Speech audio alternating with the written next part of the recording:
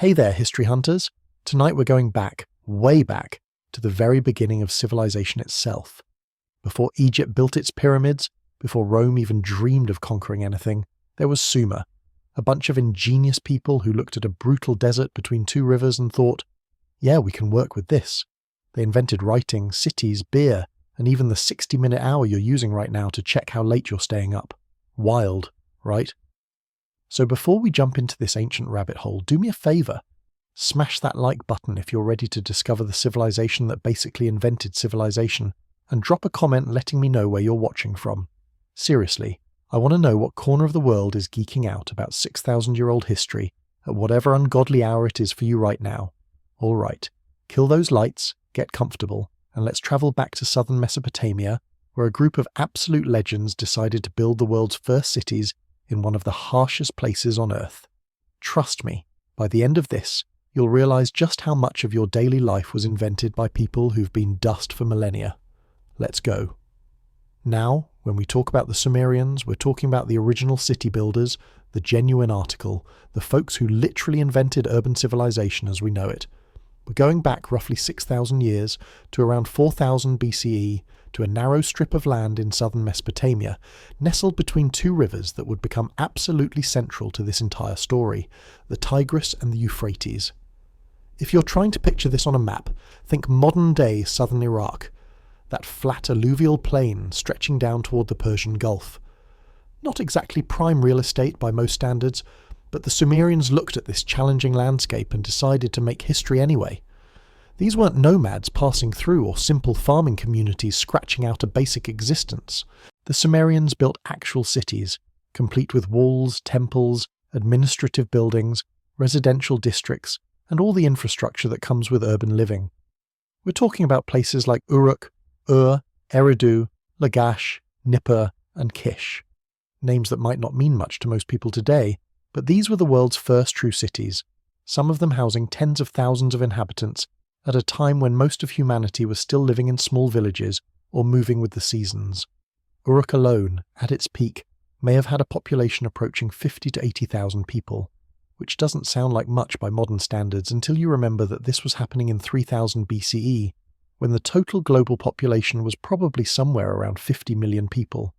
That means one city housed something like 1 out of every 1,000 people on the entire planet.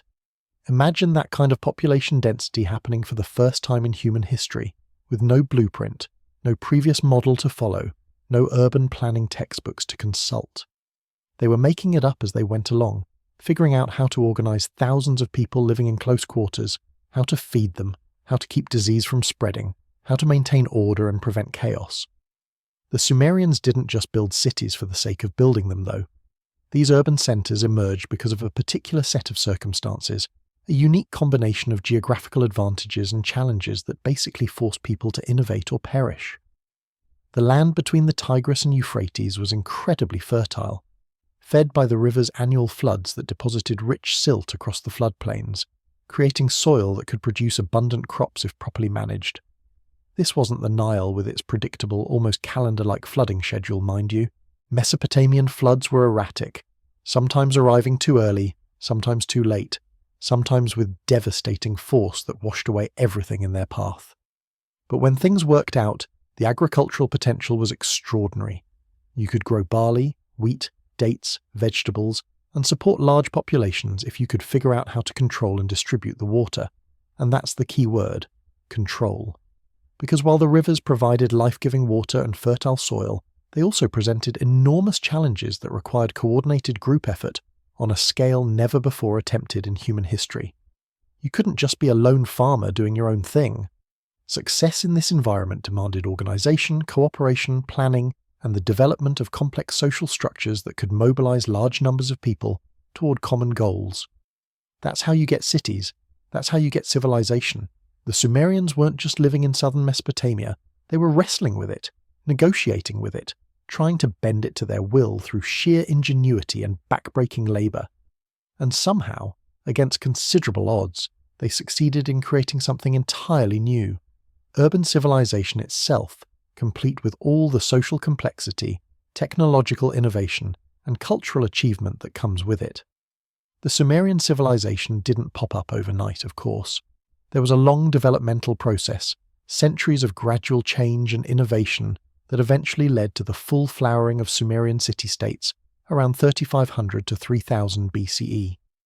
Archaeological evidence shows that people had been living in this region for thousands of years before that, slowly developing the agricultural techniques, social organization, and technological capabilities that would eventually make cities possible. The transition from the Ubaid period to the Uruk period marks the real transformation, when villages began growing into towns and then into full-fledged cities, when population density increased dramatically, when specialized occupations emerged, when monumental architecture appeared, when writing was invented to keep track of increasingly complex economic transactions. This is when everything changed, when humanity crossed a threshold that would define the rest of our history. What's absolutely fascinating about the Sumerians is that they achieved all of this in an environment that was, to put it mildly, not particularly hospitable to large-scale human settlement. They weren't working with the natural advantages that some other early civilizations enjoyed. They had to create the conditions for their own success through applied intelligence, cooperative labor, and technological innovation. Every aspect of Sumerian life was shaped by the necessity of dealing with their environment's challenges, and every achievement they made was hard-won through collective effort and creative problem-solving. These people were pioneers in every sense of the word, venturing into entirely uncharted territory, not geographically, but socially and technologically. They were figuring out how to be civilized when civilization itself didn't yet exist as a concept. So let's talk about what they were actually dealing with, because understanding the Sumerian achievement requires understanding just how difficult their chosen homeland actually was. Southern Mesopotamia wasn't some garden paradise where life was easy and food practically grew itself. It was a harsh, unforgiving environment that tested human endurance and ingenuity at every turn. The climate alone was enough to make you question the sanity of anyone who decided to build permanent settlements there. We're talking about a region where summer temperatures routinely climb to 120 degrees Fahrenheit. That's nearly 50 degrees Celsius for those of you using sensible temperature measurements. Not exactly the kind of weather that makes you want to spend your day doing heavy agricultural labor or construction work, but that's precisely what life in ancient Sumer demanded on a daily basis. And this wasn't the dry heat that people always claim is more bearable than humid heat either.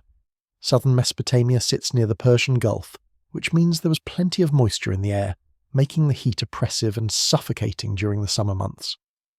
Imagine trying to do physically demanding work in that kind of heat, without modern conveniences like air conditioning, electric fans, cold drinks, or even light, breathable synthetic fabrics.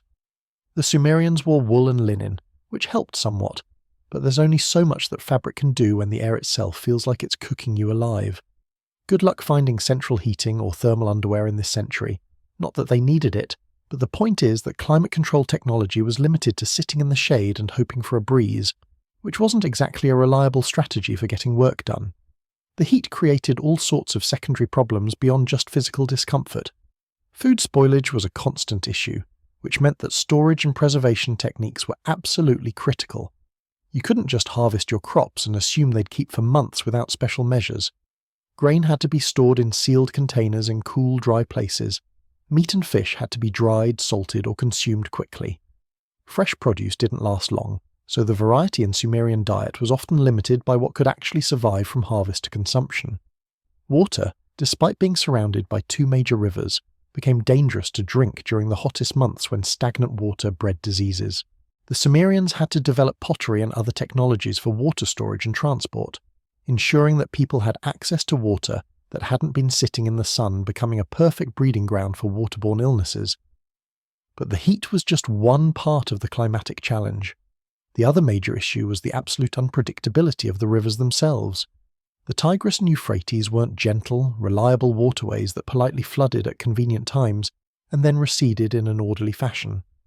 These were powerful, temperamental rivers that could shift course without warning, flood with devastating force, or conversely, fail to flood adequately in a given year, leaving fields parched and crops dying. Unlike the Nile, which flooded with remarkable regularity each year thanks to the predictable rainy season in the Ethiopian highlands, the Mesopotamian rivers were fed by snowmelt from the mountains of Anatolia and the Zagros Range, which meant that flooding depended on variables like winter snowfall and spring temperatures, factors that could vary considerably from year to year. When the rivers did flood, which typically happened in the spring, the results could be catastrophic. We're not talking about water gently overflowing the banks and depositing a nice, even layer of nutrient-rich silt on the fields. We're talking about walls of water crashing through the landscape, destroying irrigation channels, washing away crops, demolishing buildings, and drowning livestock and people who couldn't get to higher ground quickly enough. The Sumerians had no accurate way to predict when these floods would occur or how severe they would be, which meant that every spring was a gamble. Too little flooding and the fields wouldn't get the water and silt they needed for good harvests. Too much flooding and entire settlements could be wiped out in a matter of hours. This wasn't exactly a 5-star establishment where you could request your preferred level of annual flooding from a helpful concierge board. The unpredictability of the floods created a culture of anxiety and religious devotion in Sumer. The gods, the Sumerians believed, controlled the rivers and the rains, and those gods were capricious, often angry, and required constant appeasement through sacrifices, prayers, and proper ritual observance. It's no accident that Sumerian religious texts are filled with stories of devastating floods sent by angry gods to punish humanity. The most famous example, of course, is the flood narrative that later influenced the biblical story of Noah. But in the original Sumerian version, the flood is even more terrifying and arbitrary, sent by gods who were apparently just annoyed by how noisy humans had become. Their idea of customer service was definitely take it or leave it, and the Sumerians spent considerable time and resources trying to stay on their deity's good side, which tells you something about how vulnerable they felt in the face of natural forces they couldn't control or predict. Beyond the climate and the rivers, the Sumerians faced another fundamental challenge: the almost complete absence of natural resources beyond the agricultural potential of the soil itself. Southern Mesopotamia had essentially no trees suitable for construction. There were date palms, which provided food and some useful materials, but not the kind of timber you need to build large structures, ships, or even sturdy furniture. There was no stone suitable for building or carving monuments. The entire region sat on a flat alluvial plain of soft sediment deposited by millennia of river flooding, basically mud, silt, and clay as far as the eye could see. There were no metal deposits, no sources of copper, tin, gold, or silver. No precious stones, no marble, no granite. Nothing that could be quarried or mined locally. This might seem like a deal-breaker for developing an advanced civilization. After all, how do you build impressive cities without stone? How do you make tools and weapons without metal? How do you construct ships or large buildings without timber? How do you create art and jewelry without precious materials? The answer is that you get creative and you trade. The Sumerians became masters of working with what they had, which primarily meant clay, and they developed long-distance trade networks to acquire everything else they needed. But let's not gloss over how difficult and limiting this situation was. Having to import virtually every raw material except clay and agricultural products meant that the Sumerians were always dependent on trade relationships that could be disrupted by political conflicts, natural disasters, or hostile tribes controlling the trade routes.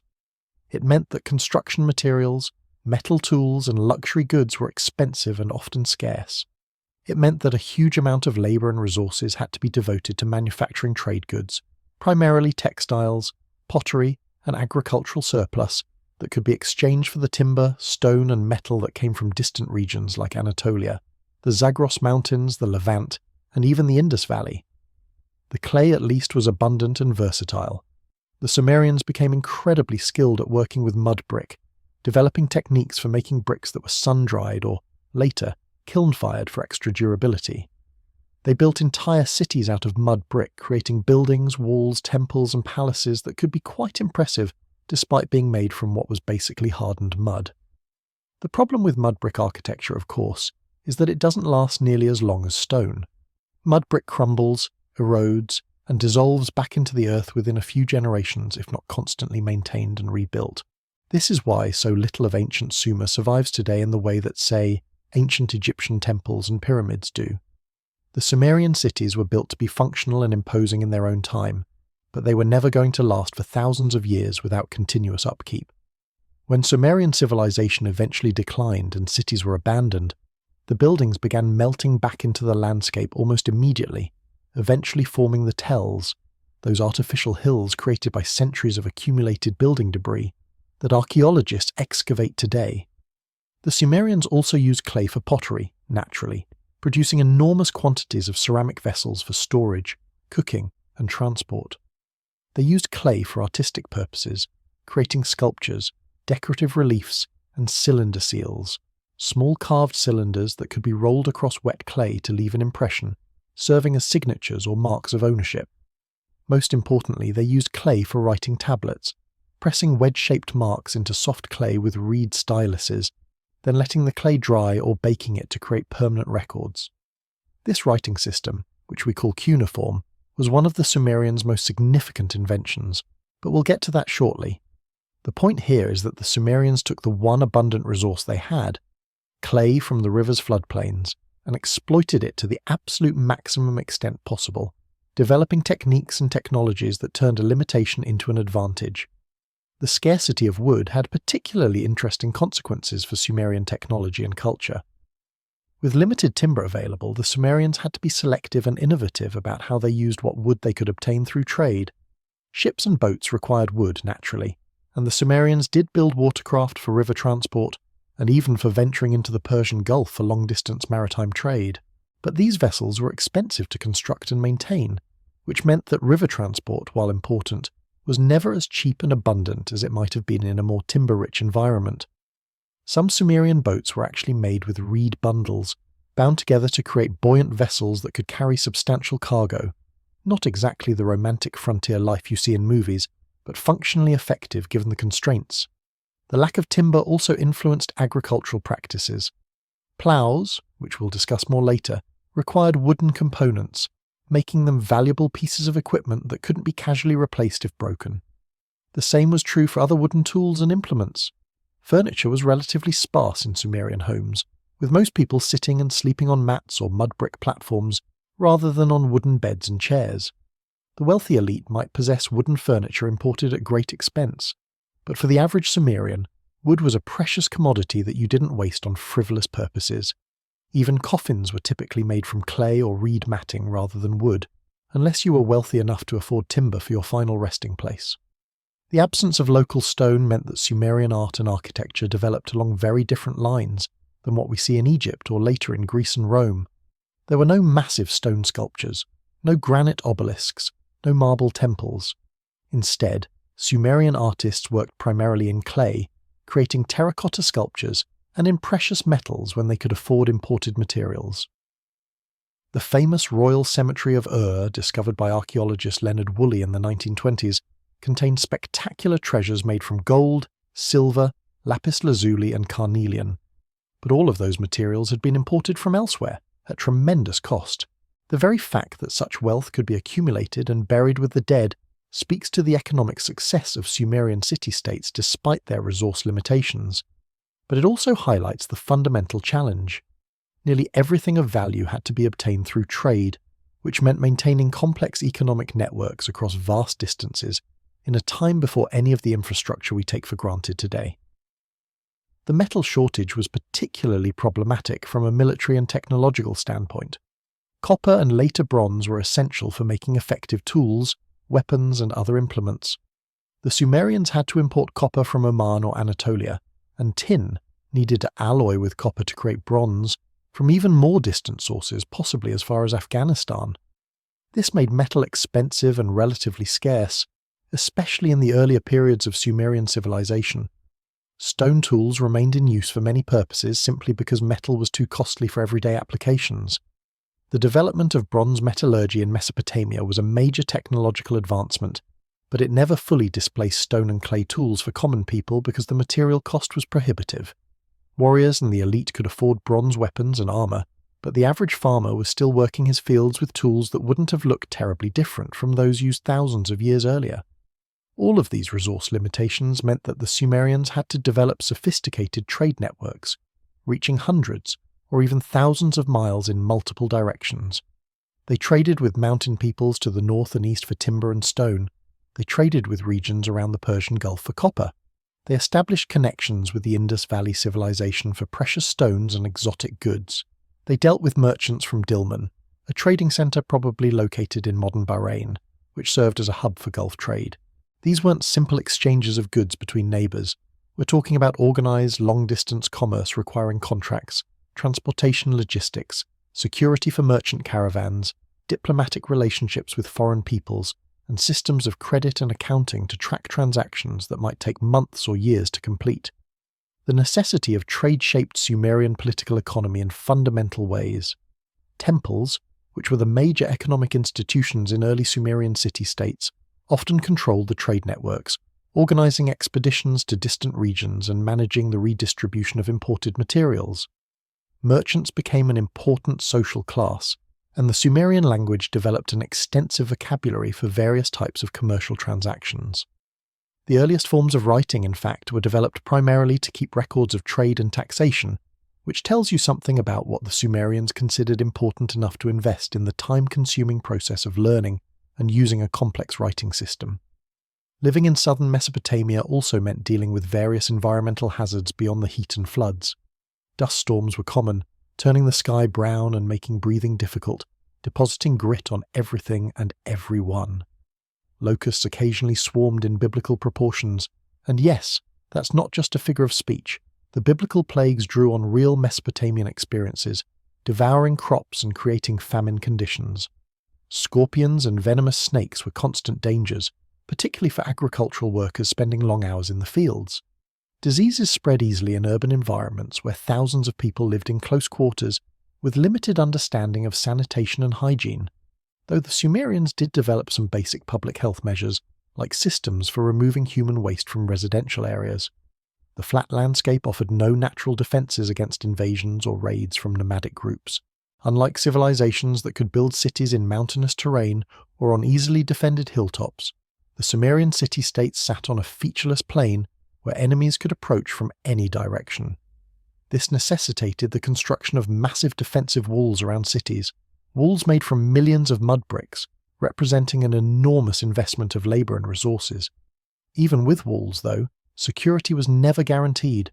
The Sumerians spent considerable effort on military preparedness, developing organised armies and innovative siege warfare techniques, because their environment offered no natural protection from human threats, any more than it offered shelter from environmental ones. Yet despite all these challenges, the brutal heat, the unpredictable rivers, the absence of basic resources, the environmental hazards, and the security threats, the Sumerians not only survived but thrived, creating a civilization of remarkable sophistication and achievement. The very harshness of their environment seems to have been, paradoxically, one of the key factors in driving their innovation and social development. They couldn't afford to be complacent or traditionalist. They couldn't rely on natural advantages to make their lives comfortable. They had to innovate constantly, experiment with new techniques, organize cooperative labor on unprecedented scales, and develop technologies that could overcome their environmental limitations. Necessity wasn't just the mother of invention for the Sumerians. It was more like an extremely demanding parent who expected straight A's and wouldn't accept excuses for failure. This brings us to perhaps the most important innovation in Sumerian civilization, the technology that made everything else possible, their revolutionary approach to water management. Because here's the thing about southern Mesopotamia, it had the potential to support large populations, but only if you could solve the water problem. The rivers provided abundant water, but not in the right places, at the right times, or in the right amounts. Natural rainfall was minimal and unreliable. The success or failure of agriculture, which was the foundation of the entire civilization, depended on developing systems that could capture water during floods, store it for later use, and distribute it to fields precisely when crops needed it. This required engineering on a massive scale, sustained over generations, coordinating the labour of thousands of people working together toward common goals. It required, in other words, exactly the kind of complex social organisation that we associate with civilization itself. The Sumerians developed what was arguably the most sophisticated irrigation system in the ancient world, a complex network of canals, dikes, reservoirs, and water management infrastructure that transformed the southern Mesopotamian floodplain from a landscape of extremes, too much water in some places and times, not enough in others, into one of the most productive agricultural regions on Earth. This wasn't a system that could be built by individual farmers working their own land independently. It required centralized planning, organized labor forces, skilled engineers who understood water flow and soil conditions, administrators who could coordinate activities across vast areas, and political authorities who could enforce cooperation and resolve disputes over water allocation. In many ways, the irrigation system didn't just support Sumerian civilization, it created Sumerian civilization, because building and maintaining it required exactly the kinds of institutions and social structures that define urban, civilized life. Let's understand what we're talking about in terms of scale and complexity. The main irrigation canals were enormous, sometimes stretching for dozens of miles, connecting rivers to distant agricultural zones. These weren't ditches you could dig with a few men and shovels in an afternoon. We're talking about earthworks that required moving hundreds of thousands of cubic meters of soil, creating channels deep and wide enough to carry substantial volumes of water without eroding or collapsing. The engineering precision required was considerable. The gradient of the canal had to be just right so that water would flow steadily without either moving so fast that it eroded the channel or so slowly that it deposited silt and clogged the system. Too steep and you get a torrent that destroys everything in its path. Too shallow and the water doesn't flow at all, just sits there becoming stagnant and useless. From these major canals, an intricate network of smaller secondary and tertiary channels branched off, distributing water to individual fields. Dikes and levees had to be constructed to control flooding and direct water where it was needed while protecting settled areas from inundation. Reservoirs and catch basins stored water during periods of abundance so it could be used during dry seasons. Gates and sluices allowed water flow to be adjusted as needed, opening and closing channels based on agricultural requirements and water availability. The whole system was constantly in motion, constantly being adjusted and modified to respond to changing conditions. And here's the critical point. This entire system required constant maintenance. Irrigation channels filled with silt, especially after floods. Left unattended, they would clog up and stop functioning within a single season. The Sumerians had to organize regular labor forces to dredge out the canals, removing accumulated sediment and keeping the water flowing. Breaches in dikes and levees had to be repaired immediately before they enlarged and caused catastrophic failures. New channels had to be dug as old ones became unusable or as agricultural zones expanded. This was never-ending work, demanding continuous expenditure of human labor throughout the year. Every able-bodied person in Sumerian society spent part of their time working on water management infrastructure. It was an obligation that came with living in a city-state that depended on irrigation for its survival. The labor demands of the irrigation system had profound social and political consequences. You needed someone to organize and direct the work crews, not just a handful of people, but potentially thousands working simultaneously on different parts of the system. You needed administrators to track who had fulfilled their labor obligations and who hadn't. You needed engineers or at least experienced overseers who understood how irrigation systems worked and could direct construction and maintenance appropriately. You needed political authorities with enough power to compel people to perform this arduous labor, even when they might have preferred to focus on their own private interests.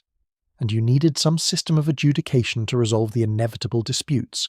One farmer's fields are getting plenty of water, while his neighbours are bone dry, and both are accusing the other of manipulating the channel gates or taking more than their fair share. This is how you get priests and kings, temples and palaces, scribes and bureaucrats. All the hallmarks of state-level society emerged in large part from the necessity of managing complex irrigation systems. The temples, which were the dominant institutions in early Sumerian city-states, took on the responsibility for organising and overseeing much of this work. Temple priests were often the educated elite who could perform the calculations and planning necessary for engineering projects. The temples controlled large amounts of agricultural land and received labour service from the population, which gave them the resources and manpower to undertake major public works. Later, as military leaders emerged and transformed into hereditary kings, the royal palace became another centre of power that organised irrigation work and controlled water distribution. The irrigation system also shaped Sumerian settlement patterns in fundamental ways. Cities and towns had to be located with access to water, but not so close to the main rivers that they were vulnerable to catastrophic flooding. Most major Sumerian cities were actually located some distance from the Tigris and Euphrates themselves, connected to the rivers by major canals that served both for irrigation and for transportation. The agricultural hinterland surrounding each city was crisscrossed with the irrigation network, with fields arranged in a patchwork dictated by where channels could efficiently deliver water. Property boundaries, land values, and agricultural practices were all shaped by the irrigation infrastructure. A field close to a reliable water source was far more valuable than one that depended on a temperamental channel prone to silting up or running dry. Water disputes were a constant source of conflict, both within city-states and between them. If you controlled the irrigation channels, you controlled people's lives and livelihoods. A powerful farmer or official who diverted water to his own fields at the expense of others could cause genuine hardship. A city-state located upstream on a canal system could potentially cut off water to downstream settlements, either as a form of economic pressure or outright warfare. We have records of treaties between Sumerian cities that include specific provisions about water allocation and the maintenance of shared canal systems, suggesting that these were serious diplomatic issues that required formal international agreements to resolve. Not exactly the romantic vision of ancient civilization where everyone supposedly lived in harmony with nature, the sophistication of Sumerian irrigation is sometimes difficult for modern people to fully appreciate, because we take water infrastructure for granted. Turn on the tap and water comes out. We don't think about the complex systems of dams, aqueducts, pipes, pumping stations, and treatment facilities that make that possible. But the Sumerians were creating something roughly analogous from scratch, using nothing but human and animal labor, with no powered machinery, no modern surveying equipment, no concrete or steel. They did it with mud, reeds, wooden implements, and a lot of sweat. The calculations for canal gradients would have been done by eye and experience rather than with precise instruments. The moving of earth was accomplished by people carrying baskets of soil on their backs or heads, one load at a time, day after day, year after year. The scale of collective human effort required is staggering when you really think about it. And it wasn't just about building the system, it was about maintaining it across generations. The irrigation networks of Sumer represented accumulated centuries of labor, continuous investment by multiple generations who inherited canals from their ancestors, maintained them during their own lifetimes, and passed them on to their descendants. This created a sense of continuity and obligation, a relationship between past, present, and future generations bound together by shared infrastructure. It also meant that letting the irrigation system deteriorate was essentially betraying your ancestors' labor and robbing your descendants of their inheritance. The social pressure to maintain the system must have been intense. The irrigation system also created an interesting paradox that would eventually contribute to Sumer's decline, though that's getting ahead of our story. Irrigating fields in a hot, arid climate inevitably leads to salt accumulation in the soil. Water brings dissolved salts from the rivers into the fields. In a naturally rainy climate, these salts get washed down through the soil and carried away. But in an irrigated desert, the water evaporates from the surface, leaving the salts behind. Over time, salt concentrations build up to levels that become toxic to most crops. The Sumerians actually recognized this problem. We have texts mentioning the white land, referring to fields encrusted with salt deposits. They tried various adaptive strategies, like switching from wheat to more salt-tolerant barley, or abandoning heavily salinized fields and bringing new land under cultivation. But ultimately, the very irrigation technology that made their civilization possible also contained the seeds of its environmental decline. The more successfully they irrigated, the faster the salinization process occurred. Quite the trap when you think about it. The thing keeping you alive is slowly poisoning the land, but you can't stop doing it without immediate catastrophe, so you just keep going and hope that future generations will figure something out. But in the early days of Sumerian civilization, when the soil was still fresh and productive, when the irrigation systems were being extended and improved with each generation, the agricultural yields were extraordinary. Barley and wheat grew abundantly, producing surpluses far beyond what was needed for immediate subsistence. This surplus is what made everything else possible: the cities, the specialization of labor, the art and architecture, the standing armies, the priestly classes, the scribes and merchants, the whole elaborate superstructure of Sumerian civilization. Because here's the basic economic reality. If everyone has to spend all their time growing food just to survive, you don't get civilization. You get subsistence farming and not much else. But if a farmer can produce enough food to feed himself and several other people who aren't farming, then those other people are free to become craftsmen, soldiers, priests, artists, and bureaucrats. They can specialize, becoming really good at particular skills and trades because they can dedicate their full attention to them, rather than having to worry about where their next meal is coming from. The Sumerian agricultural surplus created by irrigation was genuinely impressive. A good harvest could yield anywhere from 10 to 30 times the amount of seed grain planted, which sounds modest by modern industrial farming standards, but was absolutely phenomenal for ancient agriculture. Most of human history has been characterized by subsistence farming, where you're lucky to get back 4 or 5 times what you planted, just enough to save seed for next year, pay your taxes or tribute, and feed your family with maybe a little left over if the gods smiled on you. But the Sumerians, when everything was working right, could produce dramatically more than that. This meant that a relatively small percentage of the population could feed everyone else, freeing up large numbers of people for other pursuits. Recent estimates suggest that perhaps only 60 to 70% of the Sumerian population was directly involved in agriculture, which means 30 to 40% were doing something else entirely. That's a massive specialization of labor by ancient standards, and it all flowed from the productivity enabled by irrigation. Of course, maintaining this productivity required absolutely relentless labor. The irrigation channels didn't maintain themselves, and in fact they actively tried to self-destruct on a continuous basis, as if the landscape itself resented being forced into agricultural service and was constantly attempting to return to its natural state of chaotic flooding and drought. Silt accumulation was the primary enemy. Every time water flowed through a channel, it carried sediment in suspension. When the water slowed down, which it inevitably did at certain points in the channel network, that sediment settled out, depositing on the bottom and gradually raising the bed of the channel. Left unchecked, this process would completely fill in a canal within a few seasons, transforming a functioning waterway into a slightly damp depression in the ground. Not exactly the precision engineering result you were hoping for when you spent months digging the thing in the first place. So the Sumerians had to organize regular dredging operations, sending work crews out to dig accumulated silt from the canal bottoms and cart it away. This was backbreaking work performed under the brutal Mesopotamian sun, wading in muddy water, scooping sediment into baskets, hauling those baskets up the banks, dumping the contents, and repeating the process thousands upon thousands of times. If you've ever complained about your job being monotonous or physically demanding, spare a thought for the poor labourer spending weeks up to his knees in silty canal water, his back screaming from the constant bending and lifting, while the sun beat down mercilessly, and the overseer shouted at him to work faster because there were dozens more miles of canals that needed the same treatment.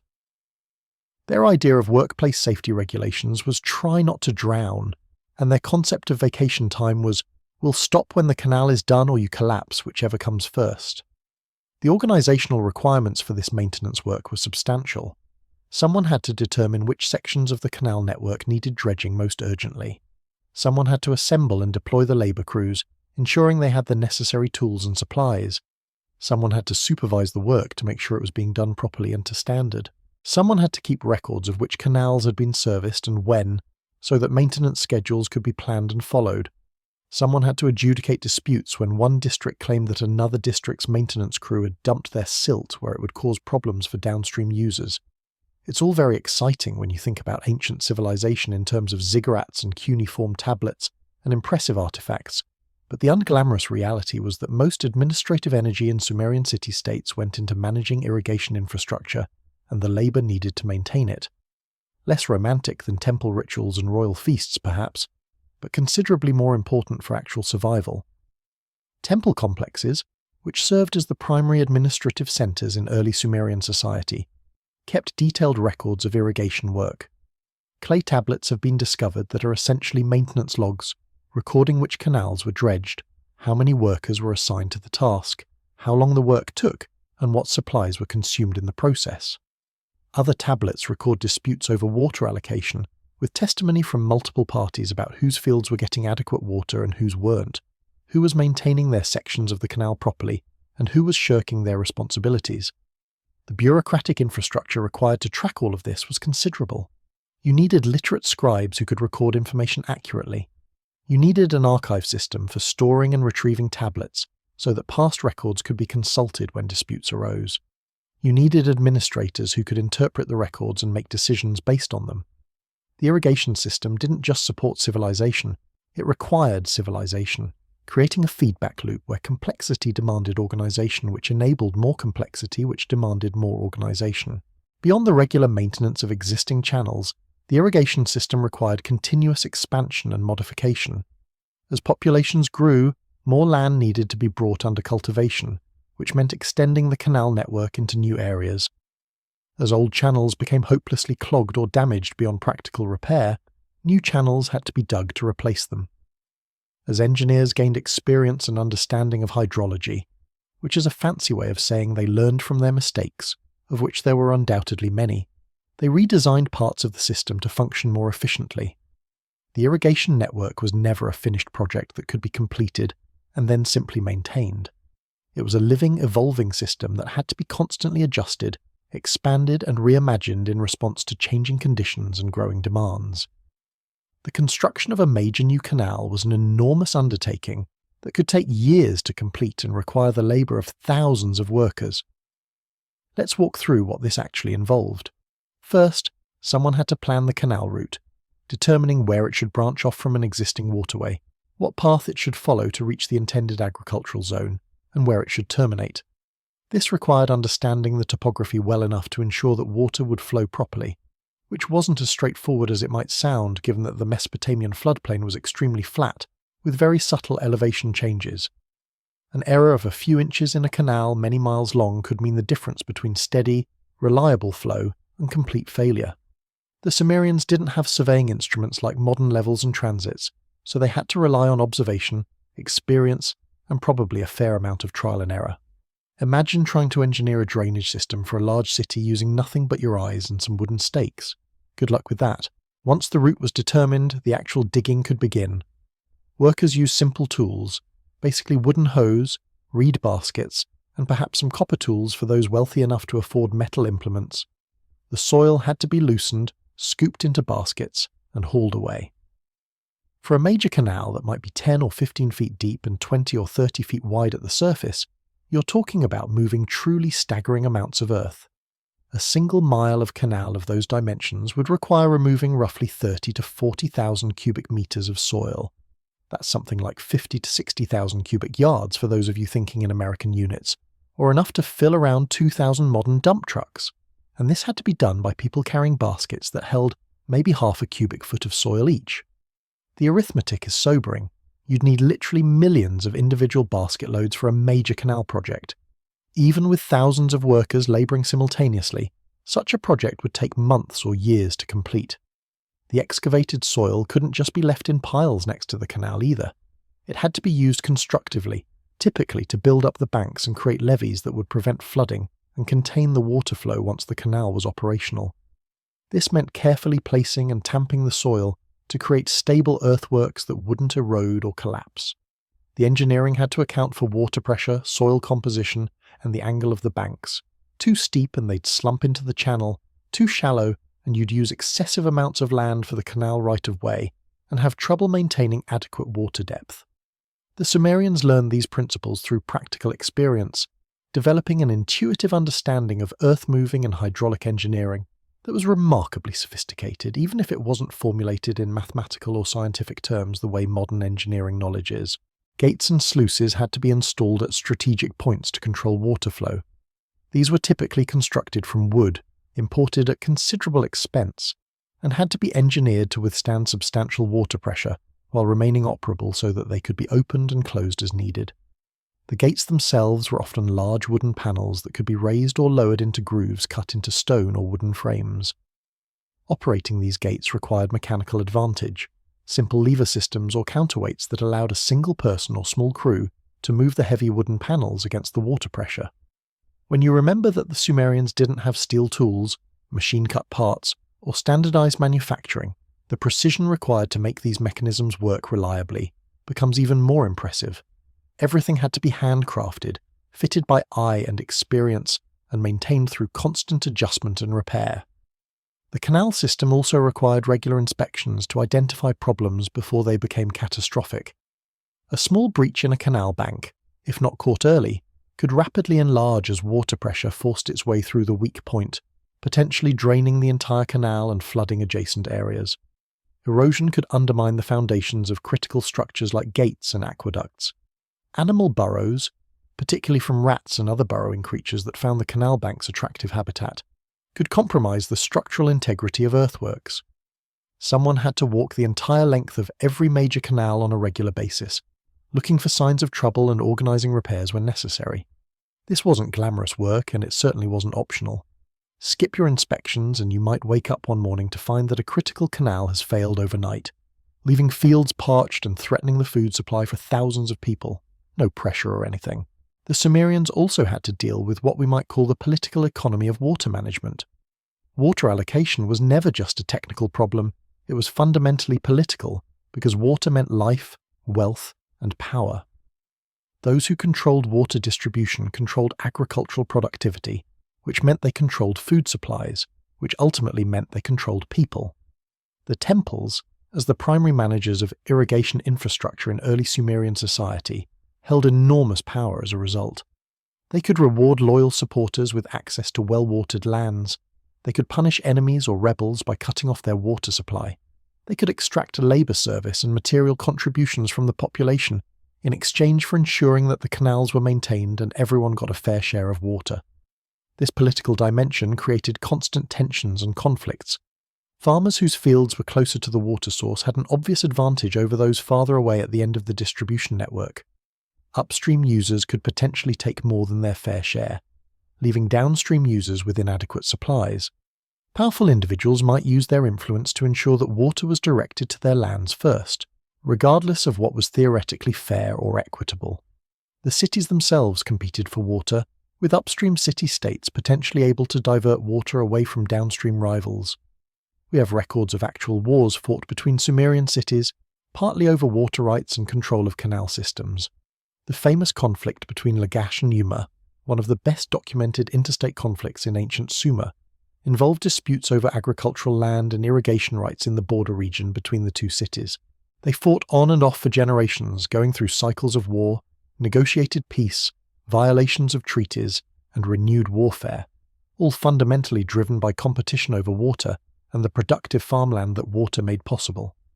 Intercity canal systems created particularly complex political situations. If a major canal passed through, or between multiple city-states' territories, who was responsible for maintaining which sections? What happened if one city let its maintenance obligations slide, causing problems for other cities downstream? Who got to decide how much water each city could draw from a shared canal, and how were those decisions enforced when cities inevitably disagreed? These questions required diplomatic solutions, formal treaties, and sometimes international arbitration. We have surviving border markers and treaty documents inscribed on stone steles that laid out agreed-upon boundaries and water rights, often invoking the gods as witnesses and guarantors of the agreements. The implication being that if you violated the treaty, you weren't just breaking a promise to your neighbours, you were offending the divine powers who watched over the agreement and who might well punish such sacrilege with drought, flood, or military defeat. Though one suspects that the threat of your neighbour's army showing up at your walls was probably more immediately persuasive than worries about divine retribution. The day-to-day operation of the irrigation system required a whole class of specialised workers. There were the Gwenakus, canal inspectors who monitored the condition of channels and reported problems to authorities. There were the Gugalis, overseers who supervised maintenance crews and construction projects.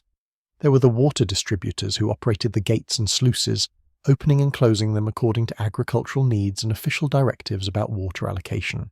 These weren't prestigious positions in Sumerian society. You weren't going to gain fame and glory as a canal inspector, but they were absolutely essential. Without competent people in these roles, the entire system would have rapidly deteriorated into dysfunction.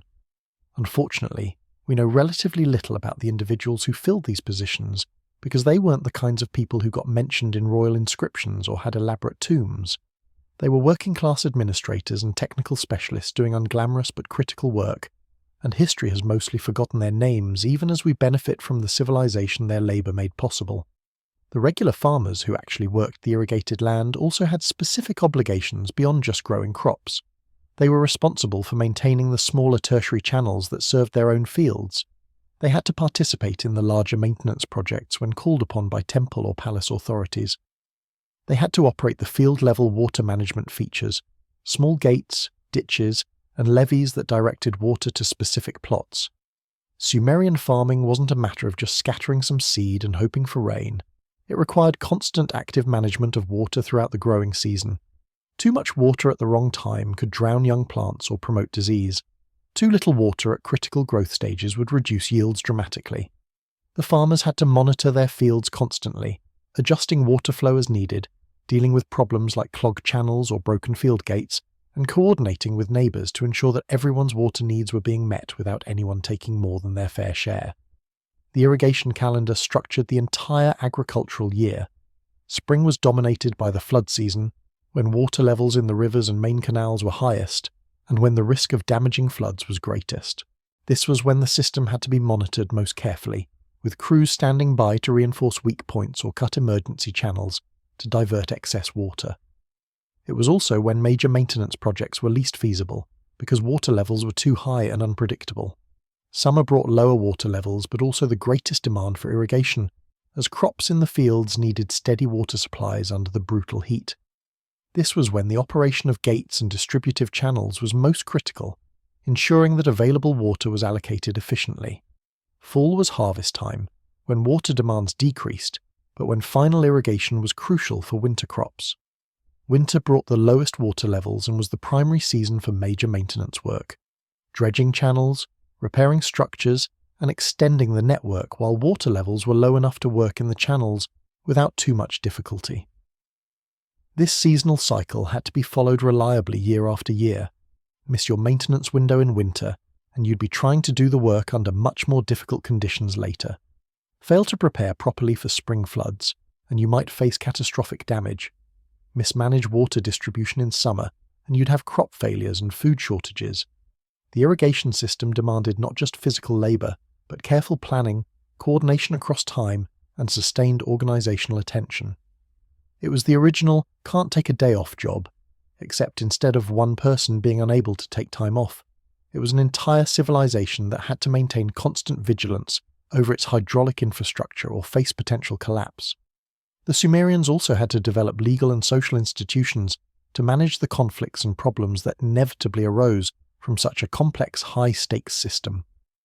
Water theft was a recognized crime, punishable by fines or physical punishment depending on the severity. Damaging irrigation infrastructure, whether through negligence or malice, was similarly criminalized. We have law codes from later Mesopotamian civilizations that almost certainly reflect Sumerian precedents, and they include specific provisions about irrigation-related offences. There were regulations about who was responsible for maintaining which sections of canals. There were rules about water allocation during shortage periods. There were procedures for resolving disputes between neighbours over field boundaries and water rights. All of this legal infrastructure emerged from the practical necessities of managing irrigation systems, where mistakes or conflicts could have serious consequences for the food supply.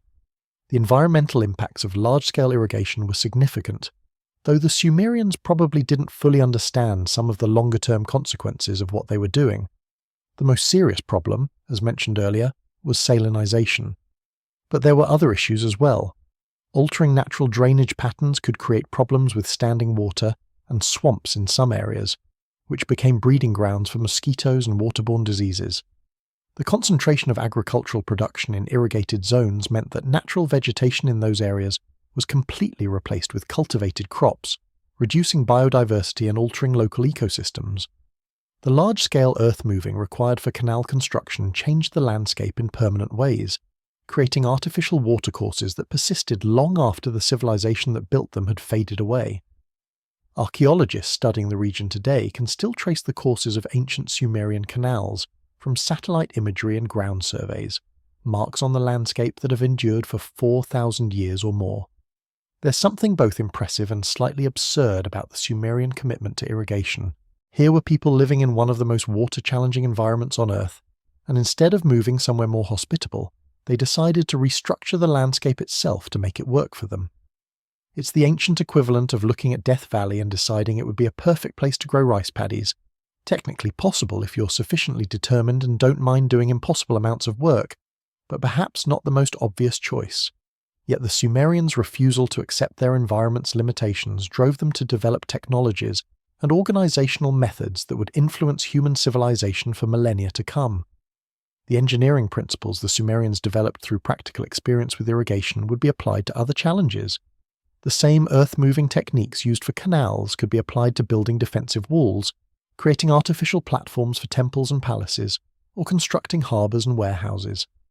The administrative systems developed to manage irrigation labour could be adapted to organise military forces, construction projects, or commercial expeditions.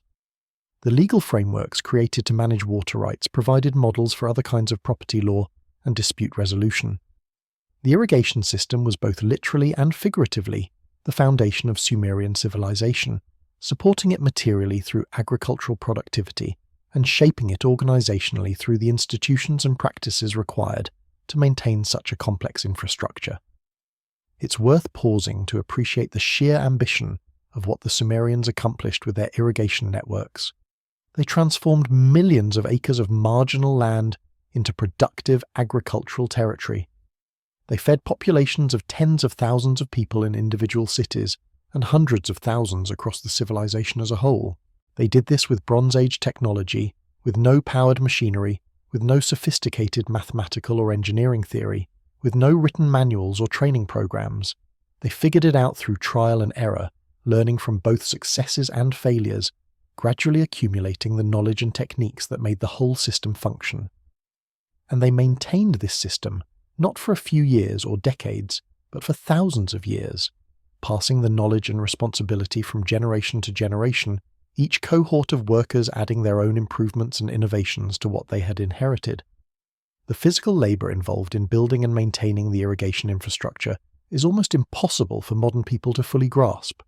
We're so accustomed to powered machinery, excavators, bulldozers, dump trucks, powered pumps, that it's hard to conceive of accomplishing major earth-moving projects with nothing but human muscle, simple hand tools, and maybe some help from draft animals.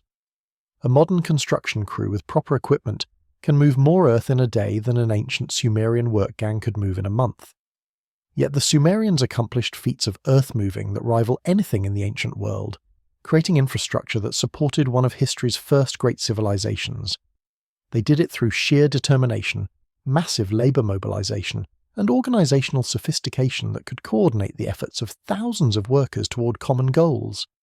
Every basket of dirt dug from a canal bed and hauled up the bank, every mud brick shaped and placed to build up a levee, every wooden gate carved and fitted and installed, every day spent in the blazing sun performing monotonous physical labour, represented someone's life energy invested in the collective project of making civilization work. The vast majority of those individuals are completely anonymous to history. We don't know their names, never will know their personal stories, can't honour their specific contributions. But collectively, their labour created the agricultural surplus that supported everything else we remember about Sumer: the temples, the writing, the art, the mathematics, the literature. When we admire Sumerian achievements, we're really admiring what was made possible by thousands of nameless labourers who spent their lives maintaining irrigation channels so that civilization could exist. The Sumerian irrigation system also influenced how people thought about their relationship with nature and the divine. Unlike civilizations that could rely primarily on natural rainfall and relatively predictable river flooding, the Sumerians had to actively impose order on a chaotic environment. Nature wasn't something you could simply accept and work within. It was something you had to wrestle into submission through constant effort. This probably contributed to the Sumerian religious worldview, which saw the gods as powerful but temperamental beings who had to be constantly propitiated and whose goodwill could never be taken for granted. The yearly cycle of irrigation work, with its constant threats of flooding, drought, and system failure, reinforced a sense that security was always provisional, that disaster was always one failed harvest away, that only through vigilant effort and divine favour could order be maintained against the ever-present threat of chaos. The religious calendar in Sumerian cities was closely tied to the agricultural cycle, which was in turn determined by irrigation requirements. Festivals and rituals were timed to coincide with critical moments in the farming year: the beginning of planting, the arrival of the floods, the harvest season. These weren't just symbolic observances, they served practical functions, marking time in an age before standardized calendars, coordinating activities across the population, and reinforcing the social solidarity necessary for maintaining the collective infrastructure that everyone depended on.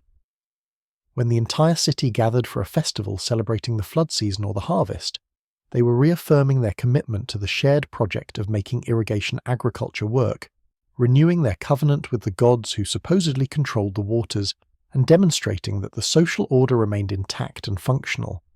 The priests who led these religious ceremonies were also, not coincidentally, the primary managers of irrigation infrastructure and agricultural production. The temples owned vast amounts of irrigated land and controlled much of the agricultural surplus. They organized the labor forces that maintained canals and built new ones. They kept the records that tracked maintenance schedules and water allocations. They adjudicated disputes over water rights. The priestly class wasn't just performing religious duties, they were essentially running the economic and administrative machinery that kept Sumerian city-states functioning. Their authority derived partly from their supposed special relationship with the gods, but it was sustained and reinforced by their practical role in managing the irrigation systems that everyone's survival depended on. You could be skeptical about whether the priests really had special access to divine wisdom, but you couldn't deny that they knew how to keep the canals running and the water flowing. That made them indispensable regardless of anyone's personal religious convictions. The economic value created by irrigation was enormous. Productive agricultural land was wealth in the most fundamental sense. It generated food, the primary necessity of life, and created surpluses that could be stored, traded, or used to support non-agricultural populations. Land values were directly correlated with water access. A field with reliable irrigation was worth many times more than a field that depended on uncertain rainfall, or that was located at the end of a temperamental irrigation channel. Property records from Sumer, inscribed on clay tablets, carefully note the location of lands, their size, and their relationship to water sources. Legal disputes over land frequently centered on irrigation rights, not just who owned the land itself, but who had the right to draw water from which channels and in what quantities. The whole economic structure of Sumerian society was built on irrigated agriculture, and property law evolved to reflect that reality. Irrigation also enabled the intensification of agriculture beyond what would have been possible with natural rainfall alone. The Sumerians could plant multiple crops per year in some cases, or could support crops that required more water than natural precipitation could provide. Date palms, which became an extremely important crop in Sumer, required consistent water supplies year-round, and wouldn't have been commercially viable without irrigation. The same was true for various vegetable crops, and for the gardens that wealthy households maintained. Irrigation made possible a more diverse and productive agricultural system than would have existed otherwise, which contributed to better nutrition, more economic options, and greater overall prosperity. The technology of irrigation itself continued to evolve throughout the Sumerian period. Early irrigation systems were probably relatively simple, basic channels dug from rivers to nearby fields, without extensive distribution networks or sophisticated control structures. As populations grew and more land was brought under cultivation, the systems became more complex and far-reaching. By the height of Sumerian civilization around 2500 BCE, the canal networks were extensive and sophisticated, incorporating principles of water management that demonstrated considerable engineering insight. Later innovations included Shaduf-type lifting devices that allowed water to be raised from lower channels to higher fields, expanding the area that could be irrigated. There were improvements in gate design that made water flow control more reliable and easier to operate. There was the development of survey techniques that improved the accuracy of canal planning. Each generation of engineers and administrators built on the knowledge of their predecessors, gradually refining the technology and expanding its capabilities. The maintenance traditions and knowledge were passed down through apprenticeship and practical experience. A young man entering the irrigation service might start as a simple labourer, learning the basics of canal work through years of digging, carrying and building. Those who showed aptitude might advance to become overseers, learning how to direct work crews and manage projects. The most capable might eventually become senior administrators or engineers, responsible for planning major new works or managing entire sections of the canal network. This wasn't formal education in any modern sense. There were no engineering schools or written textbooks on hydraulics. Knowledge was transmitted through demonstration, practical experience, and oral instruction. The fact that the system continued to function and improve across many generations suggests that this informal knowledge transfer was remarkably effective, preserving and enhancing practical expertise even without formal institutions of technical education. Women's roles in the irrigation economy were significant, though often less visible in the historical record than men's contributions. Women certainly participated in agricultural labour, including work in irrigated fields. They were involved in food processing, turning agricultural produce into storable and consumable forms. They managed household water supplies, drawing water from canals or wells and transporting it to homes.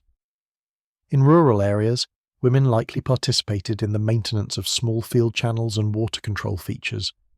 The invisibility of women's contributions in many ancient texts tells us more about the biases of ancient scribes and the limitations of the historical record than it does about the reality of ancient life, where women's labour was essential to making the whole system function, even if official documents rarely acknowledged it explicitly. The irrigation systems also created opportunities for economic specialisation beyond farming. The need for wooden gates, tools, and other equipment created demand for carpenters and woodworkers.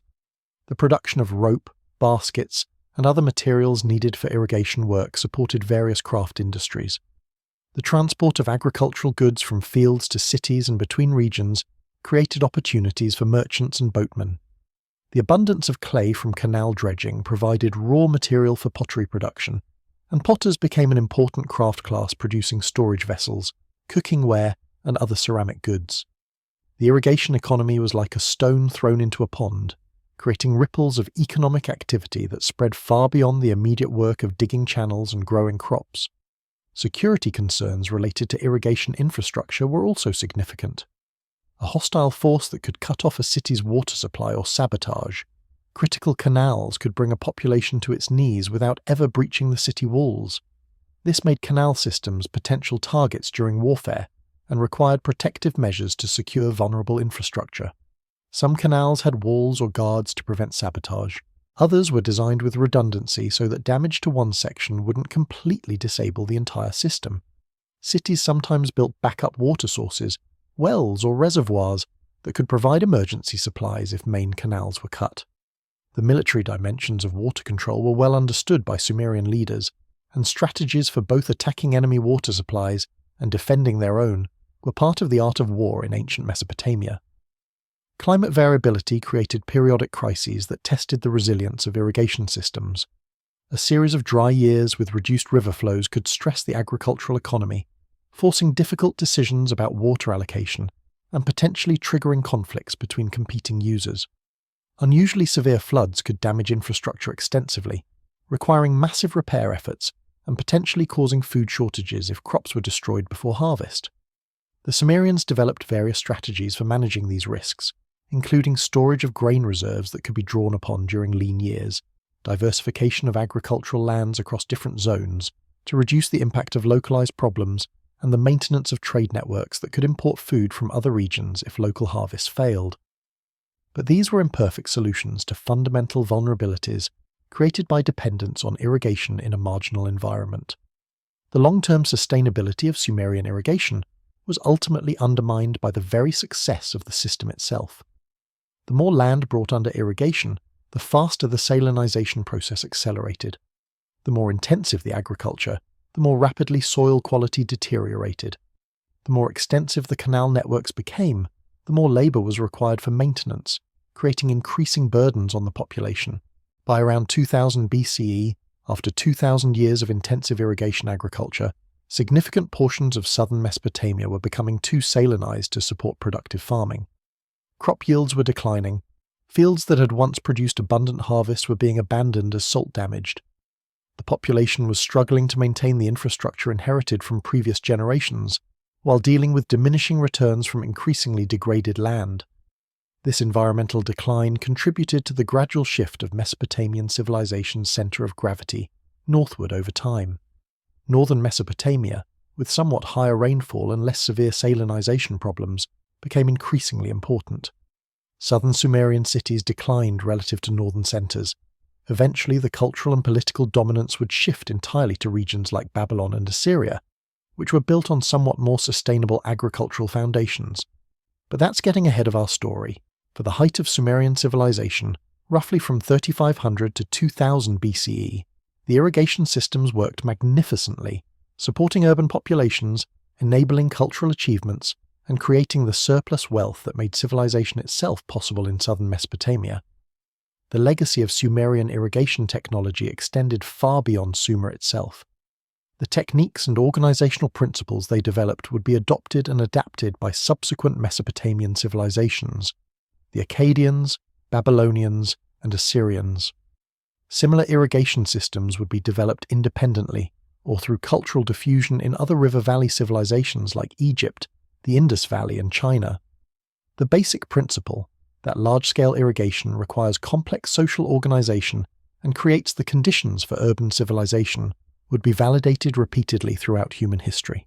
You can draw a direct line from Sumerian canal builders to modern hydraulic engineers, from Sumerian water law to contemporary frameworks for managing shared water resources, from Sumerian administrative records to modern infrastructure management systems. The specific technologies have changed dramatically, obviously, but the fundamental challenges and solutions remain recognizably similar across 4,000 years of human history. Now, if you think managing irrigation systems sounds like it required impressive organizational skills, wait until you hear about what the Sumerians did to keep track of all the complex economic activity that irrigation made possible. Because here's the thing about running a civilization based on agricultural surplus, extensive trade networks, and thousands of people performing specialized roles. You need to remember who owns what, who owes whom, what's in storage, what's been distributed, and what's still owed. And human memory, it turns out, is not particularly reliable when you're trying to track thousands of transactions involving hundreds of people across months or years. Fortunately for the Sumerians, and really for all of human history that followed, they came up with a solution to this problem. They invented writing. Not improving on someone else's writing system, not borrowing it from neighbors, actually inventing the concept from scratch. The first writing system in human history emerged in Sumer around 3200 BCE, and it would fundamentally transform what human civilization could accomplish. Let's be clear about what we mean by writing, because the Sumerians weren't the first people to use symbols or make marks that communicated meaning. Humans had been creating cave paintings, carving notches on bones to count things, and using various tokens and symbols for tens of thousands of years before the Sumerians came along. But those earlier systems were limited in crucial ways. They could represent specific objects or concepts, but they couldn't capture the full complexity of spoken language. You couldn't use them to record a complete sentence, tell a story, preserve someone's exact words, or communicate abstract ideas. They were more like visual aids than true writing. What the Sumerians developed was something revolutionary, a system that could represent language itself, capturing not just objects and quantities but verbs, grammatical relationships, names, and eventually any thought that could be expressed in spoken Sumerian. This was genuinely unprecedented, a cognitive and cultural leap that ranks among the most important innovations in human history. The development of writing didn't happen overnight, of course. It emerged gradually over several centuries from earlier accounting systems that used clay tokens to represent quantities of various goods. These tokens were small clay objects shaped differently to represent different commodities. A cone might represent a measure of grain, a sphere might represent a measure of oil, and so forth.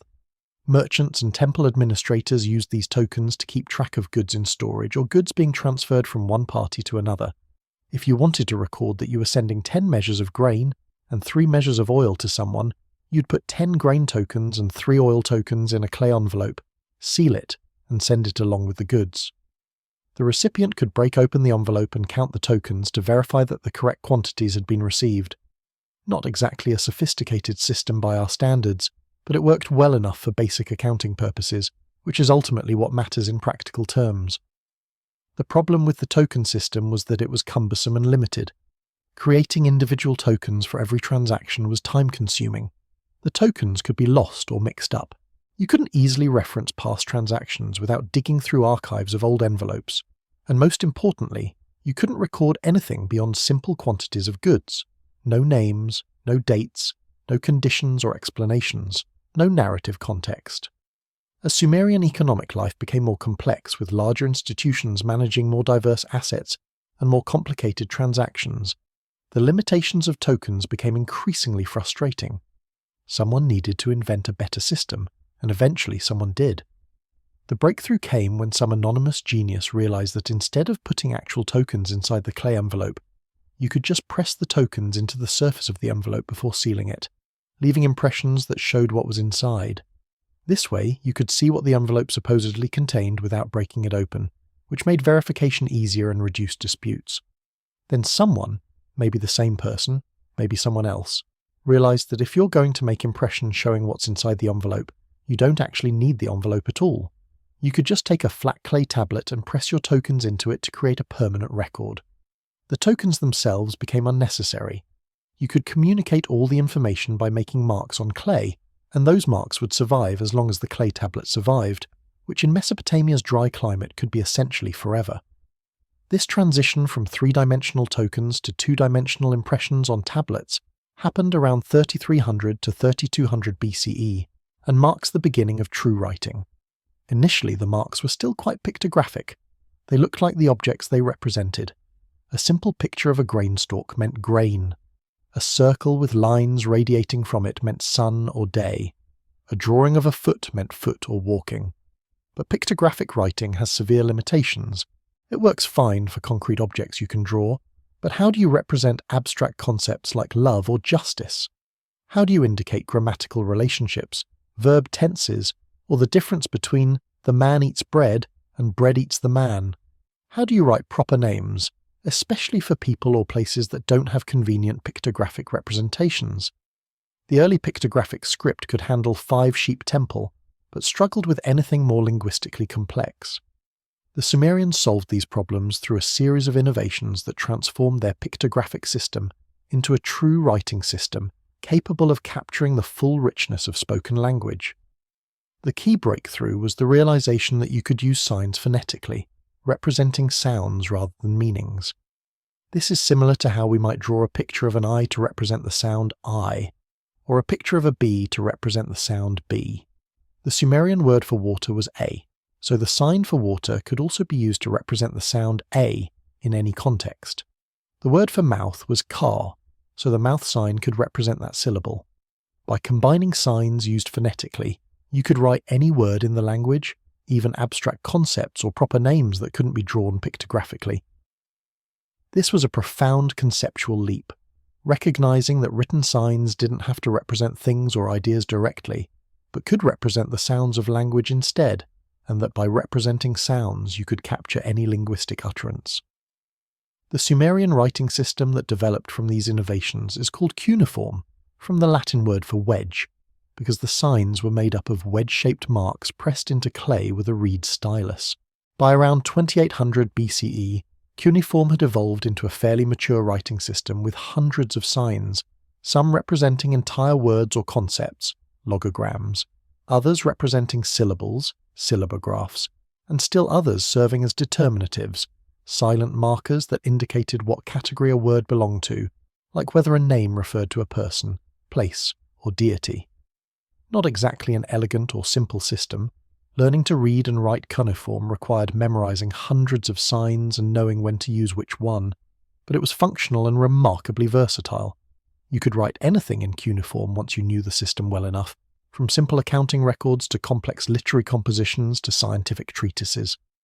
The physical process of cuneiform writing was distinctive. Scribes worked with a reed stylus cut at an angle to create a wedge-shaped tip. They pressed this stylus into soft clay tablets, making a series of wedge marks that combined to form each sign. The clay had to be the right consistency. Too wet and the marks would blur together, too dry and the stylus wouldn't make clear impressions. Scribes became quite skilled at judging clay quality and working with it efficiently. Once the tablet was inscribed, it would be left to dry in the sun or, for particularly important documents, fired in a kiln to make it more durable. Sun-dried tablets were adequate for temporary records that didn't need to last more than a few years. Fired tablets could survive indefinitely, and indeed many thousands of cuneiform tablets from ancient Sumer survive today in museums and archaeological collections, providing us with an extraordinarily detailed window into Sumerian life. The invention of writing had immediate and profound effects on Sumerian society. For the first time, information could be recorded with precision and retrieved later, even after the original participants in a transaction were dead. This revolutionized economic administration. Temple complexes, which managed vast agricultural estates and employed hundreds or thousands of workers, could now keep detailed records of assets, allocations, and obligations. Instead of relying on memory or oral tradition, administrators could consult written records showing exactly what had been received, stored, or distributed in previous years. This allowed for much more sophisticated economic planning and management than had been possible before. You could look at grain storage records from the past decade to predict future needs. You could verify whether a merchant who claimed to have delivered goods 3 years ago was telling the truth. You could document debts and ensure they would be repaid even if the original parties weren't around to remember the terms. Legal systems also transformed with the advent of writing. Disputes could be resolved by referring to written contracts or records, rather than relying on witnesses whose memories might be faulty or biased. Laws could be written down and published, making them accessible to anyone who could read, rather than being hidden in the memories of priests or elders. Though we should note that most Sumerians couldn't read, so the practical accessibility was limited.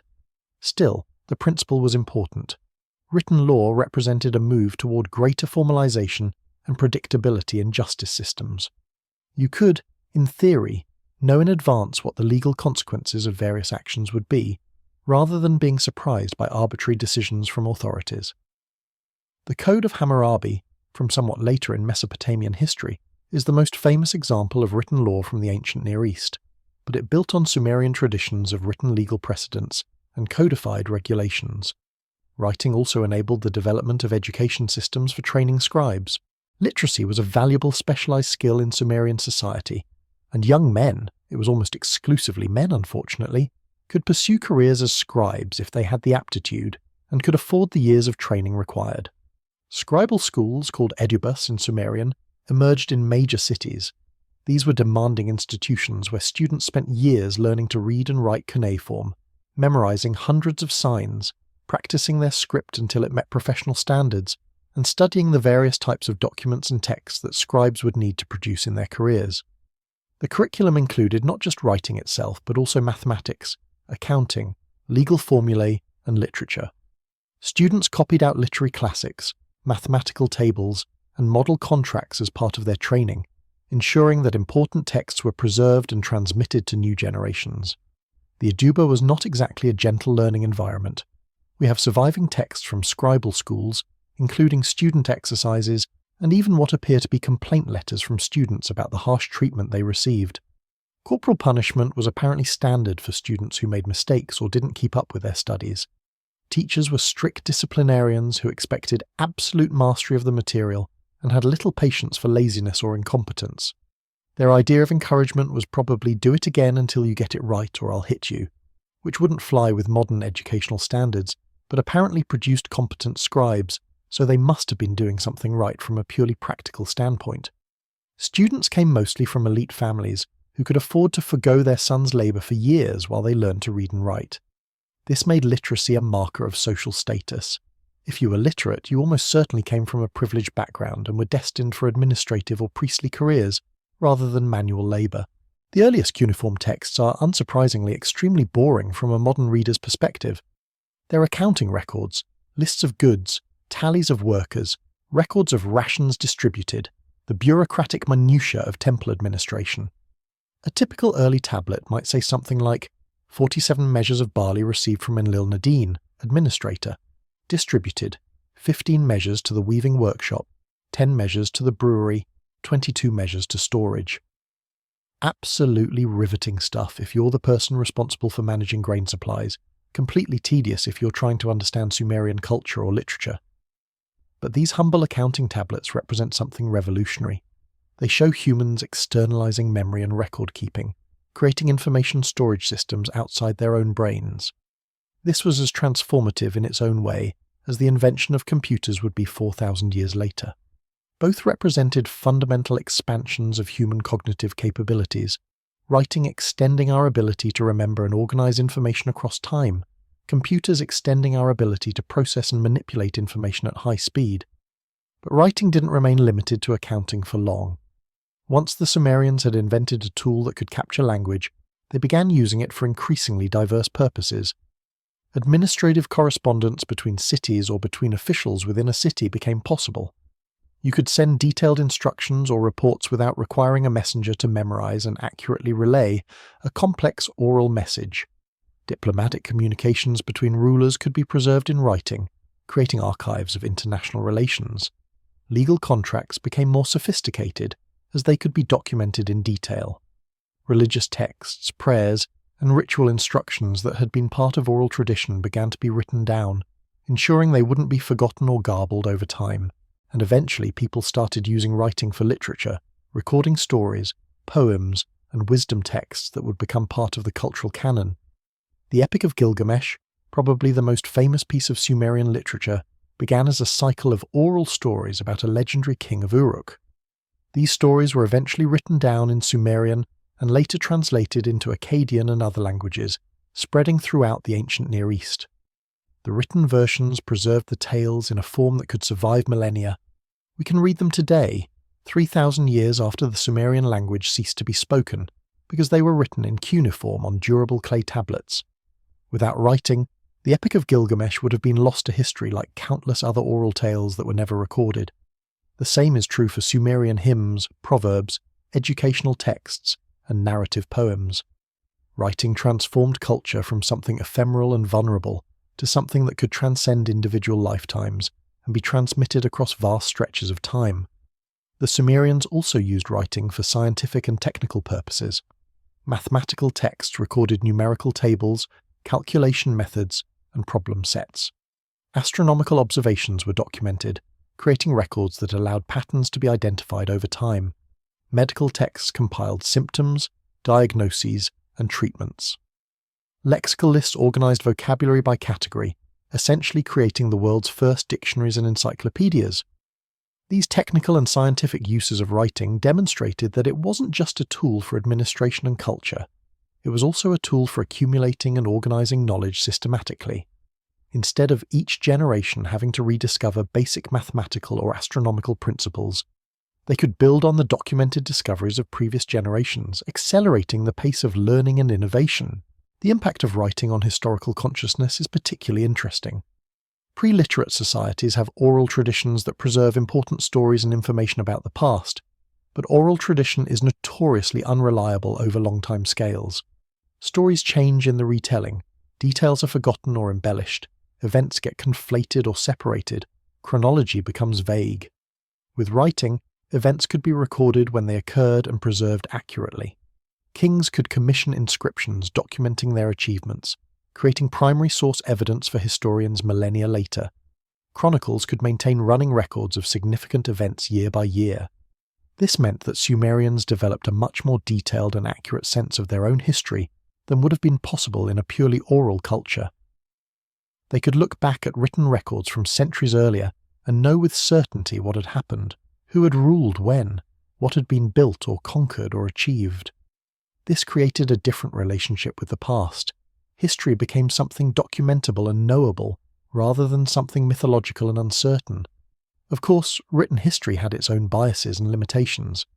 People with power controlled what got written down and how events were portrayed. Kings commissioned inscriptions that glorified their accomplishments and downplayed their failures. Temple records emphasized the importance of religious institutions and their role in society. The perspectives of common people, women, slaves, and others, without access to literacy and power, are largely absent from written records. We know a lot about what Sumerian kings claim to have done, but much less about what ordinary Sumerians thought about their lives or how they experienced the civilization they were part of. Written history is better than no history, but it's definitely not an objective or complete record of the past. It's a record created by specific people with specific perspectives and motivations, and we have to read it with that understanding. The spread of literacy in Sumerian society was quite limited. Estimates suggest that perhaps 1 to 5% of the population could read and write, which means literacy was a rare and valuable skill rather than a general expectation. Most people went their entire lives without learning to read or write, depending on scribes when they needed written documents created or interpreted. This created a significant power imbalance between the literate elite and the illiterate majority. If you couldn't read a contract yourself, you had to trust that the scribe was reading it accurately and not deceiving you. If you wanted to challenge an official record, you needed a literate advocate to make your case in writing. The control of written communication gave scribes, priests, and administrators considerable power over those who lacked literacy. Interestingly, the Sumerians never developed a simple alphabetic writing system like the one we use today, where each symbol represents a single sound, and you only need to learn a couple dozen characters to be able to write anything. Cuneiform remained a complex system with hundreds of signs, many of which could be read multiple ways depending on context, requiring years of study to master. This wasn't because the Sumerians were incapable of developing something simpler, they were clearly smart enough, but rather because writing systems tend to be conservative once they're established. People who have invested years learning the existing system have no incentive to adopt a simpler alternative that would make their specialized skills less valuable. Institutions that have archives full of documents written in the existing script need new scribes who can read those old documents. The whole educational and administrative apparatus is built around the existing writing system, so even though a simpler system would be easier to learn, the costs of switching were high enough that it never happened. The first alphabetic scripts would eventually develop in the Levant around 1800 BCE, but cuneiform persisted in Mesopotamia for thousands of years, until eventually being displaced by alphabetic Aramaic script in the first millennium BCE. The physical nature of cuneiform writing, marks pressed into clay tablets, had both advantages and disadvantages compared to other ancient writing systems. The advantage was durability. Clay tablets, especially if fired, are essentially indestructible, short of being deliberately smashed or ground to powder. They're not affected by moisture, insects, or decay the way papyrus or parchment is. You can bury a clay tablet for 4,000 years and dig it up essentially unchanged, which is why we have such extensive textual evidence from ancient Mesopotamia, compared to some other ancient civilizations whose writing materials haven't survived as well. The disadvantage was portability. Clay tablets are heavy and bulky. A small tablet recording a simple transaction might weigh a pound or more. A long literary text might require dozens of tablets. This made libraries and archives space-intensive and made it impractical to carry extensive written materials over long distances. Imagine trying to pack for a journey and needing to bring 50 pounds of reference tablets with you. Not exactly travelling light. The Sumerians did develop some solutions to the portability problem. They could write letters on small, thin tablets that were manageable to transport. They sometimes copied important text into more compact form, using smaller script and tighter spacing. And they eventually developed the practice of creating cylindrical clay prisms that could hold more text in a smaller physical space than flat tablets. But fundamentally, cuneiform on clay was never going to be as portable as ink on papyrus or parchment. This probably limited the spread of literacy and literature somewhat. If reading material was literally heavy and required substantial physical storage space, there were practical constraints on how widely it could circulate. The use of clay as a writing medium also influenced what kinds of texts were created and preserved.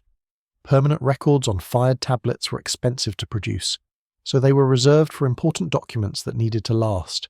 Legal codes, royal inscriptions, major literary works, diplomatic treaties, temple archives.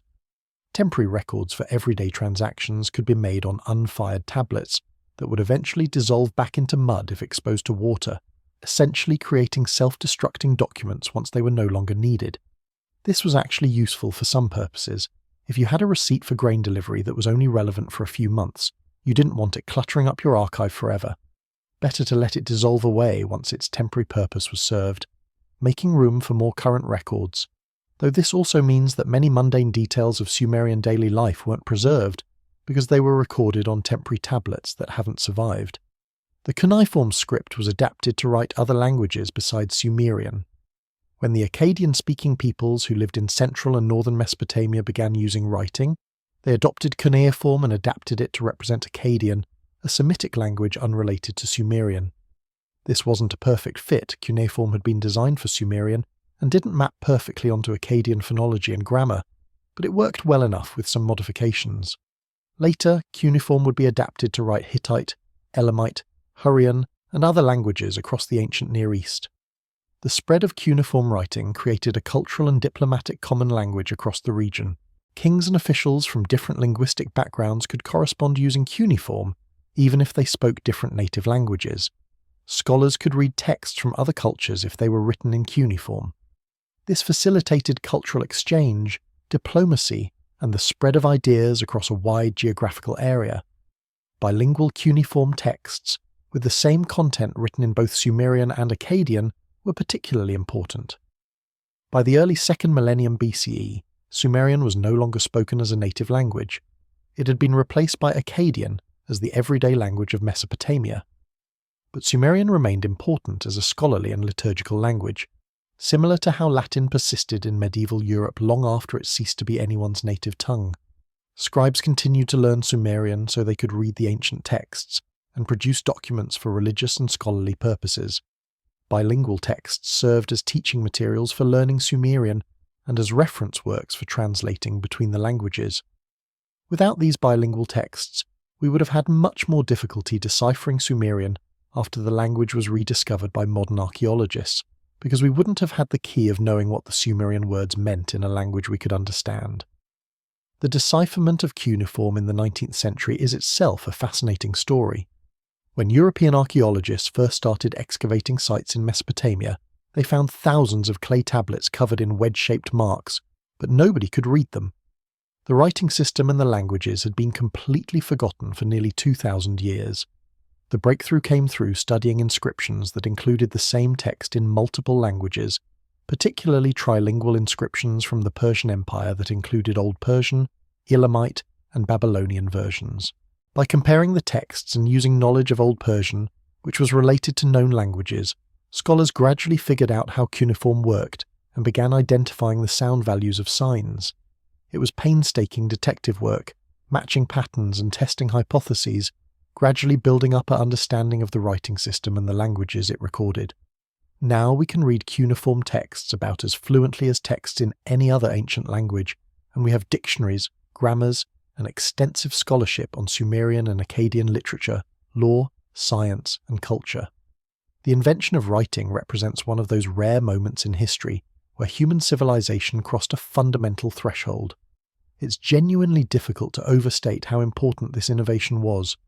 Writing enabled complex administration, sophisticated law codes, advanced science, literature that could survive across millennia, and historical consciousness based on documented evidence rather than oral tradition. All of the advanced civilizations that developed after Sumer had writing systems, and many of them either borrowed the concept from Mesopotamia or developed it independently in response to similar needs for record-keeping and administration.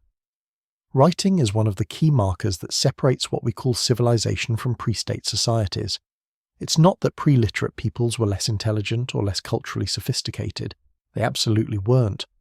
But they faced fundamental limitations in how much complexity their societies could sustain when everything had to be held in human memory and transmitted orally. The Sumerians who first developed writing probably didn't realize they were changing the world. They were just trying to solve practical problems with managing economic transactions and administrative records. They wanted to remember who owned what and who owed whom. They needed to track grain deliveries and worker rations. They wanted to record legal agreements in a form that couldn't be disputed later. These were mundane, practical concerns, not grand visions of transforming human civilization. But their solution to these practical problems turned out to have implications far beyond accounting and administration.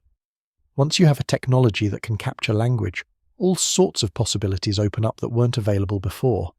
The Sumerians explored those possibilities, gradually expanding writing from simple record-keeping to literature, science, law, history, and culture.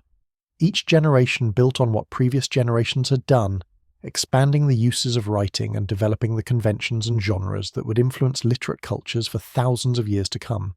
Consider what it must have been like to live through the transition to literacy. If you were born around 3200 BCE, you would have grown up in a world where nothing was written down, where all information was stored in human memory, where important knowledge was transmitted through oral instruction and memorization. By the time you were old, writing would have been an established technology. There would have been schools teaching people to read and write. There would have been archives full of tablets. There would have been a literate class of scribes managing administrative and religious affairs. You would have witnessed the emergence of an entirely new way of storing and transmitting information, something that no previous human generation had ever experienced. That's a level of cultural change that's hard for us to fully appreciate, because we're so thoroughly embedded in literate culture that we can barely imagine functioning without it. Of course, for most Sumerians, the impact of writing on their daily lives was probably fairly minimal. If you were a farmer working your fields, the existence of cuneiform didn't directly affect you much. You still planted and harvested the same way. You still dealt with the same irrigation challenges. You still paid your taxes and performed your labor obligations. Maybe occasionally you had to deal with a scribe who recorded some transaction involving you, but the actual practice of reading and writing wasn't part of your life. Writing mattered enormously for the functioning of the civilization you lived in. It enabled the administrative systems that organized your labor, the legal systems that governed your disputes, the religious institutions that structured your worldview. But you personally didn't need to be literate for the civilization to work. You just needed other people to be literate on your behalf. This meant that the literacy revolution was in some ways invisible to the majority of the population, even as it fundamentally transformed the society they lived in. The question of whether writing changed how people thought is debated by scholars. Some argue that literacy fundamentally restructures cognition, enabling new types of abstract thinking, logical analysis, and systematic organization of knowledge. Others argue that pre-literate peoples were perfectly capable of sophisticated abstract thought, and that writing mainly made it easier to store and transmit complex ideas, rather than enabling entirely new types of thinking. There's probably truth on both sides. Writing certainly makes some cognitive tasks easier, maintaining complex legal codes, performing elaborate calculations, preserving long literary works with precise wording. But pre-literate peoples developed complex mythologies, sophisticated knowledge systems, and subtle understandings of their environments without writing. The advent of literacy probably didn't make people smarter, but it did make certain types of intellectual work more feasible and allowed knowledge to accumulate across generations more effectively. The Sumerian approach to education and literacy was quite conservative in some ways. The scribal curriculum emphasized copying and memorizing traditional texts rather than creative innovation. Students spent years copying the same model texts over and over, learning standard formulations and conventional wisdom. This approach ensured that important texts and knowledge were preserved and transmitted accurately, but it also privileged tradition over innovation and made it difficult for new ideas to gain traction if they contradicted established texts. Their idea of advanced education was essentially memorize everything the previous generation knew and reproduce it exactly, which is not exactly conducive to rapid intellectual progress, but is quite good at maintaining cultural continuity across centuries. The conservative nature of scribal education probably helped preserve Sumerian literary and scientific traditions, even after Sumerian ceased to be spoken, because the scribal schools continued teaching from the same canonical texts generation after generation. The rise of a professional scribal class also created interesting social dynamics. Scribes were essential for the functioning of civilization, but they weren't at the very top of the social hierarchy. Kings, high priests, and wealthy landowners ranked above scribes in status and power. But scribes had secure employment, respectable status, and influence that came from their control of written communication. A skilled scribe could have a comfortable life, working indoors rather than in the fields, using his mind rather than his muscles, and serving in administrative or religious institutions. This made scribal training attractive to families who could afford it, and whose sons had the aptitude. The scribal profession became somewhat hereditary, with sons following fathers into the same career, creating scribal families who maintained their position across generations through their specialized knowledge and skills. Women were largely excluded from formal scribal training, though there's some evidence that elite women in temple service sometimes learned to read and write. We have a few cuneiform texts authored by women, including the famous priestess Enheduanna, who composed hymns to the goddess Inanna, and who may be the earliest named author in human history. But female literacy was rare and confined to specific contexts. You weren't going to find women working as professional scribes in administrative contexts or being trained in the Eduba. This meant that women's perspectives, experiences, and voices are largely absent from Sumerian written literature, which was produced almost entirely by and for men. We have to imagine that there were brilliant women in Sumerian society who could have contributed to literature, scholarship, and intellectual life if they'd been given the opportunity, but the social structures of the time excluded them from those opportunities. Their exclusion was civilization's loss, even if nobody at the time thought about it in those terms. The invention of writing in Sumer marks one of those pivotal moments where human history shifts direction. Everything that came after, all of recorded history, all of literature, all of the accumulated written knowledge that subsequent civilizations built upon, traces back to those first cuneiform tablets recording grain deliveries in Sumerian temples. The scribes who pressed their styluses into soft clay, methodically creating symbols that would preserve information beyond the limits of human memory, were participating in a revolution they probably didn't fully understand, They were just doing their jobs, fulfilling their administrative duties, training the next generation of scribes. But they were also transforming what human civilization could accomplish, creating the foundations for everything that literate culture would become. Not bad for what started as a way to remember how much barley was in storage. Now that we've covered how the Sumerians managed water and invented writing to keep track of everything, let's talk about who actually ran the show in these first cities of human history. Because all that irrigation infrastructure and all those cuneiform tablets didn't organize themselves. There was a complex social and political structure governing Sumerian city-states, determining who had power, who had wealth, who did the grunt work, and who got to sit in the shade issuing orders while everyone else sweated in the sun. Sumerian society was hierarchical in the way that pretty much every complex civilization has been hierarchical, with a small elite at the top enjoying most of the privileges and a large mass of common people at the bottom doing most of the actual work. Not exactly a revolutionary social arrangement when you think about it, but the specific way the Sumerians organized their hierarchy had some distinctive features that are worth exploring. At the very top of Sumerian society, at least in the earliest periods, were the Ensi, a title that roughly translates as governor or priest-ruler. The Ensi was both a political leader and a religious figure, serving as the intermediary between the city's population and its patron deity. Every Sumerian city-state had a principal god or goddess, who was considered the city's true owner and ruler. The humans living there were essentially tenants working on divine property, and the Ensi managed that property on behalf of the deity. This wasn't just a metaphor or a religious fiction, it was the actual political and economic structure of early Sumerian cities. The temple complex dedicated to the city's patron deity owned vast amounts of land, employed large numbers of workers, collected taxes and tribute, organized public works, and functioned as the primary economic institution of the city-state. The Ensi, as the chief priest or administrator of this temple complex, wielded enormous power, controlling the city's economic resources and speaking with divine authority on political matters. The position of Ensi was prestigious, but also burdensome. You were responsible for maintaining the favor of the gods through proper ritual observance, which meant organizing elaborate ceremonies, making sure sacrifices were performed correctly, and keeping the temple complex functioning smoothly. You had to manage the temple's extensive agricultural estates and workshops, ensuring they produced enough to feed the population and support the religious establishment. You had to organize and oversee major public works like irrigation projects and defensive walls. You had to adjudicate disputes and maintain social order. You had to defend the city from external threats. And you had to do all of this while maintaining at least the appearance that you were serving the gods rather than serving your own interests. Their idea of work-life balance was work constantly and hope the gods don't smite you for some ritual error, which doesn't leave much time for hobbies or relaxation. Over time, particularly as intercity warfare became more frequent and intense, a different type of leader emerged alongside or in competition with the Ensi, the Lugal, or Big Man, which is honestly a refreshingly straightforward title compared to the elaborate royal nomenclature that would develop later in history. The Lugal was fundamentally a military leader, someone who commanded the city's army and proved his worth through success in battle.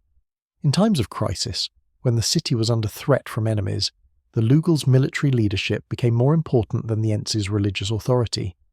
A city might elevate a successful military commander to a position of supreme power, effectively making him king even if he didn't have the priestly credentials of a traditional Ensi. Sometimes the roles merged, with a single individual serving as both religious and military leader. Other times they remained separate, creating interesting political dynamics, where religious and military authorities might cooperate or compete for power depending on circumstances. The relationship between Ensi and Lugal reflects a fundamental tension in early state formation. The tension between religious authority and military power, between traditional legitimacy based on divine favor and pragmatic legitimacy based on successful violence.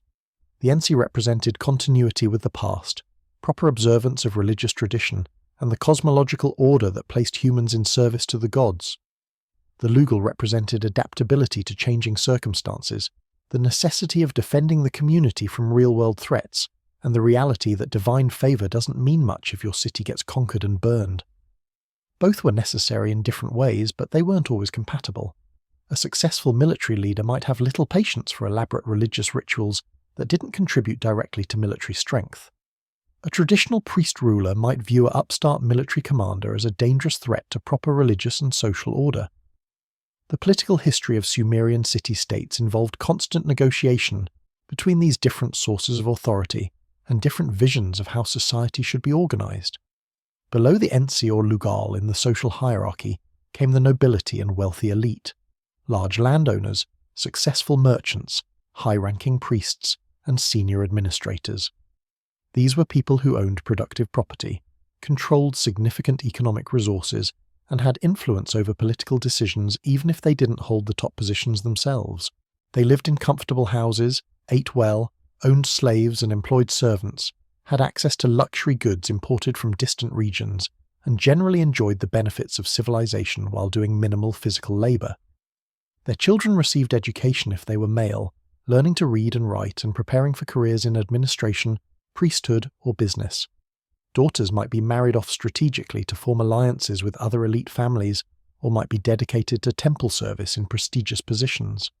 This elite class probably comprised no more than 5 to 10% of the urban population, but they controlled a disproportionate share of wealth and power, as elite classes tend to do in stratified societies. The upper elite also included the military aristocracy, professional soldiers and officers who commanded the city's armed forces. These weren't part-time militia members called up during emergencies, but career warriors who trained in weapons and tactics, maintained armor and equipment, and formed the core of the city's military strength.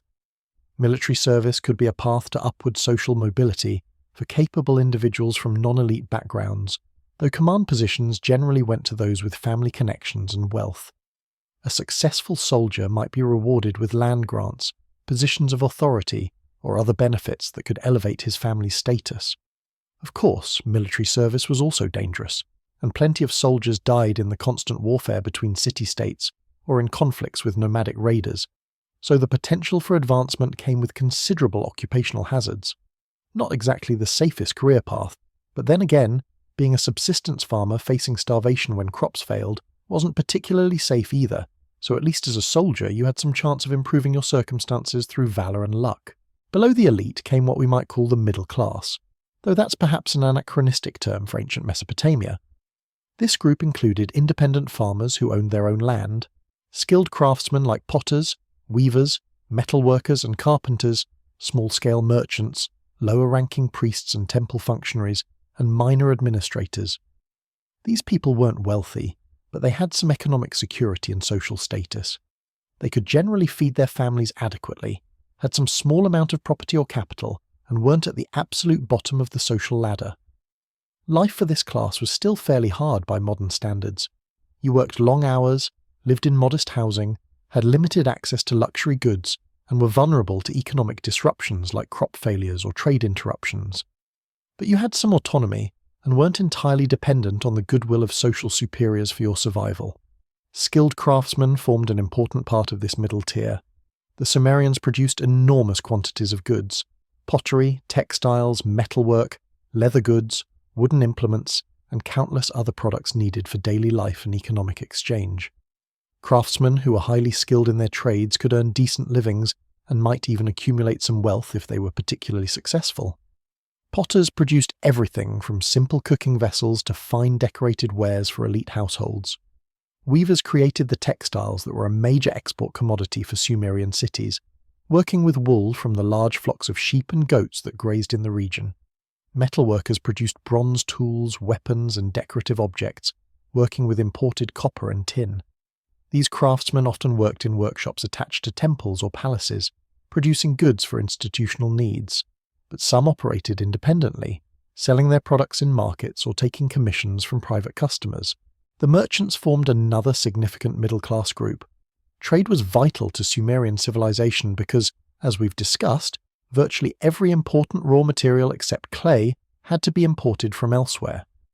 Merchants organized caravans to distant regions, arranged shipping on the rivers and the Persian Gulf, negotiated with foreign suppliers, and handled the complex logistics of long-distance trade. Successful merchants could become quite wealthy, though they faced considerable risks. Caravans could be attacked by raiders, ships could sink, business partners in distant cities might prove dishonest, and market conditions could shift unpredictably. The most successful merchants often had connections with temple or palace institutions, either working as official agents or having unofficial arrangements that gave them privileged access to institutional resources and protection. An independent merchant trying to compete without such connections faced significant disadvantages, though it wasn't impossible to succeed through skill, luck, and careful relationship building.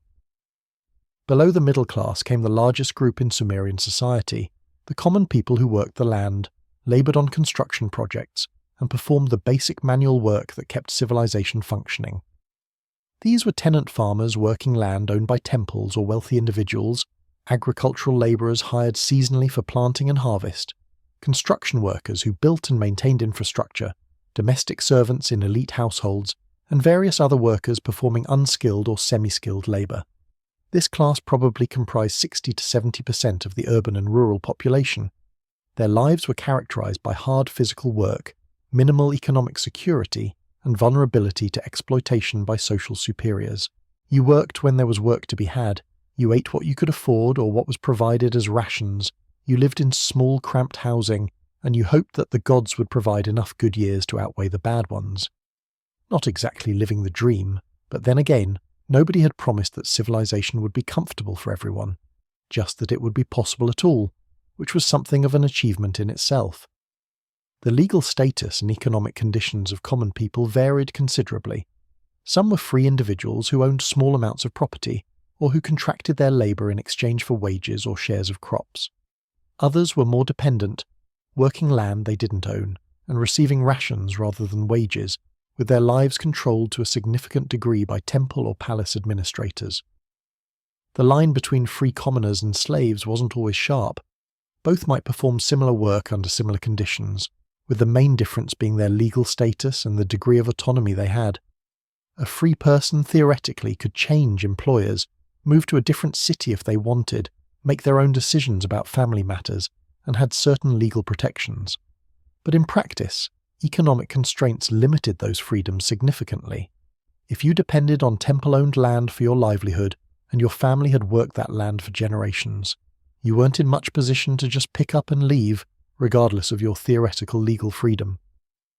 At the absolute bottom of Sumerian society were the slaves, people who were owned as property and had essentially no legal rights or personal autonomy. Slavery in ancient Sumer was somewhat different from the chattel slavery that would exist in later periods of history.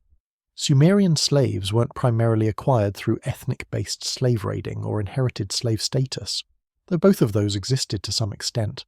Most slaves were people who had fallen into slavery through debt, capture in war, or as punishment for crimes. Debt slavery was particularly common.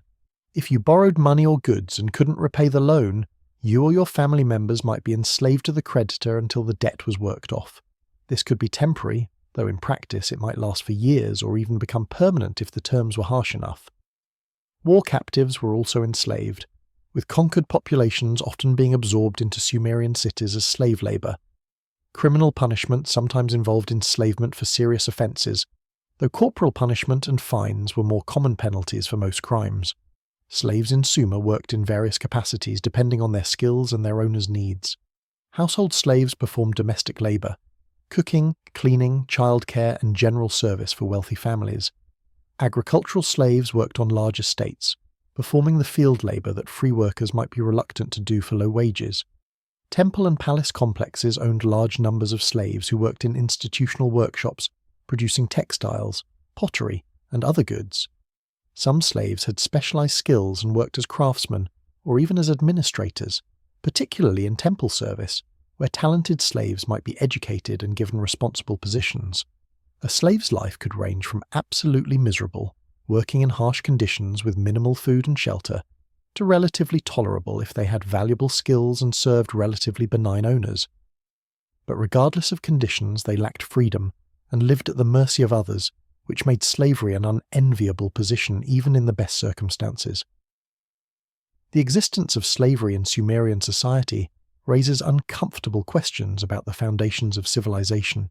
The surplus production that supported cities, specialized labor, and cultural achievements was extracted partly through slavery and other forms of coerced labor. The magnificent temples, the elaborate irrigation systems, the monumental art and architecture, All of these required enormous amounts of work, much of it performed by people who had little choice in the matter and who received minimal benefit from the civilization their labour created. We can admire Sumerian achievements while still acknowledging that those achievements rested on social and economic structures that involved significant exploitation and inequality. Ancient civilizations weren't utopias. They were complex societies with all the moral ambiguities and injustices that human social organization tends to produce. The Sumerians invented many things we value, but they didn't invent social justice or economic equality, and we shouldn't expect them to have solved moral problems that we're still grappling with thousands of years later. The political structure of Sumerian city-states reflected this hierarchical social organization. Power was concentrated at the top with the Ensi or Lugal, but it wasn't absolute or unconstrained. There were other institutions and groups that had some influence over political decisions. The temple establishment, with its priests and administrators, controlled significant economic resources and spoke with religious authority that even kings had to respect to some degree. The nobility and wealthy elite, while they couldn't individually challenge royal authority, collectively represented a power base that rulers had to consider. A king who completely alienated the entire aristocracy might find himself without support when he needed it most. Many Sumerian cities also had councils of elders, assemblies of senior men from prominent families who advised rulers and who may have had some decision-making authority on important matters. The exact powers and composition of these councils varied between cities and changed over time, so we can't make sweeping generalizations about how they functioned. In some cases, they seem to have been primarily advisory bodies, whose opinions the ruler could ignore if he chose.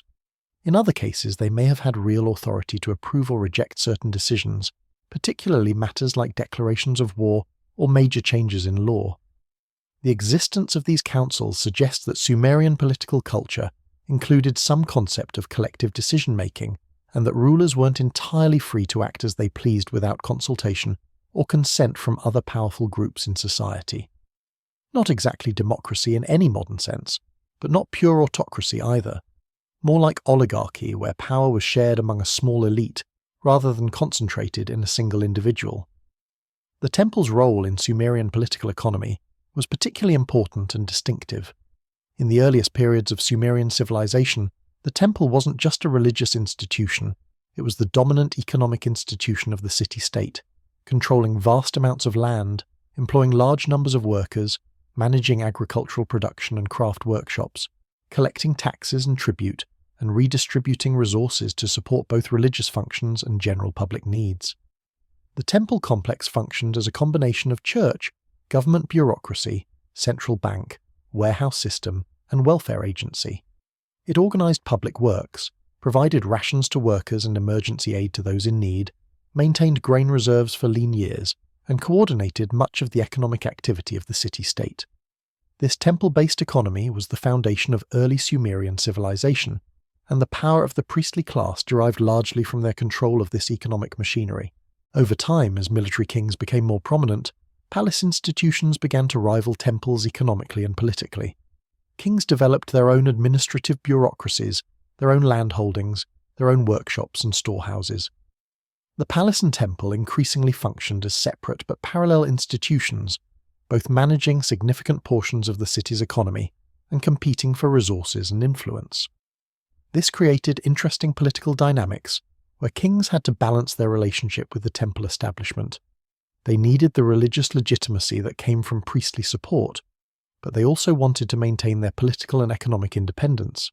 Successful kings managed this balance carefully, showing proper respect for religious institutions and participating in important rituals, while also building up their own power base. Less successful kings might alienate the priesthood and face religious opposition to their rule, or might become too subservient to temple authority and lose their political independence. The administrative apparatus required to run a Sumerian city-state was considerable. You needed scribes to keep records of all economic transactions, legal proceedings, and political decisions. You needed tax collectors to gather revenue from the population. You needed overseers to supervise work crews on public projects. You needed judges to settle disputes and enforce laws. You needed military officers to command the army and organize defense. You needed diplomats to conduct relations with other city-states. All of these functions required trained personnel, organizational systems, and resources to support the administrative machinery. The development of this bureaucratic apparatus was a key element in the emergence of state-level society. You can't run a complex civilization with tens of thousands of inhabitants through informal personal relationships and oral tradition. You need formal institutions, written records, specialized roles, and hierarchical organization. The Sumerians pioneered these bureaucratic systems, creating models that would influence state administration throughout subsequent history. Social mobility in Sumerian society was limited but not completely absent. Most people remained in the social class they were born into, following their parents' occupations and living at similar levels of wealth and status. But there were paths to upward mobility for capable and ambitious individuals. Military service, as mentioned, could lead to advancement for successful soldiers. Scribal training could allow a bright young man from a modest background to enter the professional class and potentially rise to important administrative positions. Successful merchants could accumulate wealth that elevated their social status. Temple service offered opportunities for advancement through the religious hierarchy.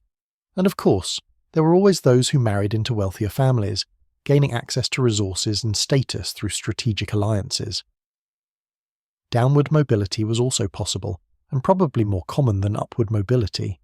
Economic misfortune, bad harvests, unsuccessful business ventures, or accumulation of debt could reduce people from moderate prosperity to poverty or even slavery.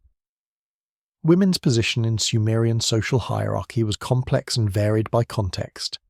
Elite women, particularly those from royal or noble families, could wield considerable influence and enjoy relatively privileged lives. They might own property, manage estates, conduct business, and participate in religious life as priestesses. The most famous example is Enheduanna, daughter of King Sargon of Akkad, who served as high priestess of the moon god in Ur and composed religious poetry that survives to this day. Royal women could serve as political advisors, arrange diplomatic marriages, and occasionally even rule in their own right if circumstances permitted, though female rulers were rare. But the average woman's life was more constrained, defined primarily by her roles as daughter, wife, and mother, with limited legal rights and economic opportunities compared to men. Women did essential work: agricultural labor, food processing, textile production, household management. But much of this work was invisible in the historical record because it wasn't considered worthy of documentation by male scribes recording official activities. The legal codes that developed in Mesopotamia reflected and reinforced this hierarchical social structure. Laws prescribed different penalties for the same offense depending on the social status of the perpetrator and victim. If a nobleman killed another nobleman's slave, the penalty might be a fine paid to the owner for the loss of property. If a slave killed a nobleman, the penalty might be death. If someone injured an elite person, they might face severe corporal punishment, but if the victim was a commoner, the penalty might be much lighter. These differential penalties weren't considered unjust by Sumerian standards. They reflected the accepted principle that people of different social ranks had different value and deserved different treatment. We find such explicit legal inequality offensive from modern perspectives that nominally embrace equal treatment under law, but we should understand that the Sumerians operated from entirely different assumptions about social organization and justice. They would probably find our egalitarian rhetoric just as baffling as we find their explicit hierarchy. Now, let's talk about the most visible symbols of Sumerian civilization and religious devotion, the ziggurats. These massive stepped pyramids dominated the skyline of every major Sumerian city, serving as architectural manifestations of the power of the gods and the piety of the people who built them.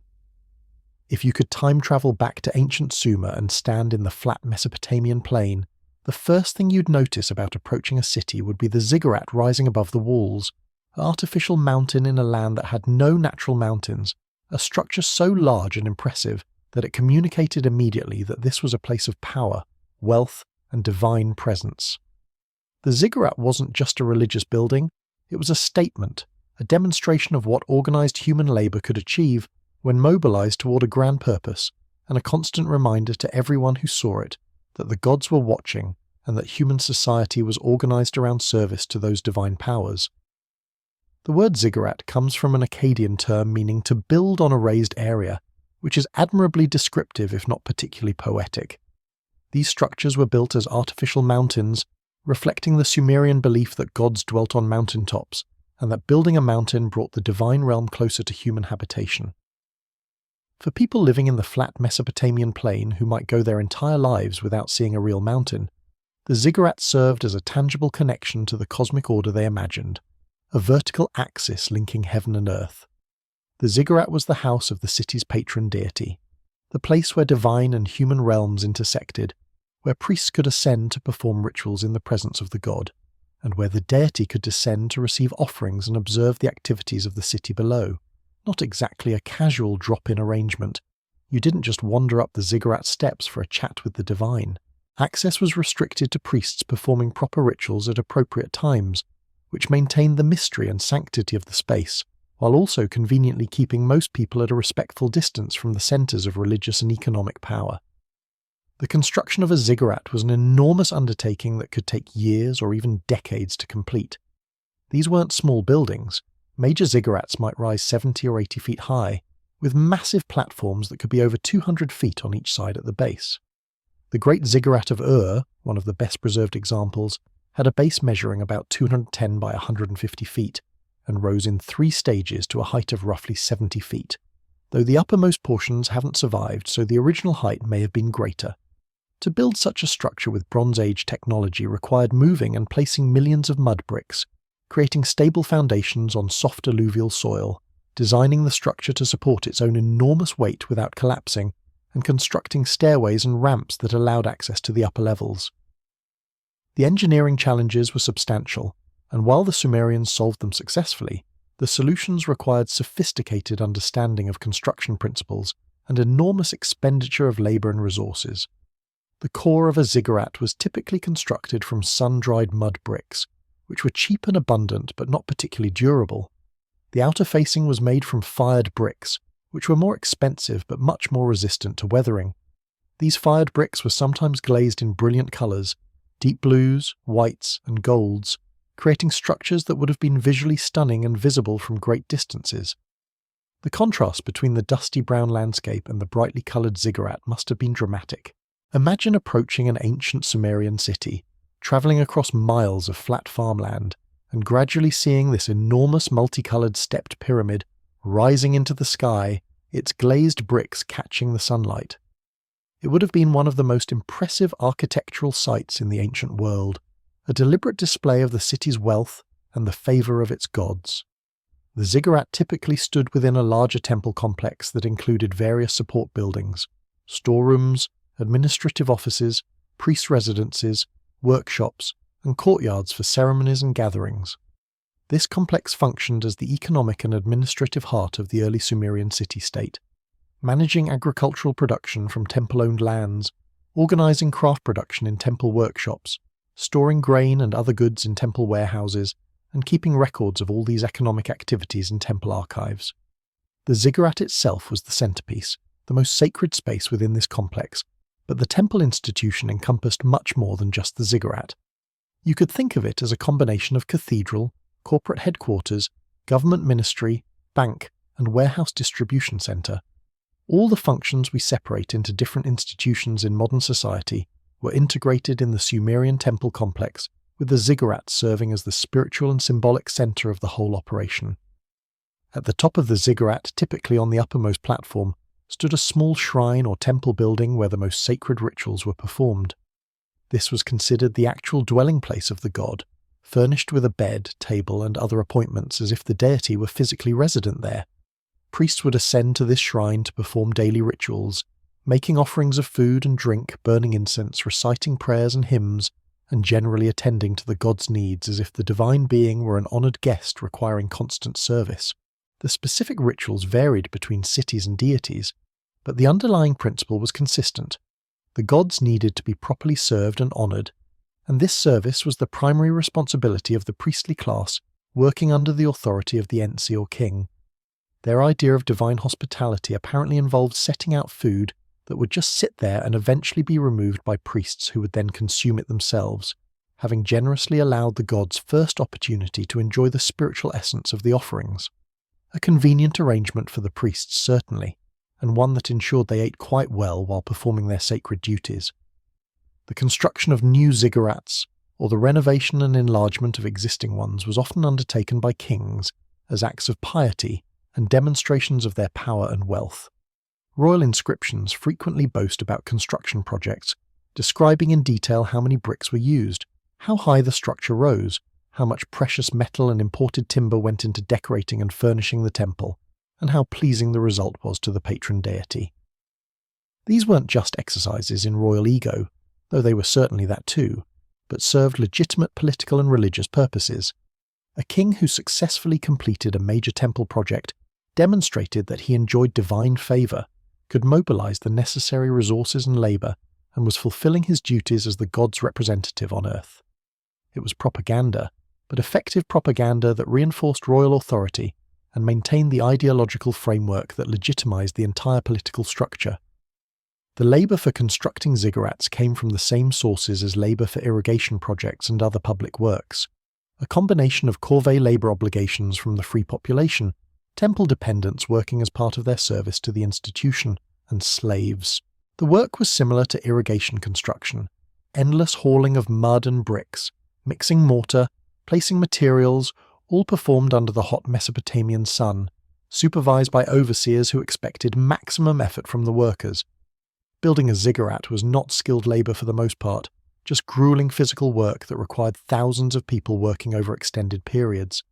The skilled work, the engineering, the construction of fired brick facing, the decoration and finishing, was performed by specialised craftsmen, but the bulk of the construction was simple manual labour, performed by common people who had no choice but to contribute their labour to these massive projects. From the perspective of those doing the work, building a ziggurat must have felt like a tremendous imposition. You're already working most of the year in the fields or on irrigation maintenance, and now you're being called up to spend weeks or months hauling bricks for a massive building project that will primarily benefit the priests and elite who controlled the temple institution. The religious ideology said you were serving the gods and ensuring divine favour for your city, which presumably provided some sense of purpose and meaning. But the physical reality was backbreaking labour with little immediate personal benefit.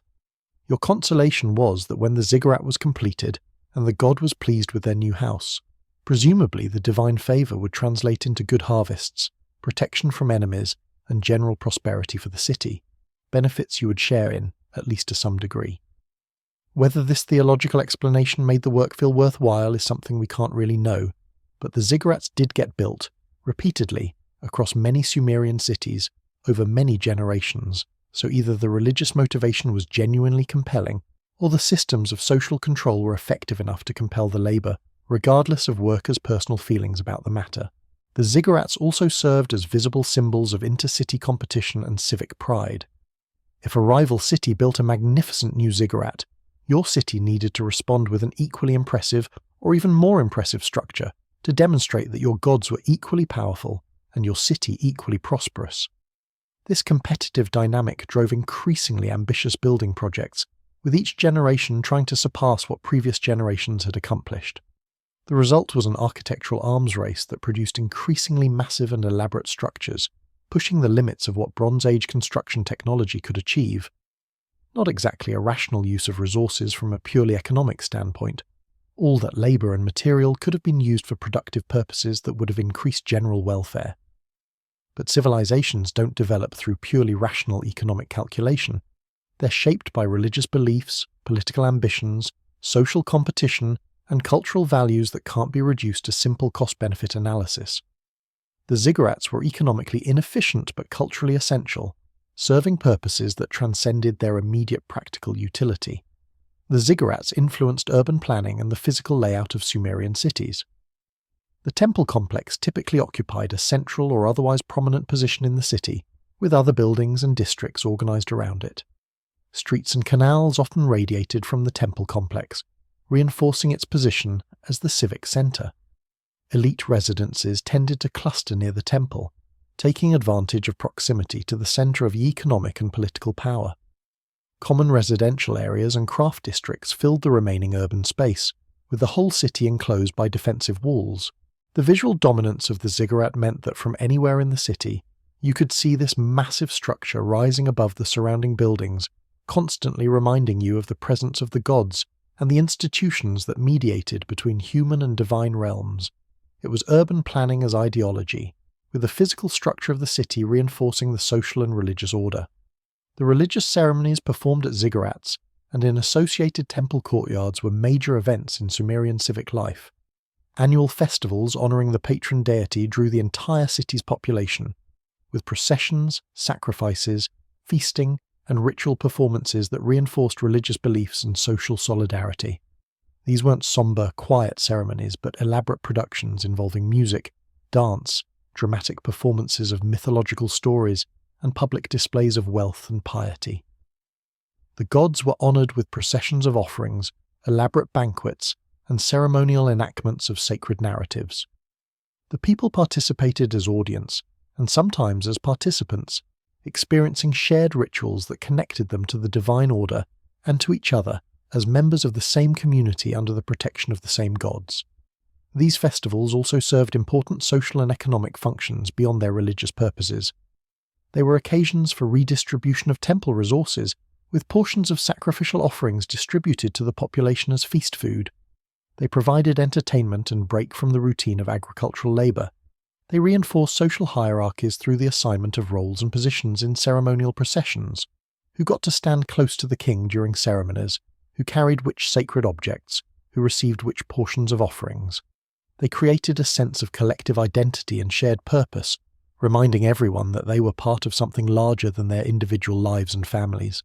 These functions probably mattered as much as the explicitly religious content in maintaining the social cohesion necessary for a complex urban civilization to function successfully. The ziggurats have left a lasting legacy in human architecture and imagination, even though many people today don't necessarily recognize the connection. The stepped pyramid form influenced later architectural traditions throughout the ancient Near East and possibly beyond. The biblical story of the Tower of Babel was almost certainly inspired by Mesopotamian ziggurats, though the biblical narrative inverted their meaning, presenting the tower building as an act of human hubris rather than divine service. The ziggurats represent one of the earliest examples of monumental architecture designed to inspire awe and communicate power, a tradition that would continue through pyramids, cathedrals, skyscrapers, and other impressive structures built by civilizations throughout history to demonstrate their achievements and values. When we build something massive and impressive primarily for symbolic or spiritual purposes, rather than immediate practical utility, we're following a pattern established by Sumerian ziggurat builders 4,000 years ago. The survival of ziggurats varies greatly. Some have been excavated and partially reconstructed by archaeologists, like the Great Ziggurat of Ur, giving us a sense of what these structures originally looked like. Others survive only as tells, artificial hills formed by millennia of accumulated debris after the structures collapsed and dissolved back into the landscape. Many were deliberately demolished in antiquity by conquering powers who wanted to erase the religious centres of defeated cities, or were simply abandoned and left to erode after the cities they served declined. But even in ruins, the ziggurats remain impressive, testimony to the ambition and organisational capacity of the people who built them. When you stand at the base of the reconstructed ziggurat of Ur, even in its partially restored state, you get a visceral sense of the scale of these structures and the effort required to build them. It's one thing to read that a ziggurat contained millions of bricks. It's quite another to stand next to those massive walls and try to imagine moving and placing every single brick by hand. The ziggurat as architectural form and religious concept tells us something important about how the Sumerians understood the relationship between human society and divine power. The vertical structure, ascending in stages toward the heavens, represented the hierarchy of cosmic order, with gods at the top and humans below, mediated by priests who could ascend to the divine presence. The massive scale demonstrated that serving the gods required collective effort and sacrifice from the entire community. The central position in the city showed that religious obligations were at the heart of civic life, not peripheral or optional. The restriction of access to the upper shrine maintained the distinction between ordinary people and the priestly elite who had special knowledge and special status allowing them to approach the divine. Everything about the ziggurat's design and function reinforced the theological and social order that structured Sumerian civilization, making abstract beliefs concrete in brick and mortar rising toward the sky. Now, all of this social hierarchy, monumental architecture, and complex administration existed within a worldview that was fundamentally religious. The Sumerians didn't separate religious belief from daily life the way modern secular societies often do. Religion wasn't something you did on special occasions while the rest of your life proceeded according to secular logic. Every aspect of Sumerian existence was understood through a religious lens. The success or failure of crops, the flooding of rivers, victory or defeat in war, personal health or illness, prosperity or poverty, all of it was attributed to the actions and attitudes of the gods, and there were a lot of gods to keep track of. We're not talking about a simple monotheistic system, where you just need to maintain a relationship with one divine being. The Sumerian pantheon was extraordinarily complex, with estimates suggesting they recognized upwards of 3,000 different divine entities, ranging from major cosmic deities who controlled fundamental aspects of the universe down to minor gods and demons who influenced specific locations or particular aspects of daily life. Not exactly a manageable number of relationships to maintain, but the Sumerians did their best, developing an elaborate religious system designed to keep all these divine beings properly honored and, hopefully, favorably disposed toward humanity. At the top of this vast pantheon stood a relatively small group of major deities who wielded supreme power over cosmic forces and human affairs. The king of the gods was An, sometimes spelled Anu, whose name literally meant sky or heaven, and embodied the concept of divine authority itself, the ultimate source of kingship and legitimate power. He was remote and distant, more of a cosmic principle than a god who intervened actively in daily affairs, which is perhaps appropriate for a sky god who by definition dwells far above the mundane concerns of earthbound humanity. An's main temple was in the city of Uruk, where he shared worship with the goddess Inanna, but he wasn't the kind of god who demanded constant attention with daily rituals. His position was more like a cosmic CEO who has delegated actual operational management to subordinates while maintaining ultimate authority. The Sumerians acknowledged An's supremacy through occasional grand ceremonies and by invoking his name to legitimize royal power, but for practical purposes, other gods received more regular attention because they were more directly involved in the things that affected human life. More immediately important to the Sumerians was Enlil, whose name meant Lord Wind or Lord Storm. Enlil was the god of air, wind, and storms, which made him crucially important in an agricultural society dependent on weather patterns. But beyond his meteorological portfolio, Enlil functioned as the chief executive of the Divine Council, the god who actually made things happen in the world. When the gods decided something in their celestial assembly, it was Enlil who carried out the decision. He was powerful, often angry, and not particularly fond of humanity according to many myths. In the Sumerian flood narrative, it's Enlil who decides to destroy humanity with a devastating flood because humans have become too noisy and troublesome. He's basically the divine equivalent of the neighbor who calls the police about noise complaints, except instead of calling the police, he sends a world-ending deluge. Not exactly the warm, loving deity you'd want running the universe, but the Sumerians didn't expect their gods to be nice. They expected them to be powerful and, hopefully, manageable through proper ritual observance. Enlil's main cult center was at Nippur, which became an extremely important religious site because it housed Enlil's primary temple. Control of Nippur conferred significant religious legitimacy on whoever held it, making the city a constant source of political competition between Sumerian city-states. Then there was Enki, called Ea in Akkadian, the god of fresh water, wisdom, magic, and crafts. Where Enlil represented raw power and authority, Enki represented intelligence and creativity. His domain was the Abzu, the underground freshwater ocean from which springs and wells drew their water, absolutely critical in a civilization dependent on irrigation. Enki was generally portrayed as humanity's friend and protector, the clever god who helped humans survive the disasters that other gods inflicted. In the flood story, while Enlil was trying to destroy humanity, Enki warned the hero Ziusudra to build a boat and save himself and the animals. Enki taught humans the arts of civilization, agriculture, crafts, writing, magic, all the useful knowledge that made civilized life possible. He was the patron of scribes, craftsmen, and magicians. His main temple was at Eridu, traditionally considered the oldest city in Sumer, and his worship was extremely important throughout Mesopotamian history. If you had to pick one god to be on good terms with, Enki was probably the best choice. Powerful enough to help you, smart enough to find solutions to problems, and actually inclined to look out for human interests rather than seeing humans as annoying pests to be swatted when they got too troublesome. The major goddess of the Sumerian pantheon was Inanna, known later as Ishtar in Akkadian, the goddess of love, beauty, sex, fertility and warfare. Quite the combination of portfolios, but somehow the Sumerians saw these domains as naturally connected. Inanna was passionate, powerful, dangerous and unpredictable. She was the planet Venus, the morning and evening star whose appearance heralded both love and war. Her mythology depicts her as fierce and ambitious, not content with the traditional feminine roles assigned to other goddesses.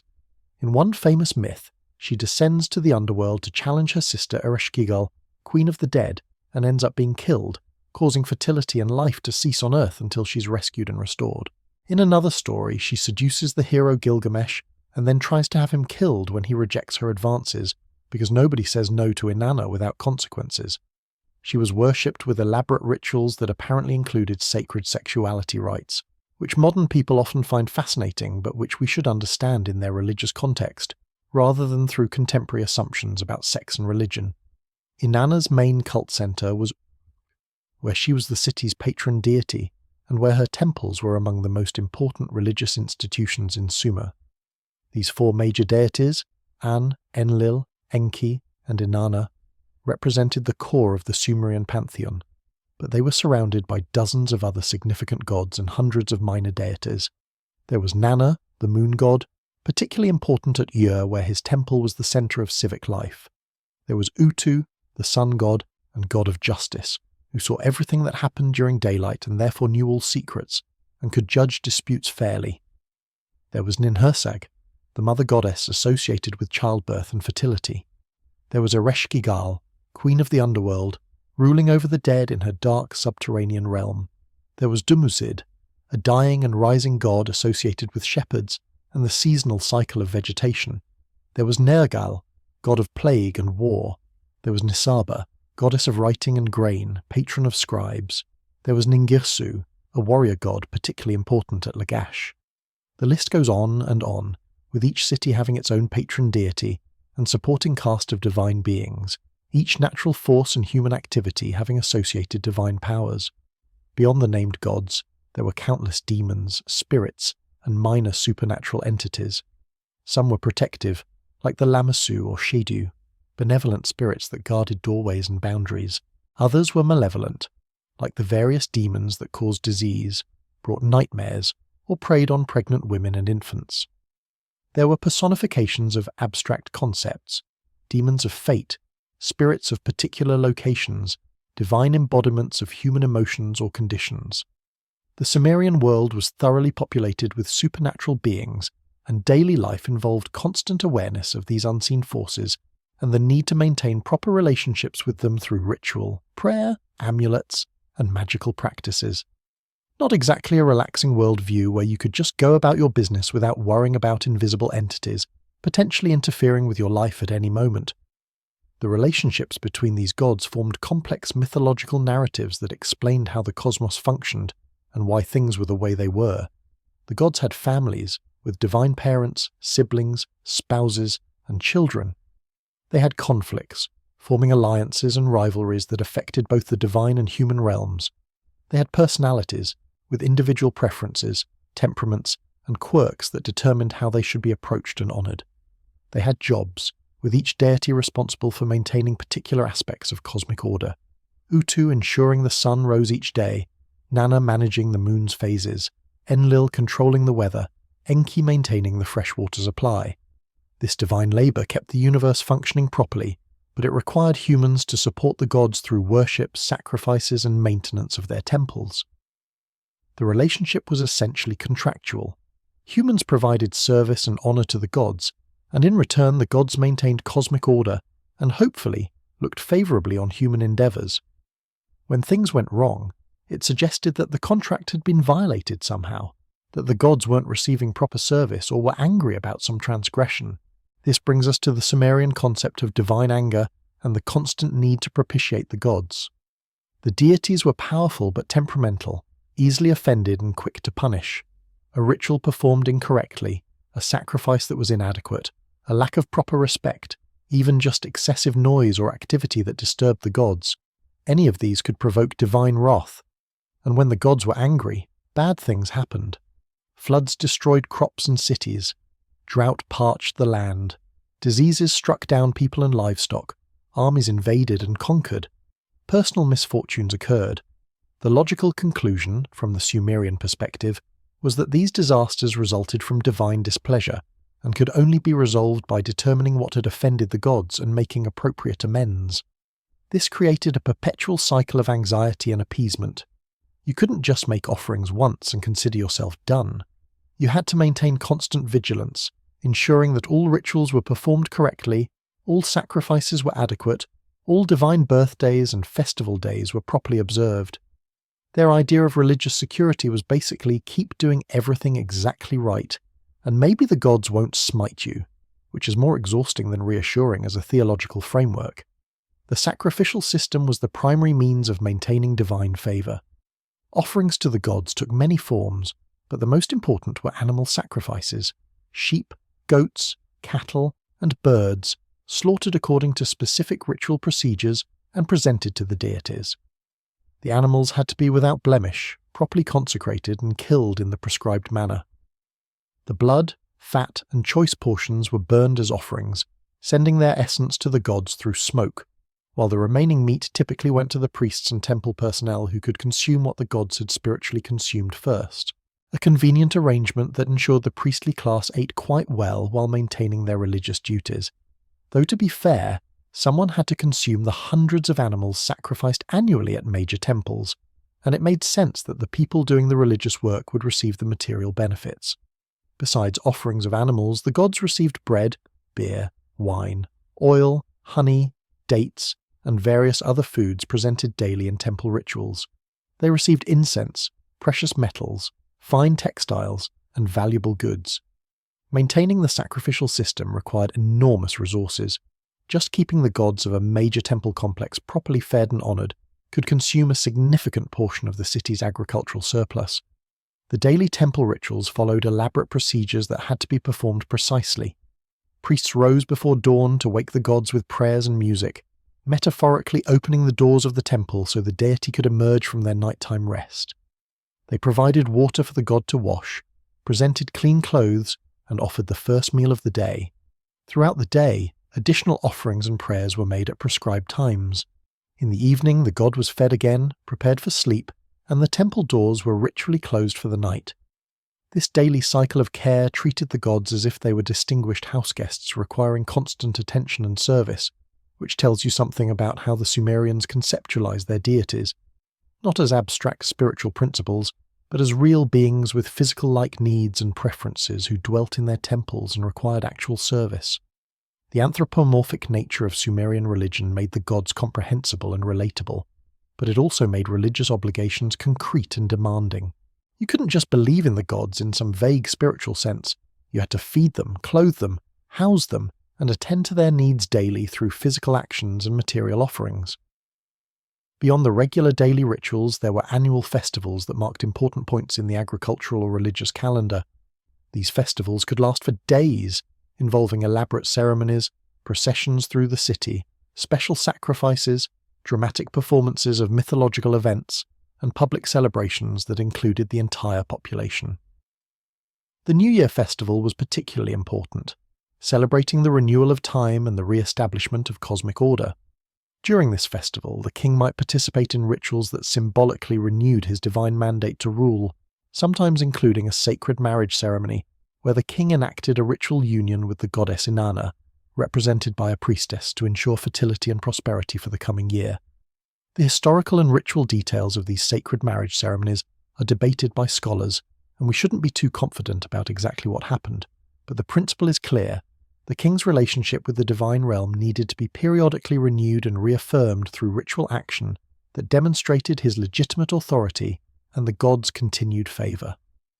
Prayer was another important form of religious practice. Sumerian prayers survive in substantial numbers, inscribed on clay tablets and revealing the intimate concerns people brought before their gods.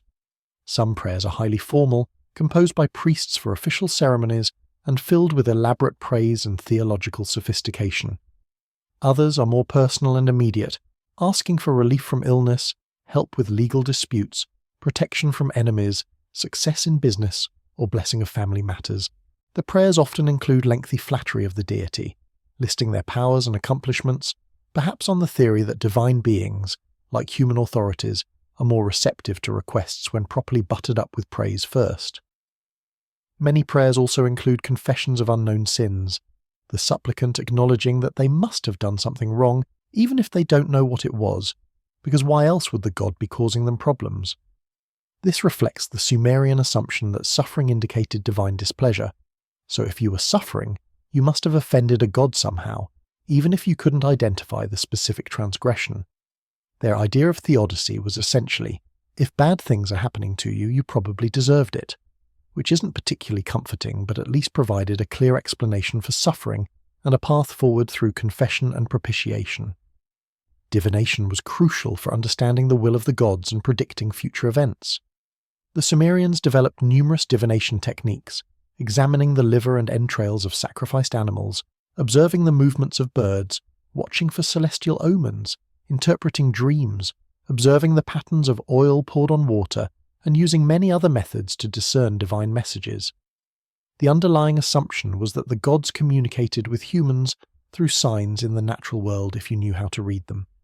Priests trained in divination could examine a sheep's liver and, based on its shape, colour and markings, determine what the gods were planning or what decision they favoured. This wasn't arbitrary. There were elaborate systems and compendia of omens passed down through generations, correlating specific signs with specific outcomes. If this mark on the liver appeared in this location, it meant war was coming. If the oil spread in this pattern, it indicated success in business. If you dreamed about fish, it meant one thing. If you dreamed about birds, it meant something else. The logic seems bizarre from a modern scientific perspective, but it provided a systematic method for making decisions and understanding events in a world where the true causes of most phenomena were unknown. When you don't understand why crops fail or why disease strikes or why wars occur, attributing them to divine will and looking for signs of that will in natural phenomena is at least a framework for trying to make sense of things. Magic and protective rituals were also important aspects of Sumerian religious practice. People wore amulets to ward off evil spirits and demonic influences. They recited incantations to protect themselves, their families, and their property. They performed purification rituals to cleanse themselves of spiritual contamination. They created clay figurines representing demons or enemies and ritually destroyed them to magically harm their real-world counterparts. Boundary stones and doorways were inscribed with protective spells and guarded by images of fierce supernatural beings who would attack spiritual threats. The line between religion and magic in Sumerian culture wasn't sharp. Both involved interacting with supernatural forces through ritual means. The difference was mainly one of status and control. Official religious rituals performed by priests in temples were respectable and socially sanctioned. Magic performed by individuals or hired specialists for personal purposes was more ambiguous, potentially suspect but widely practiced nonetheless. If you needed something from the gods but couldn't afford elaborate temple sacrifices, or if you had problems that weren't appropriate for official religion, like wanting to curse an enemy or win someone's love, you might turn to a magician who could provide spells and rituals for your specific needs. Their idea of customer service in the supernatural realm apparently involved a two-tier system: official religion for public concerns and magic for private matters, which at least meant you had options depending on your needs and budget. The Sumerian afterlife beliefs were rather grim compared to many other religious traditions. The dead went to Kur, the underworld, a dark, dusty place beneath the earth where they existed as shadows or ghosts, eating dust and clay, without light or joy or anything that made life pleasant. There was no concept of heaven or eternal reward for the righteous, no suggestion that good behaviour in life led to better conditions after death.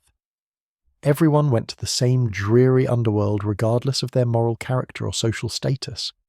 The only real distinction was that those whose bodies weren't properly buried or who died violent deaths might become troublesome ghosts, unable to rest in the underworld and instead wandering the earth causing problems for the living. This made proper burial and funerary rituals extremely important, not because they affected where you went, but because they ensured you could make the transition to the underworld peacefully, rather than being stuck in between. The gloomy nature of Sumerian afterlife beliefs meant that religious practice focused on this life rather than the next. You honoured the gods to ensure prosperity, health, and long life now, not to secure a pleasant afterlife later. Their idea of optimism about death was essentially, well, at least you'll be dead so you won't care that you're eating dust in eternal darkness, which is technically true but not particularly uplifting as a theological comfort. The relationship between individual cities and their patron deities created interesting political dynamics. Each major city had a god or goddess who was considered its true ruler and protector. The human king was merely the deity's representative, managing the city on their behalf. This meant that warfare between cities could be understood as conflicts between the gods themselves, with the patron deities fighting through their human followers. When one city conquered another, it wasn't just a political or military defeat. It was a demonstration that the victor's god was more powerful than the defeated city's deity. The victorious army might remove the cult statue of the conquered city's god, taking it back to their own city as a hostage or trophy. This was both a symbolic humiliation and a practical concern, because if the god's statue was gone, how could the deity properly dwell in their temple and protect their city? The spiritual implications of military defeat were thus profound, potentially undermining the entire religious and political order of the conquered city. Conversely, a city that successfully defended itself could claim that their god was powerful and favoured them, reinforcing political authority and civic morale. The multiplicity of gods and the local nature of many cults meant that Sumerian religion was surprisingly tolerant and flexible in some ways. There wasn't a strong sense that worshipping one god precluded honouring others, or that there was one single correct theology that everyone had to accept. Different cities emphasized different deities and had their own traditions and myths, and this was generally accepted as normal rather than as heretical deviation from orthodoxy. The Sumerians could be quite syncretistic, identifying gods from different cities as aspects of the same deity, or harmonizing contradictory myths into larger narratives. This flexibility probably helped maintain relatively peaceful relations between cities, despite their political competition. You might go to war with your neighbour over water rights or territorial boundaries, but you weren't fighting religious wars over whose gods were real or whose theology was correct.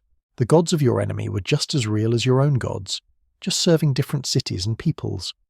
This made for a much less ideologically charged style of warfare than what would develop later in history with monotheistic religions that claimed exclusive truth and demanded universal acceptance. The priestly class who managed this elaborate religious system were a diverse group with different ranks and specialized roles. At the top were the high priests who administered major temples and performed the most important rituals. Below them were various grades of priests with specific responsibilities. Some specialized in divination, others in particular types of sacrifices, others in maintaining temple property and managing workers. There were priestesses as well as priests, and in some contexts women held high religious offices, though male dominance of the priesthood was the general rule. There were also temple singers and musicians who provided the music that accompanied rituals, sacred prostitutes whose services were part of certain religious festivals, and various other specialized religious personnel. Becoming a priest required education in religious law, ritual procedures, and often in divination, writing, and mathematics. It was a professional career that provided status and security, though it also demanded rigorous attention to ritual detail and purity regulations. Priests had to maintain spiritual cleanliness through various taboos and purification practices, abstaining from certain foods, avoiding certain activities, and ensuring they were ritually pure before performing ceremonies. Their idea of occupational requirements apparently included never eat onions because they pollute your breath for rituals, and take ritual baths constantly to maintain purity, which seems excessive but at least meant the priestly class probably smelled better than the average person in an age when regular bathing wasn't universal. The economic power of temples made the priesthood politically influential and potentially wealthy. Major temples controlled vast agricultural estates worked by temple dependents and slaves, workshops producing textiles and other goods, herds of livestock, fisheries, and commercial enterprises. The high priest of a major temple was one of the wealthiest individuals in the city, managing resources that could rival or exceed those of the king's palace in early periods. This wealth was theoretically owned by the deity and managed on their behalf, but the practical reality was that the priesthood controlled enormous assets and enjoyed comfortable lives while claiming to serve the gods. The tension between the religious ideal of humble service to the divine and the material reality of priestly wealth and power was presumably recognized but managed through theological frameworks that justified the priesthood's position and resources as necessary for proper divine service. After all, the gods deserved the best, and ensuring the gods received appropriate honor required significant material resources which someone had to manage, and who better than the specially educated priestly class dedicated to religious service? A convenient chain of logic that simultaneously elevated the priesthood's status and justified their control of substantial economic assets. Religious festivals and temple ceremonies served important social functions beyond their explicitly religious purposes. They provided entertainment in a world where entertainment options were limited. They created shared experiences that bound communities together. They marked time, giving structure to the year through the ritual calendar. They enabled redistribution of resources as portions of sacrifices and festival feasts were shared with the population. They demonstrated the power and piety of rulers who sponsored major religious events. They provided occasions for business transactions and social networking. They created employment for musicians, performers, craftsmen, and the many workers involved in preparing elaborate ceremonies. The religious system was thus deeply embedded in the social and economic fabric of Sumerian civilization, not a separate sphere of life but integrated into everything else. This made religion incredibly powerful as a force for social cohesion and political legitimacy, but it also meant that religious disruption could threaten the entire social order. If people lost faith in the gods, or in the priests who mediated divine will, the legitimacy of the entire hierarchical structure of civilization could be called into question. This probably explains why Sumerian rulers took religious obligations so seriously. It wasn't just personal piety but political necessity that demanded proper observance of religious rituals and maintenance of the temple system. The Sumerian religious worldview, with its multitude of gods, constant need for propitiation, and grim afterlife, might seem depressing from modern perspectives that often emphasize positive, comforting religious messages. But we should understand it in its historical context.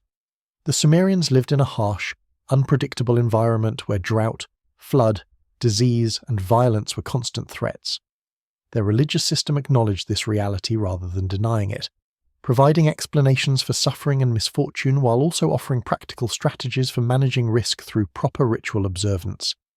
If your crops failed despite doing everything right, attributing it to inscrutable divine will was at least an explanation that made the universe comprehensible, even if not controllable.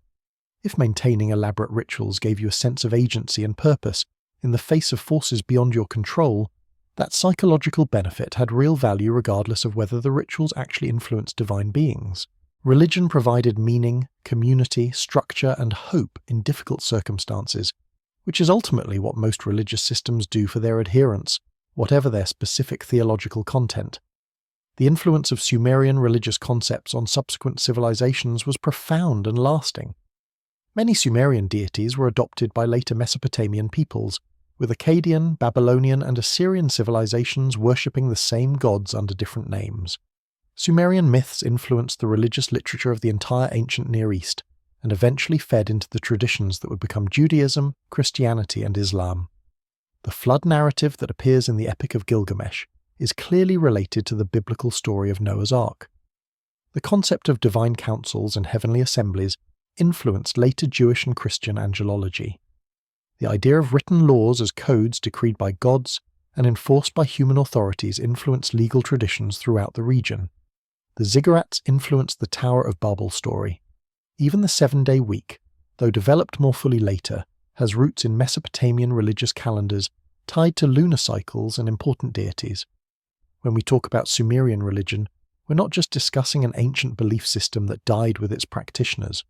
We're examining ideas and practices that influenced religious thought for thousands of years and continue to echo in various ways in contemporary religions that billions of people practice today. The 3,000-plus deities of the Sumerian pantheon might seem overwhelming, but for individual Sumerians, religious practice probably focused on a much smaller number of gods. The major deities everyone honored, their city's patron god, their family's protective spirits, and perhaps a few others with particular relevance to their occupation or personal circumstances. You didn't need to know about every single minor deity in the entire pantheon, any more than you need to know about every single person in your country's government to be a functional citizen. The vast pantheon existed as a complex system maintained by religious specialists, but ordinary people engaged with religion at a much more manageable scale, focused on the practical concerns of maintaining divine favour and avoiding supernatural harm in their daily lives. Their religious practice was fundamentally about security and prosperity in this world, rather than about abstract theological questions or preparation for the afterlife. It was religion as a practical necessity, a set of obligations and practices that everyone participated in because the alternative, angering the gods through neglect, was too dangerous to contemplate. Whether they found spiritual fulfillment or transcendent meaning in their religious observances is impossible to know, but they certainly seemed to take their religious duties seriously, building magnificent temples, maintaining elaborate rituals, and organizing their entire civilization around the service of divine powers they believed controlled their fate. While the Sumerians were busy appeasing their 3,000 gods and building massive ziggurats, they were also inventing technologies that would fundamentally change human civilization. We're not talking about minor improvements to existing tools or incremental refinements of traditional practices. The Sumerians developed genuinely revolutionary innovations that solved problems in entirely new ways and opened up possibilities that hadn't existed before. Some of these inventions are so fundamental to how we live that we barely think about them anymore, taking them for granted the way you might take for granted that water comes out when you turn on a faucet or that light appears when you flip a switch. But every technology, no matter how mundane it seems today, was revolutionary when first invented, and the Sumerians were responsible for an extraordinary number of these foundational innovations. Let's talk about how a civilization struggling to farm in a desert managed to invent things that would still be in use thousands of years later, long after the Sumerian language was forgotten and their cities were buried under sand. Start with probably the most famous Sumerian invention, the wheel. Now, the wheel as a concept seems so simple and obvious that you might wonder why it took humans so long to invent it. We'd been around as a species for hundreds of thousands of years, building increasingly sophisticated tools, developing agriculture, constructing permanent settlements, and somehow nobody thought to make a circular object that rotates on an axle until the Sumerians came along around 3500 BCE. The thing is, the wheel is actually not as obvious as it seems. Yes, circular objects roll. That's been apparent to anyone who's ever watched a log roll down a hill. But making a functional wheel and axle system requires solving several engineering problems simultaneously. You need to create a wheel that's perfectly circular or close enough that it rolls smoothly. You need to attach it to an axle in a way that allows it to rotate freely without wobbling off. You need to create an axle that's straight and strong enough to support weight. You need to figure out how to attach the axle to whatever vehicle or device you're making. You need to understand the physics well enough to design the system so it actually makes transportation easier rather than just creating a complicated device that doesn't work better than having people carry things. None of this is trivial with Stone Age or early Bronze Age technology, and it's not surprising that it took a while for someone to work out all the details. The earliest Sumerian wheels were probably solid wooden discs, made from planks fastened together and shaped into a circle. These were heavy and somewhat unwieldy, but they worked for the purpose of making carts that could carry loads more efficiently than humans or animals could carry them on their backs. The wheel's first application was apparently in pottery making. Potter's wheels appear in the archaeological records slightly before wheeled vehicles do, which makes sense because a potter's wheel is a simpler system that doesn't have to support heavy loads or survive rough terrain. But the technology transferred quickly to transportation, and by 3000 BCE, the Sumerians were building wheeled carts pulled by oxen or donkeys for moving goods and materials. These early vehicles weren't fast or particularly efficient by modern standards. The solid wooden wheels were heavy, and there were issues with friction and durability. But they still represented a massive improvement over previous transportation options for heavy loads. Instead of requiring 10 people to carry a load, you could put it on a cart and have one person with one animal move it. The economic implications were significant. Transportation costs dropped, trade became more feasible over longer distances, and the logistics of moving building materials, agricultural produce, and trade goods became much easier. The wheel technology continued to evolve. Spoked wheels, which were much lighter than solid wheels, appeared within a few centuries.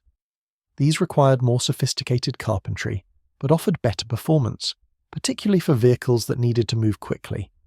Wheeled chariots became important military technology, allowing armies to deploy mobile platforms for archers. The principle of the wheel was applied to other mechanisms.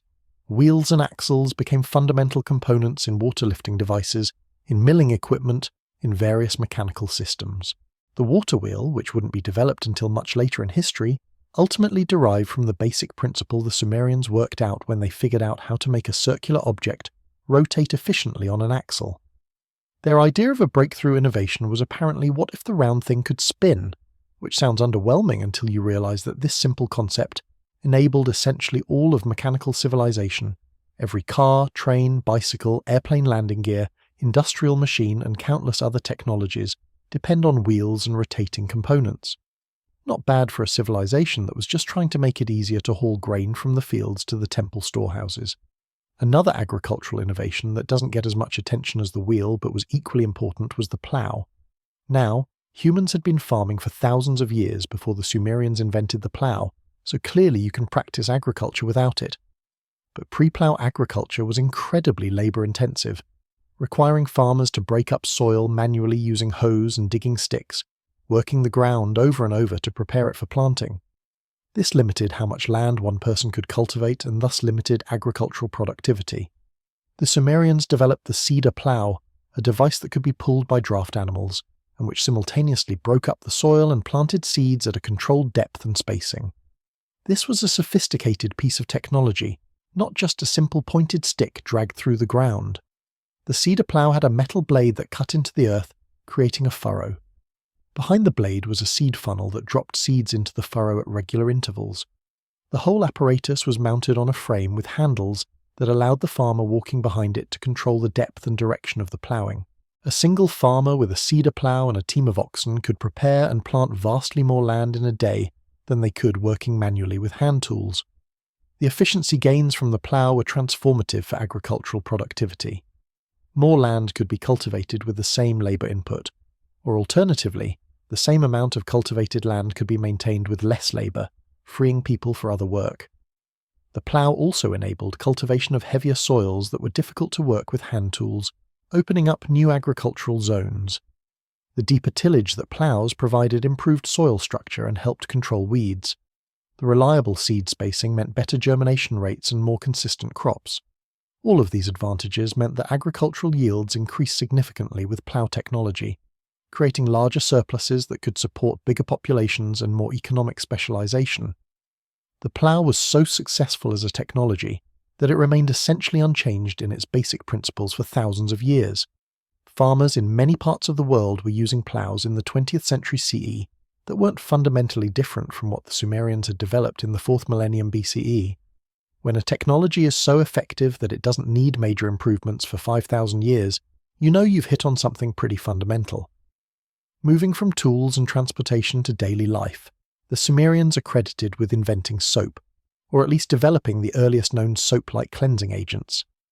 Now, people had been washing themselves with water alone, or with various abrasive materials for a long time, so the Sumerians didn't invent the concept of cleaning your body. But they figured out that if you mixed fats or oils with alkaline substances like wood ash, you got a product that was much more effective at removing dirt and grease than water alone. The earliest evidence for this comes from cuneiform tablets that include recipes for making cleansing agents from alkaline oils, dating to around 2500 BCE. The tablets don't actually call this substance soap, and don't explicitly describe using it for personal washing. The recipes appear in contexts suggesting it was used for cleaning wool and textiles in textile production. But the chemical process is basically soap making, and it's not a large leap from using it to clean fabrics to using it to clean skin. Whether or not the Sumerians used soap for personal hygiene, they certainly understood the importance of cleanliness, at least in ritual contexts. Priests had to maintain ritual purity through frequent washing, and temples had facilities for ablutions and purification rituals. The cities had drainage systems to remove wastewater and sewage from residential areas, which suggests at least some concern with sanitation and hygiene beyond just ritual requirements. The invention of soap making, even if initially developed for textile production, provided a technology that would eventually become fundamental to public health and disease prevention once people understood the connection between cleanliness and illness. In the ancient world, though, that connection wasn't clearly understood. People bathed because it was socially expected, ritually required, or personally pleasant, not because they understood microbial disease transmission. Their idea of health benefits from cleanliness was probably more aesthetic and spiritual than epidemiological. but they still ended up developing a technology that would turn out to be critically important for reasons they didn't fully grasp at the time. Now let's talk about one of humanity's most important inventions, beer. Yes, I'm serious. Beer deserves to be discussed alongside the wheel and the plough as a major technological innovation, both because brewing is a complex process that requires considerable technical knowledge, and because beer played a crucial role in ancient societies, including Sumer. The Sumerians didn't invent alcohol. Fermentation occurs naturally when yeasts consume sugars in fruits or grains, and humans discovered fermented beverages pretty much as soon as they started storing agricultural products. But the Sumerians developed brewing into a sophisticated technology, creating various types of beer, standardizing production methods, and integrating beer deeply into their economic and social systems. Beer in ancient Sumer wasn't just a recreational beverage, though it certainly was consumed for pleasure. It was a dietary staple, a form of payment for workers, a religious offering to the gods, and a safe alternative to water that might be contaminated. Workers received daily beer rations as part of their compensation, different types and quantities depending on their status and occupation. Temple workers, soldiers, scribes, and others were paid partly in beer, which was more stable and storable than bread, and more nutritious than water alone. The brewing process the Sumerians used was fairly sophisticated. They made beer from barley, sometimes mixing in dates or honey for flavouring and additional fermentable sugars. The barley was malted, sprouted, dried, and then ground into meal. This malted barley was mixed with water and sometimes bread, creating a mash that was allowed to ferment. The fermentation was probably spontaneous, relying on wild yeasts present in the environment rather than cultivated yeast strains, which meant that beer quality could vary considerably from batch to batch. The resulting beverage was cloudy, relatively low in alcohol content compared to modern beer, and thick enough that it was often consumed through straws to avoid getting too much of the sediment and grain particles that floated in it. Not exactly the carefully filtered, carbonated, precisely formulated beer we're used to today, but it served its purposes, providing calories, vitamins from the grain, and enough alcohol to be mildly intoxicating and to inhibit bacterial growth, making it safer than untreated water in many contexts. The Sumerians had multiple words for different types of beer, suggesting a diverse brewing tradition with various styles and qualities. There was ordinary beer for daily rations, fine beer for the elite and for offerings to gods, and various specialty beers flavoured or brewed differently. Women typically did the brewing, at least at the household level, making it one of the key economic activities performed by women in Sumerian society. The goddess Ninkasi was the patron deity of brewing, and we have a hymn to Ninkasi that's essentially a recipe for beer, encoded in poetic religious language. Modern brewers have attempted to recreate Sumerian beer using the hymn to Ninkasi as their guide, producing beverages that are apparently drinkable, if somewhat unusual by contemporary standards. The cultural importance of beer in Sumer is hard to overstate. It appears constantly in economic records, legal texts, religious rituals, and literature. The Epic of Gilgamesh describes the civilizing of Enkidu, a wild man who becomes human through drinking beer and eating bread, suggesting that beer consumption was seen as a marker of civilized life, as opposed to primitive existence. Their idea of what separates humans from animals apparently included the ability to get moderately drunk on fermented grain beverages, which is perhaps not the most dignified definition of civilization, but has a certain practical logic to it. Moving from beverages to mathematics, the Sumerians developed a sophisticated mathematical system that included the invention of the sexagesimal system, mathematics based on the number 60. This might seem like an odd choice. We use base 10, probably because we have 10 fingers, and that seems natural and intuitive. Why would anyone decide to base their number system on 60?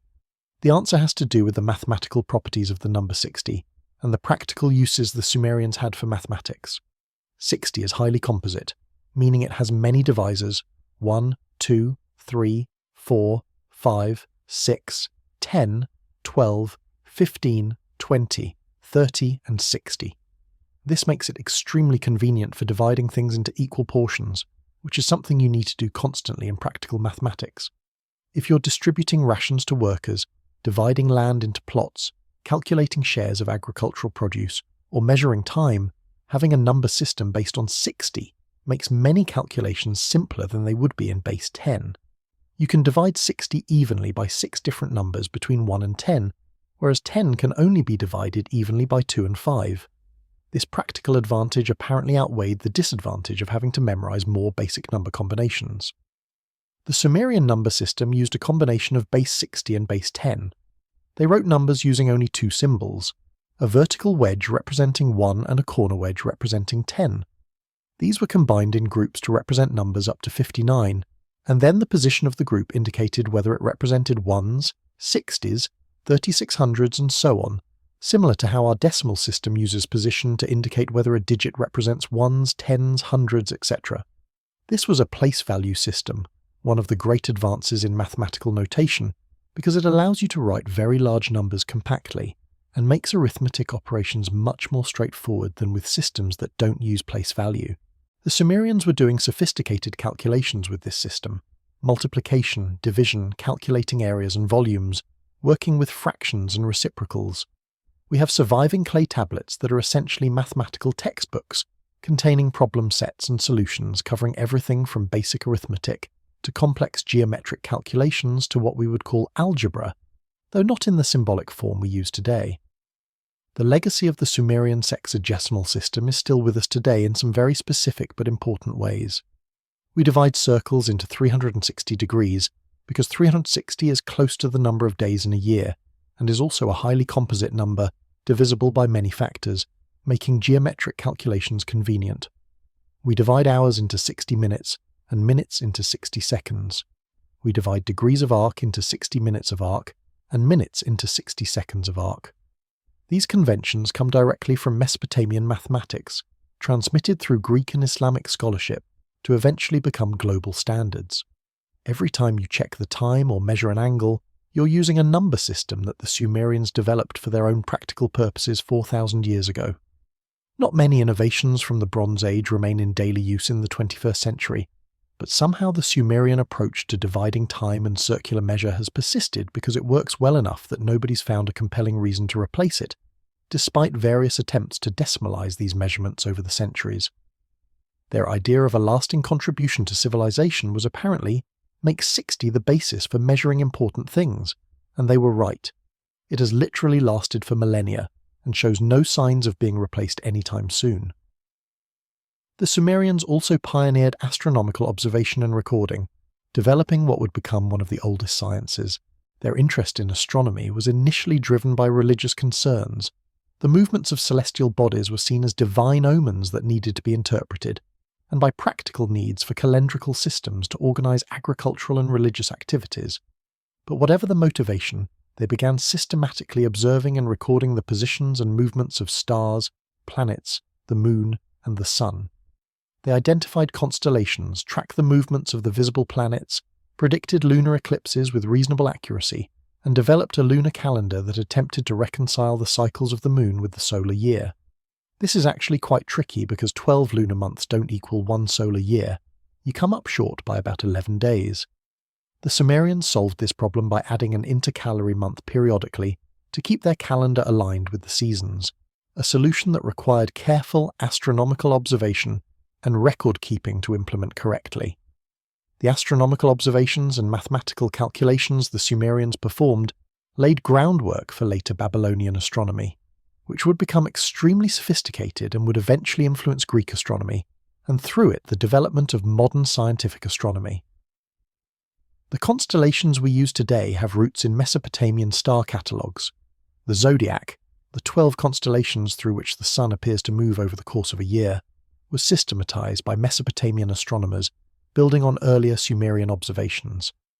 The careful records of celestial events that Mesopotamian astronomers maintained over centuries provided data that later astronomers could analyze to identify patterns and cycles, eventually leading to mathematical models of planetary motion. Not bad for a civilization that thought the planets were gods moving across the heavens according to divine plans rather than physical objects following natural laws. Their observations were accurate regardless of their interpretation of what those observations meant, and accurate data is the foundation of science even when your theoretical framework for understanding that data is entirely wrong. Metallurgy is another area where the Sumerians made significant advances, though they weren't the first to work with metal. Copperworking had been practiced in various regions before Sumer developed, and the Sumerians had to import copper ore since they had no local sources. But they became skilled at working with copper, and crucially, they developed bronze metallurgy by alloying copper with tin. Bronze is harder and more durable than pure copper, making it much more useful for tools and weapons. The process of creating bronze requires considerable technical knowledge. You need to smelt copper ore to extract pure metal, acquire tin from distant sources, combine the two metals in the right proportions, and cast or forge the resulting alloy into useful objects. The Sumerians developed techniques for all of this, creating bronze tools, weapons, decorative objects, and even using bronze for monumental art like the large copper relief panels found at some temple sites. The introduction of bronze tools improved agricultural efficiency, made construction work easier, and enhanced military capabilities. Bronze axes could clear timber more effectively than stone axes. Bronze plows were more durable than wooden ones. Bronze weapons gave armies equipped with them a significant advantage over forces still using stone or copper weapons. The Bronze Age gets its name from the widespread adoption of this technology, and the Sumerians were among the pioneers in developing it. Their idea of innovation in weapons technology was apparently, what if we mixed two different metals together and made something harder than either one separately? Which seems straightforward in retrospect, but required considerable experimentation to figure out the right proportions and techniques. The bronze recipe isn't obvious. You don't just throw random amounts of copper and tin together and get good bronze. You need roughly 90% copper and 10% tin for optimal properties, and figuring that out through trial and error while working with scarce, expensive imported tin must have taken substantial time and resources. The Sumerians also developed important innovations in textile production, creating some of the earliest sophisticated woven fabrics. Textile production was a major industry in Sumerian cities, with large workshops producing cloth for local use and for export. They raised sheep for wool and grew flax for linen, developed spinning technologies to create thread, and built vertical weighted looms for weaving. The textile workshops employed hundreds of workers, primarily women, who processed wool, spun it into thread, wove fabric, and finished the cloth by fulling and dyeing it. The scale and organization of textile production in Sumer was remarkable. These were essentially early factories, with specialized workers performing specific tasks as part of a production process that transformed raw wool into finished cloth. The quality of Sumerian textiles was apparently quite high, as they were trade goods valued throughout the ancient Near East, and were used as a form of currency for certain types of transactions. Their idea of a thriving export industry involved spending countless hours spinning and weaving, which doesn't sound glamorous, but generated substantial wealth, and was a key component of the Sumerian economy. In architecture and construction, the Sumerians pioneered several important techniques despite working with limited materials. They developed the true arch, creating structures where wedge-shaped bricks supported each other to span openings without requiring wooden beams or other supports. This was a significant architectural innovation that would be refined by later civilizations like the Romans, but which began with Mesopotamian builders figuring out the geometry and engineering of arches. They also developed sophisticated mud brick construction techniques, including the use of fired brick for facing, bitumen as mortar and waterproofing, and methods for constructing stable structures on soft alluvial soils. The ziggurats themselves represent remarkable feats of engineering, demonstrating the Sumerians' ability to design and construct massive buildings that could stand for centuries despite being made primarily from mud brick. Not the most durable building material ever developed, but impressive nonetheless when you're constructing buildings 70 feet tall that need to remain stable under their own weight and through seasonal temperature changes, occasional earthquakes, and periodic flooding. The Sumerians also made advances in hydraulic engineering beyond just irrigation. They built dams, weirs, and water control structures that managed river flow and directed water for various purposes. They constructed artificial harbours and canals for navigation and transport. They developed wells and sophisticated systems for raising water from underground sources. Some of these water-lifting technologies, like the shaduf, a long pole with a weight on one end and a bucket on the other, pivoting on a fulcrum, were simple but effective, allowing one person to raise water from wells or canals without requiring excessive physical effort. Other systems were more complex, involving chains of water-lifting devices to raise water from lower to higher levels in stages. These technologies were essential for maintaining the agricultural productivity that supported Sumerian civilization, and they represented accumulated engineering knowledge developed over generations of practical experience with water management. In the realm of administrative technology, The Sumerians developed systems that might not seem like technology in the modern sense, but which were absolutely crucial for making civilization work. We've already discussed writing and mathematics, but there were other administrative innovations too. They developed cylinder seals, small carved cylinders that could be rolled across wet clay to leave a distinctive impression that served as a signature or mark of ownership. These seals were both artistic objects and practical tools for authenticating documents and marking property. The distinctive impression each seal left was unique enough to serve as proof of identity, similar to how signatures work in our society. They developed standardized weights and measures, allowing for consistent trade and taxation across the city-state and even between cities. Merchants and officials used balance scales and standard weights to ensure fairness in transactions, at least in theory. They developed contracts and legal frameworks that used writing to formalize agreements and create enforceable obligations. All of these administrative technologies were essential infrastructure for economic life in a complex urban society, providing the systems needed for property rights, trade, taxation, and governance to function reliably. The Sumerians were also apparently the first to develop specialized medical practice and medical texts, documenting treatments for various conditions and creating a body of medical knowledge that could be taught and transmitted. Their medical understanding was a mixture of practical empirical knowledge about herbs, treatments, and surgical procedures, combined with magical and religious elements since disease was understood as having supernatural causes. A typical medical text might prescribe both a plant-based remedy and an incantation to drive out the demon causing the illness. From our perspective, the magical elements seem superstitious and ineffective, but some of the practical remedies were probably genuinely helpful. Plants contain actual pharmacologically active compounds, and even if the Sumerians didn't understand the chemistry, they could observe that certain plants had beneficial effects on certain conditions. Their medical knowledge would be refined and expanded by later Mesopotamian physicians, eventually contributing to Greek and Islamic medical traditions that would shape medicine for thousands of years. The scope of Sumerian technological innovation is genuinely impressive when you step back and look at it comprehensively. This was a civilization that invented writing, developed sophisticated mathematics, created advanced agricultural and hydraulic engineering, pioneered metallurgy, built monumental architecture, invented the wheel, standardized weights and measures, developed administrative systems that could manage complex economies, brewed beer on an industrial scale, made soap, observed astronomical phenomena, and practiced medicine. All while living in one of the most challenging environments on Earth, with limited natural resources, using Bronze Age technology, and dealing with constant threats from weather, disease, and warfare. The technological creativity and problem-solving that this required is remarkable. The Sumerians faced enormous practical challenges in making civilization work in southern Mesopotamia, and they responded by innovating constantly, trying new approaches when old ones failed, and building on successful innovations to create increasingly sophisticated technologies. It's worth considering why the Sumerians were so innovative compared to many other ancient cultures. Part of the answer surely lies in necessity. Their harsh environment and resource limitations forced them to innovate or fail. Part of it was probably the scale and density of their urban civilization, which brought together large numbers of people and created both the need for new technologies and the critical mass of specialized workers who could develop and refine innovations.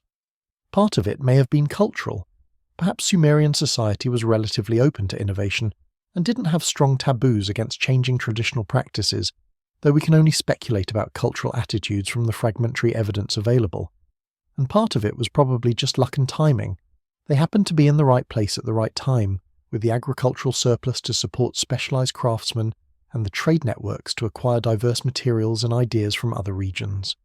Whatever the combination of factors, the result was a civilization that punched well above its weight in terms of technological achievement, developing innovations that would influence human society for thousands of years into the future.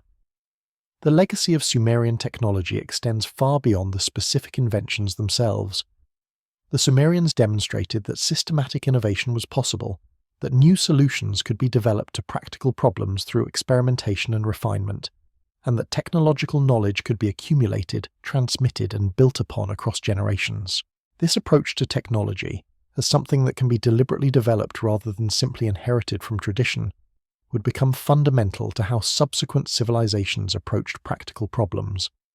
The specific technologies the Sumerians invented were important, but perhaps even more important was their demonstration that human ingenuity could reshape the world through deliberate innovation.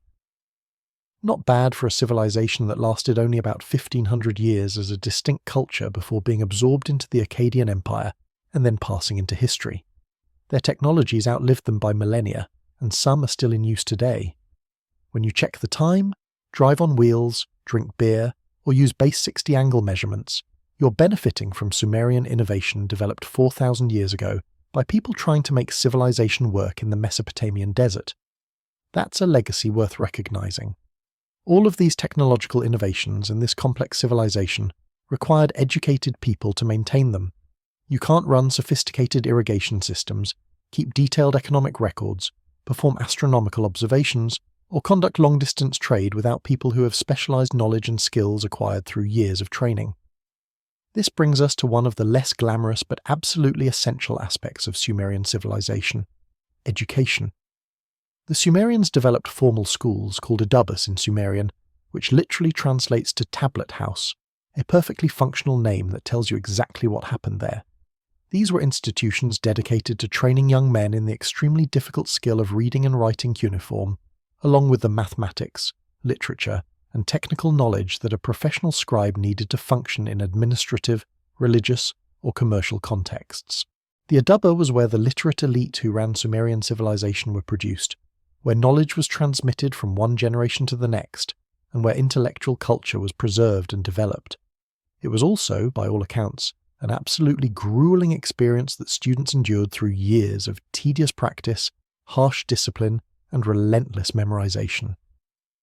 Not exactly the nurturing, student-centered educational philosophy we aspire to today, but it apparently worked well enough to maintain literacy and administrative competence across many generations. Let's start by understanding who actually attended these schools. Education in the aduba was not universal, or even close to it. The vast majority of Sumerian children, probably 95% or more, never learned to read or write at all. They were trained for their future roles through practical apprenticeship and learning by doing. A farmer's son learned farming by working alongside his father in the fields. A craftsman's daughter learned textile work by helping her mother spin and weave. Most occupations were transmitted through family tradition and hands-on experience rather than formal schooling. But for the small minority of families who could afford to forgo their sons' labour for the many years it took to become literate, scribal education offered a path to prestigious and relatively comfortable careers. Students in the aduba came overwhelmingly from elite families, the sons of priests, administrators, wealthy merchants, and landowners. There was probably some limited social mobility through education, with a few bright boys from more modest backgrounds managing to acquire scribal training and advance into the professional class. But this was the exception rather than the rule. Education was primarily a way for the elite to reproduce their privileged status across generations, ensuring their sons would have the specialized knowledge needed for high-status positions. The process of becoming a scribe began young, probably around age 7 or 8, when boys would enter the aduba as beginning students. The curriculum started with the absolute basics, learning how to hold a stylus properly, how to prepare clay tablets to the right consistency, how to press the stylus into the clay to create clear wedge-shaped marks. This sounds simple, but cuneiform writing required considerable manual dexterity and control. The angle, depth, and orientation of each wedge mark had to be just right to create legible signs, and it took extensive practice to develop the muscle memory and hand-eye coordination necessary for fluent writing.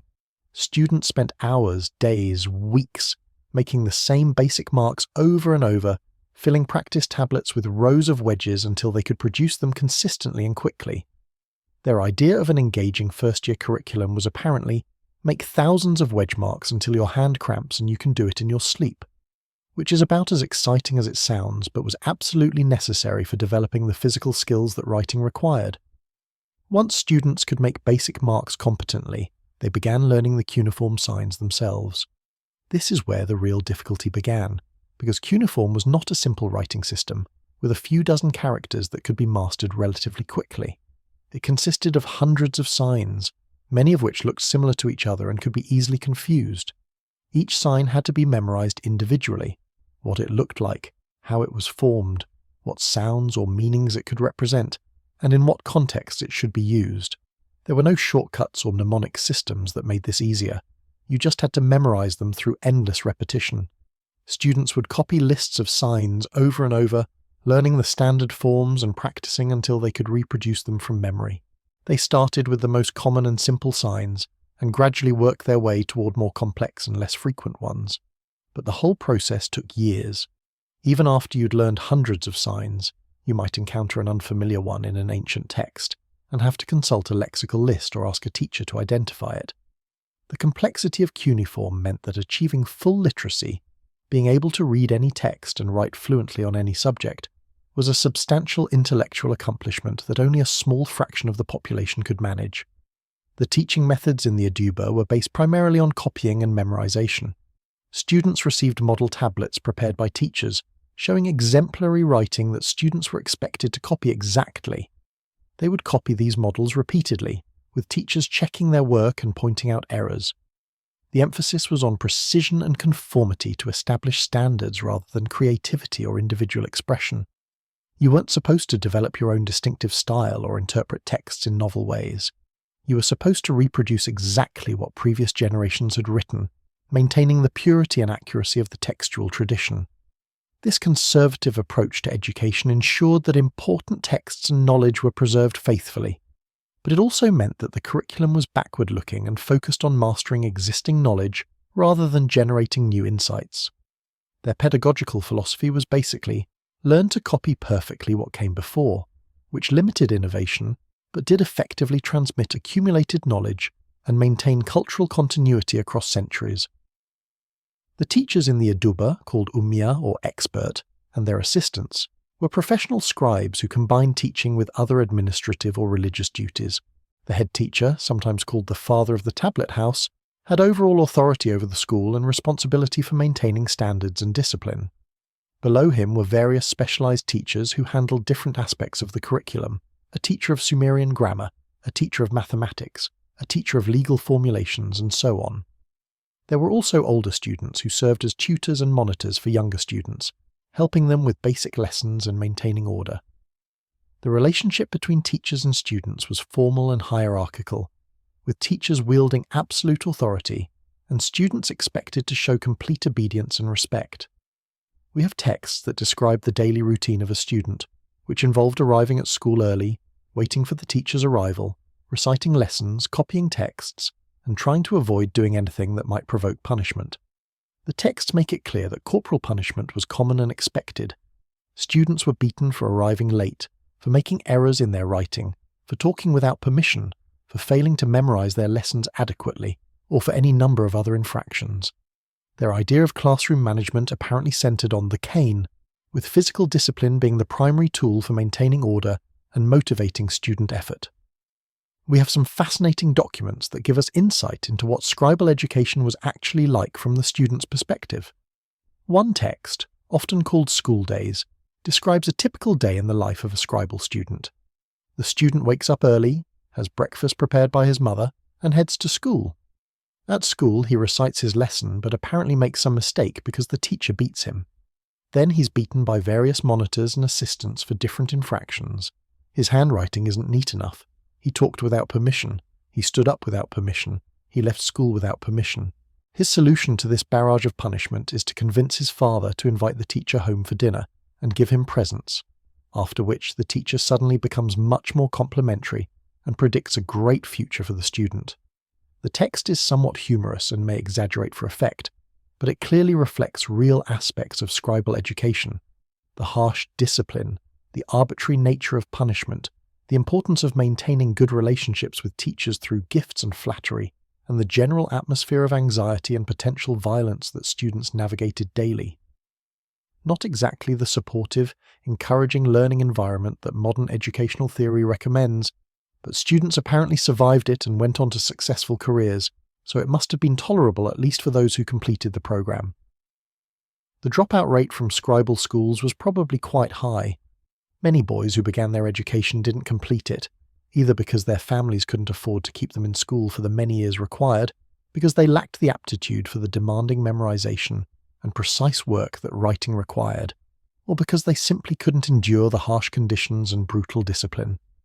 Those who did complete the full curriculum emerged as professional scribes, qualified for positions in temple administrations, royal bureaucracies, or as private scribes serving merchants and wealthy individuals.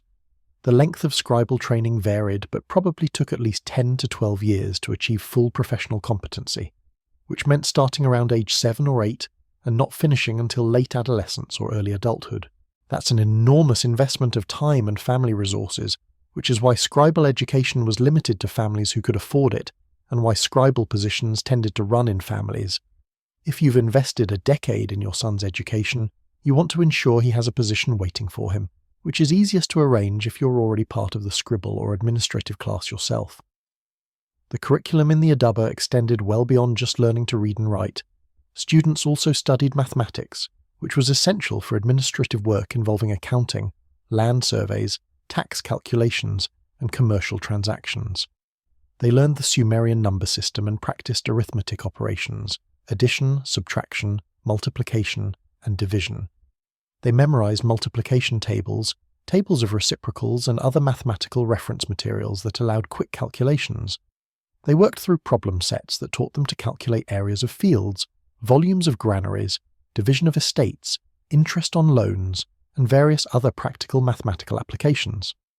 The mathematical training was quite sophisticated, covering what we would recognize as advanced arithmetic and even elements of geometry and algebra, though not using the symbolic notation and abstract methods of modern mathematics. Everything was concrete and practical, focused on solving specific types of problems that scribes would encounter in their professional work. Students also studied Sumerian literature, memorizing hymns, myths, proverbs, and literary compositions that were considered canonical works worth preserving and transmitting. This served multiple purposes. It taught students the elevated literary language that was used in formal compositions, as distinct from everyday colloquial Sumerian. It transmitted cultural values and religious knowledge encoded in the traditional texts. It provided models of different literary genres and rhetorical styles that students might need to imitate in their own writing.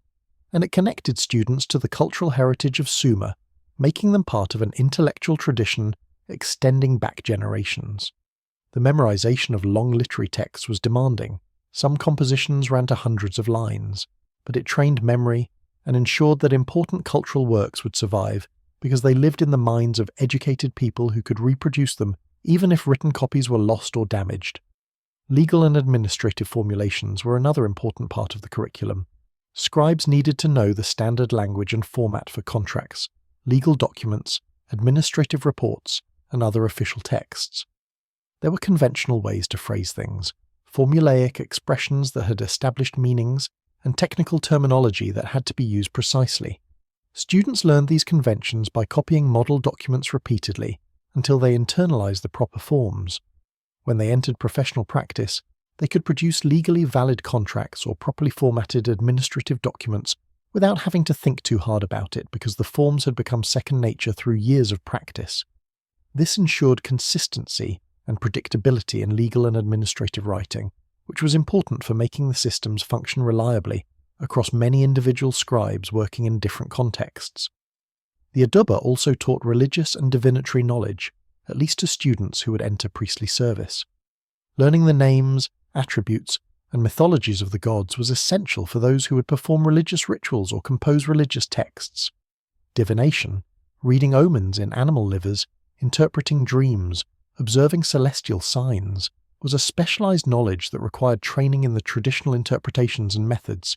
Students who would become diviners learned extensive lists of omens and their meanings, memorizing the correlations that earlier generations of diviners had established between signs and outcomes. This knowledge was considered both practically valuable and religiously significant, providing a way to understand divine will and predict future events. Whether or not divination actually worked in any objective sense, it provided a decision-making framework and gave both diviners and their clients a sense of being able to manage uncertainty by consulting divine guidance. Their idea of evidence-based prediction was apparently, if the liver looked like this last time, and then the army won the battle, the liver causes victories, which is not exactly rigorous empirical methodology, but was the best available approach to forecasting in the absence of modern statistical methods or scientific understanding of causation. Beyond the formal curriculum, students absorbed the social and professional culture of the scribal class.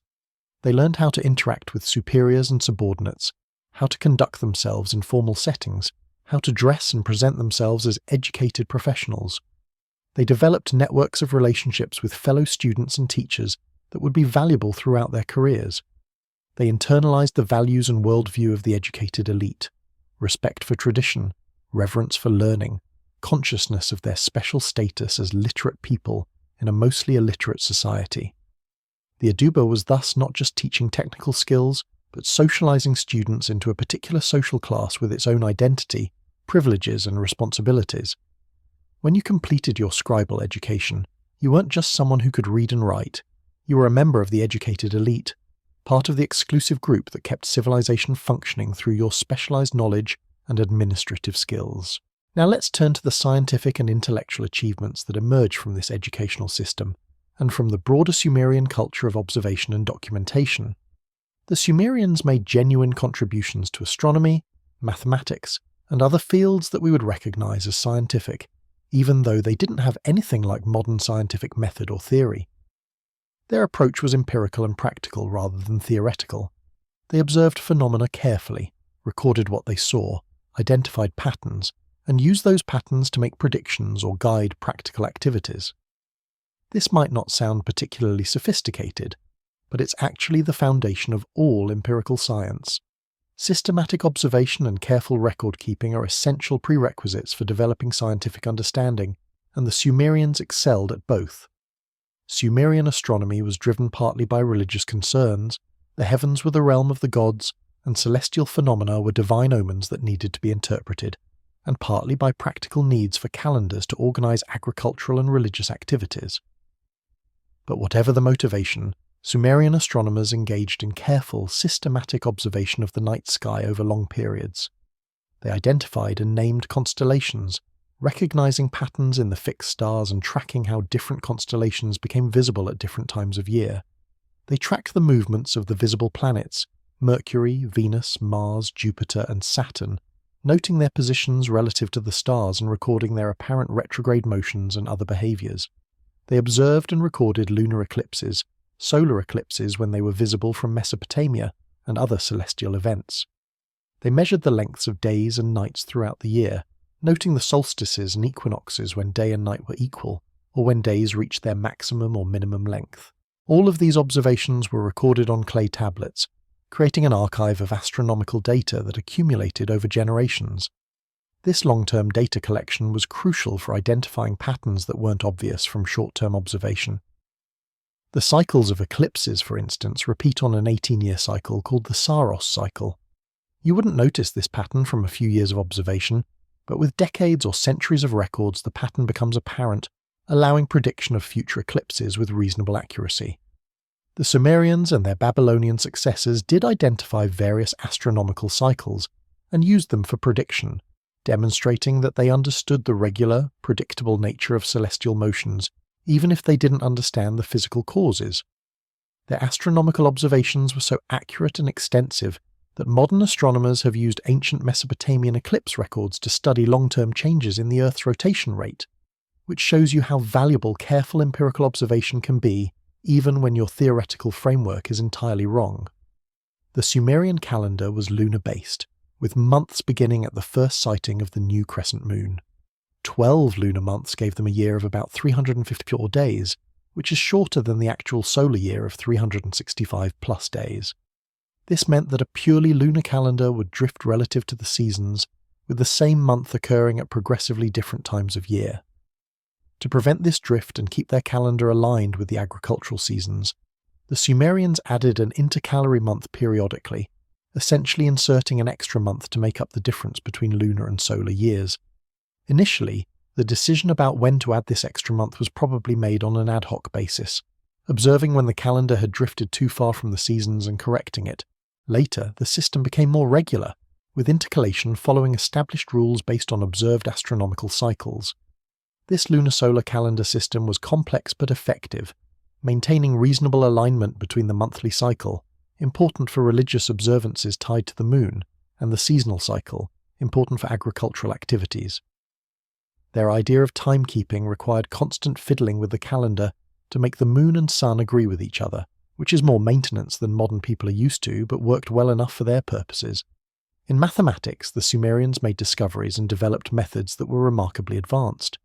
We've already discussed their sexagesimal number system, but we should delve deeper into what they actually did with their mathematical knowledge. Sumerian mathematicians worked with fractions, understanding how to divide quantities into parts and calculate with those parts. They understood the concept of reciprocals, numbers that multiply together to give one, and created extensive tables of reciprocals that allowed them to turn division problems into multiplication problems, which were easier to calculate.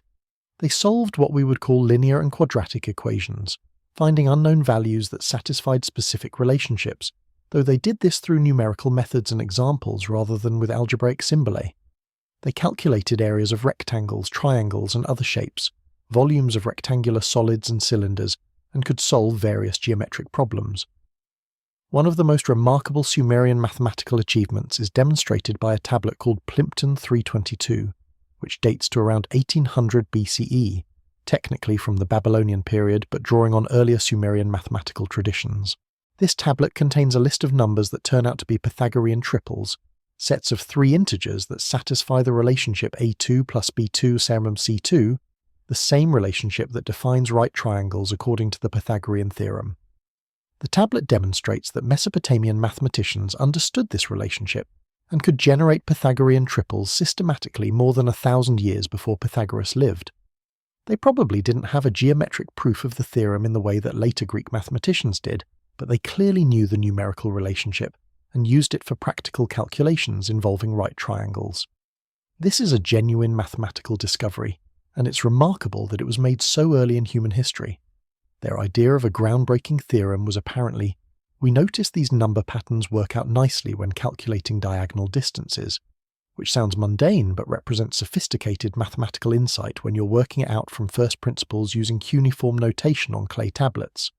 Sumerian mathematicians also worked with what we might call algebraic problems, though again, not using symbolic notation.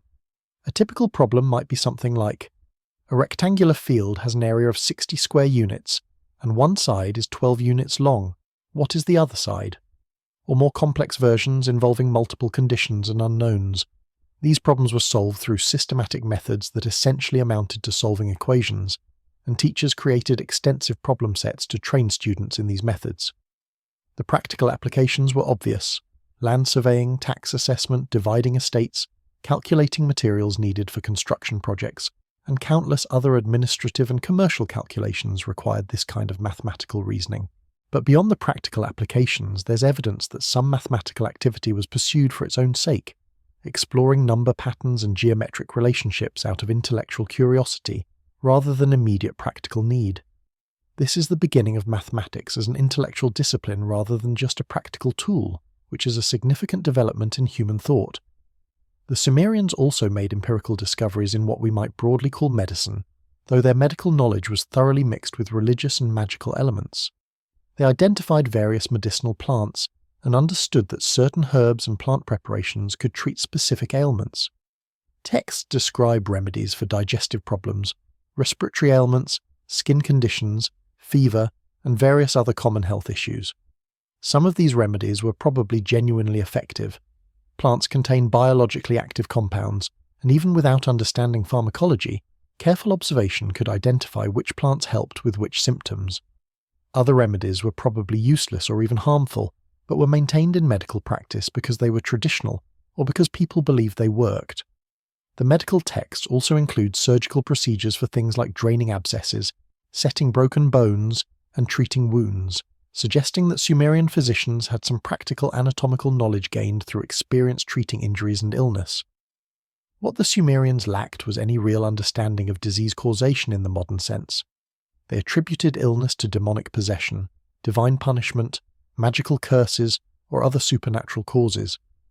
This meant that medical treatment often combined practical remedies, which might address symptoms or have actual therapeutic effects, with magical incantations and religious rituals meant to address the supernatural cause. A typical treatment might be, apply this herbal poultice to the affected area and recite this incantation to drive out the demon of fever. From a modern perspective, the herbal poultice might have actual medicinal properties, while the incantation is superstitious nonsense. But the Sumerians didn't make that distinction.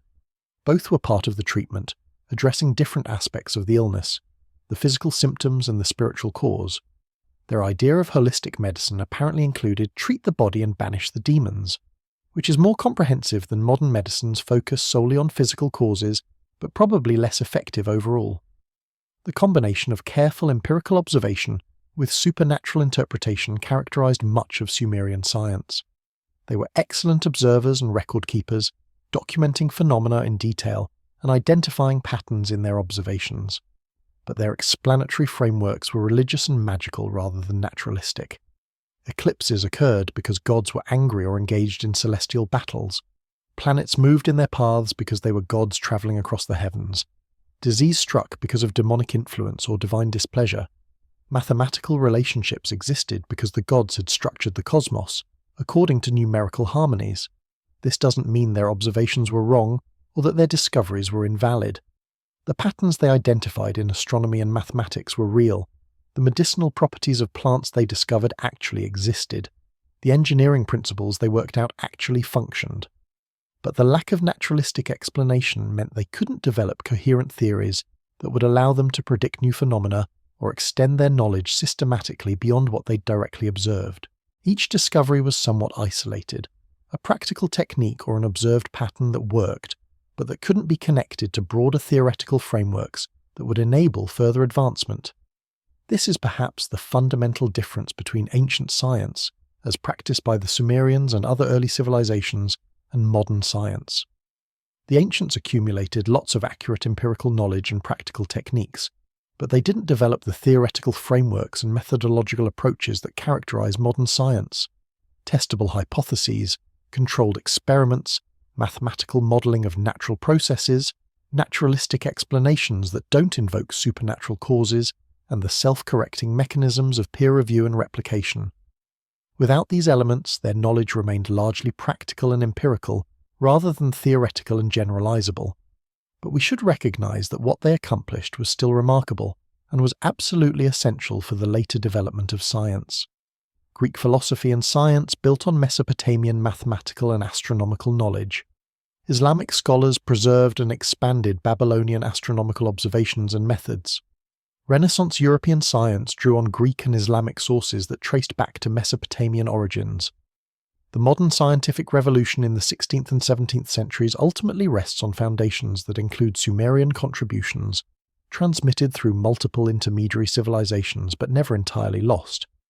The intellectual culture of Sumer, centered in the Aduba but extending to temple observatories and administrative offices where learned scribes worked, represented humanity's first sustained attempt to systematically accumulate and transmit specialized knowledge across generations through formal educational institutions.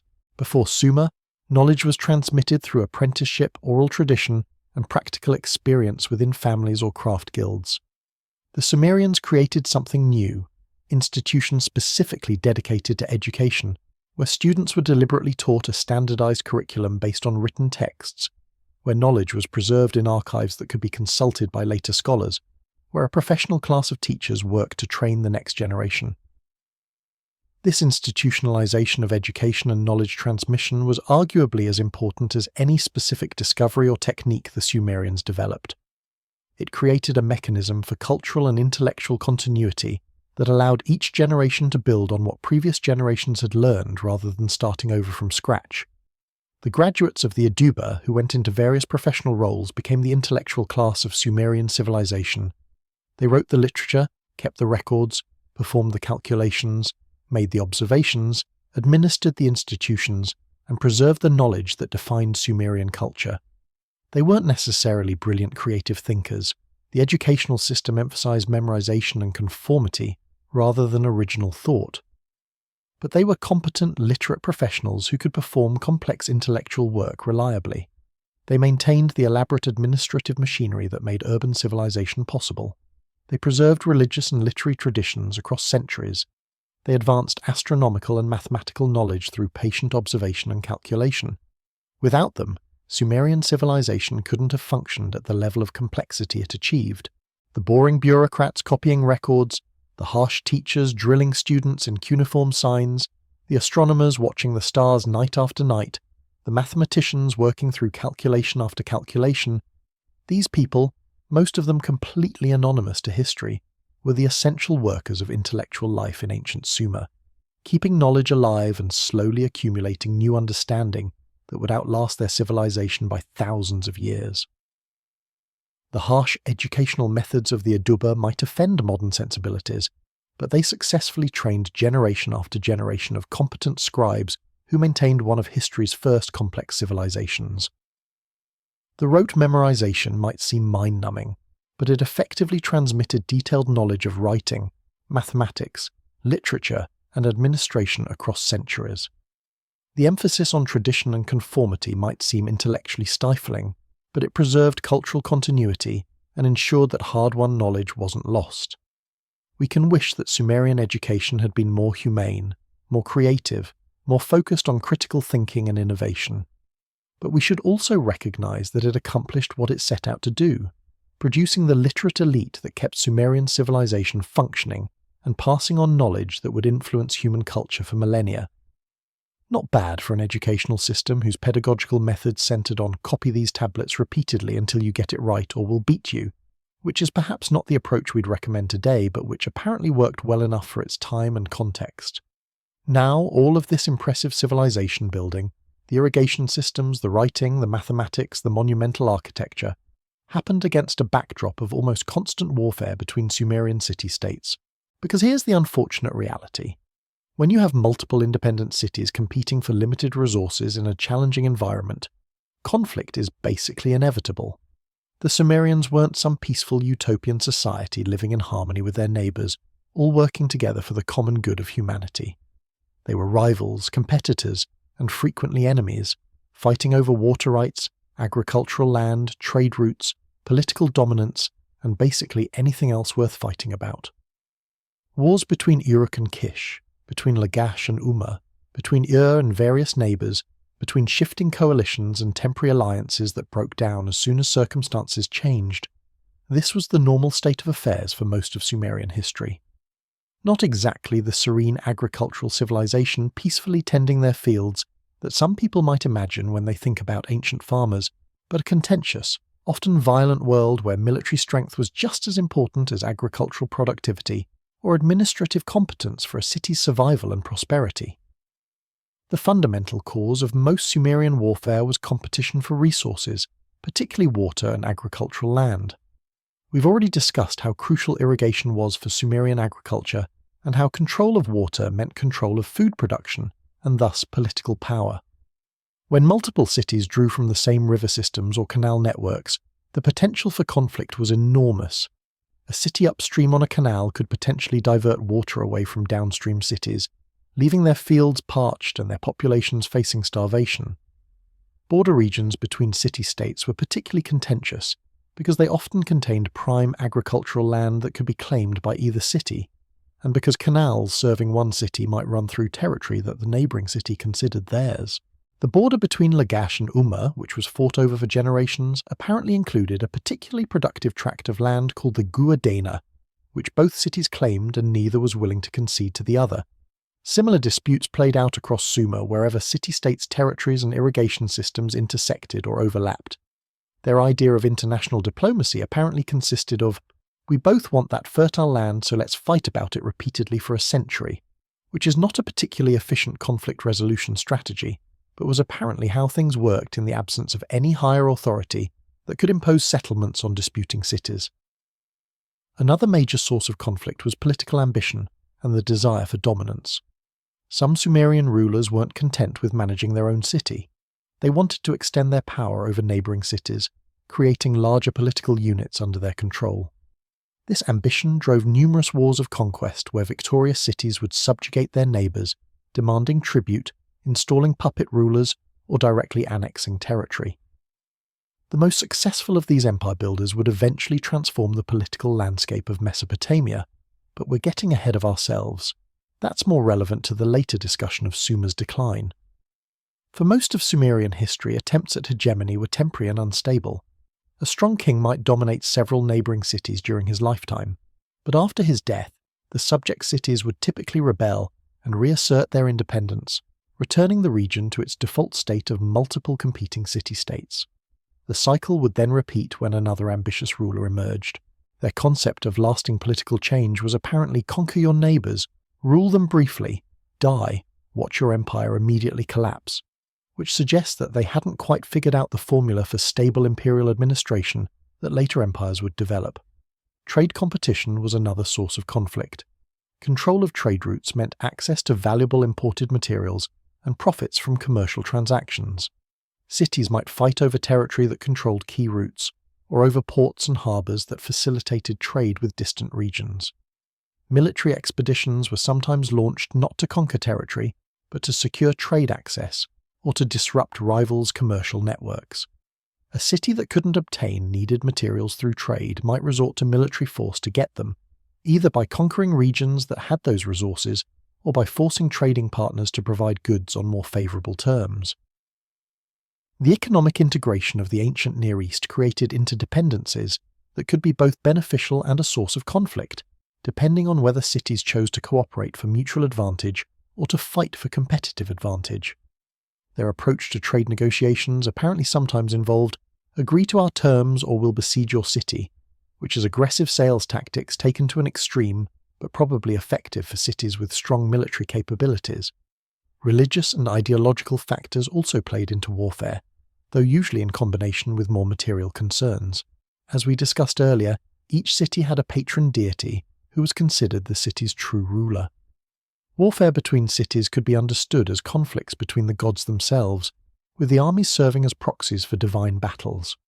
When one city defeated another, it demonstrated that their god was more powerful than the defeated city's deity. Victorious armies sometimes captured the cult statue of the defeated city's god and took it back to their own city, which was both a symbolic humiliation and a practical way of disrupting the defeated city's religious and political order.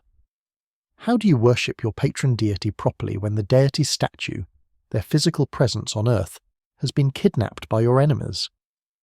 The religious dimension of warfare added intensity and significance to what might otherwise have been purely pragmatic disputes over resources and power. It also made conflicts harder to resolve through compromise because you weren't just negotiating over practical matters like water allocation or border demarcation. You were also dealing with questions of divine favour and cosmic order that didn't lend themselves to pragmatic settlement. Their version of religious warfare fortunately didn't involve forcing conversions or exterminating heretics, since they accepted that all the gods were real and that different cities served different deities. But the identification of city and god still gave conflicts a sacred dimension that made them feel more significant and justified than mere quarrels over practical matters. Let's talk about what Sumerian warfare actually looked like in practical terms. The armies were primarily composed of infantry, foot soldiers fighting with spears, axes, and later swords, protected by shields and sometimes by armour. The earliest Sumerian soldiers probably wore minimal armour, perhaps leather garments or felt cloaks that provided some protection, while allowing freedom of movement in the heat. As metallurgy advanced and bronze became more available, metal helmets and sometimes bronze scale armour or plate became available for elite troops and professional soldiers, though the expense of metal meant that common soldiers continued to rely on leather and cloth for protection. Shields were typically made from wood covered with leather or wicker, designed to be light enough to carry while providing reasonable protection against spears and arrows.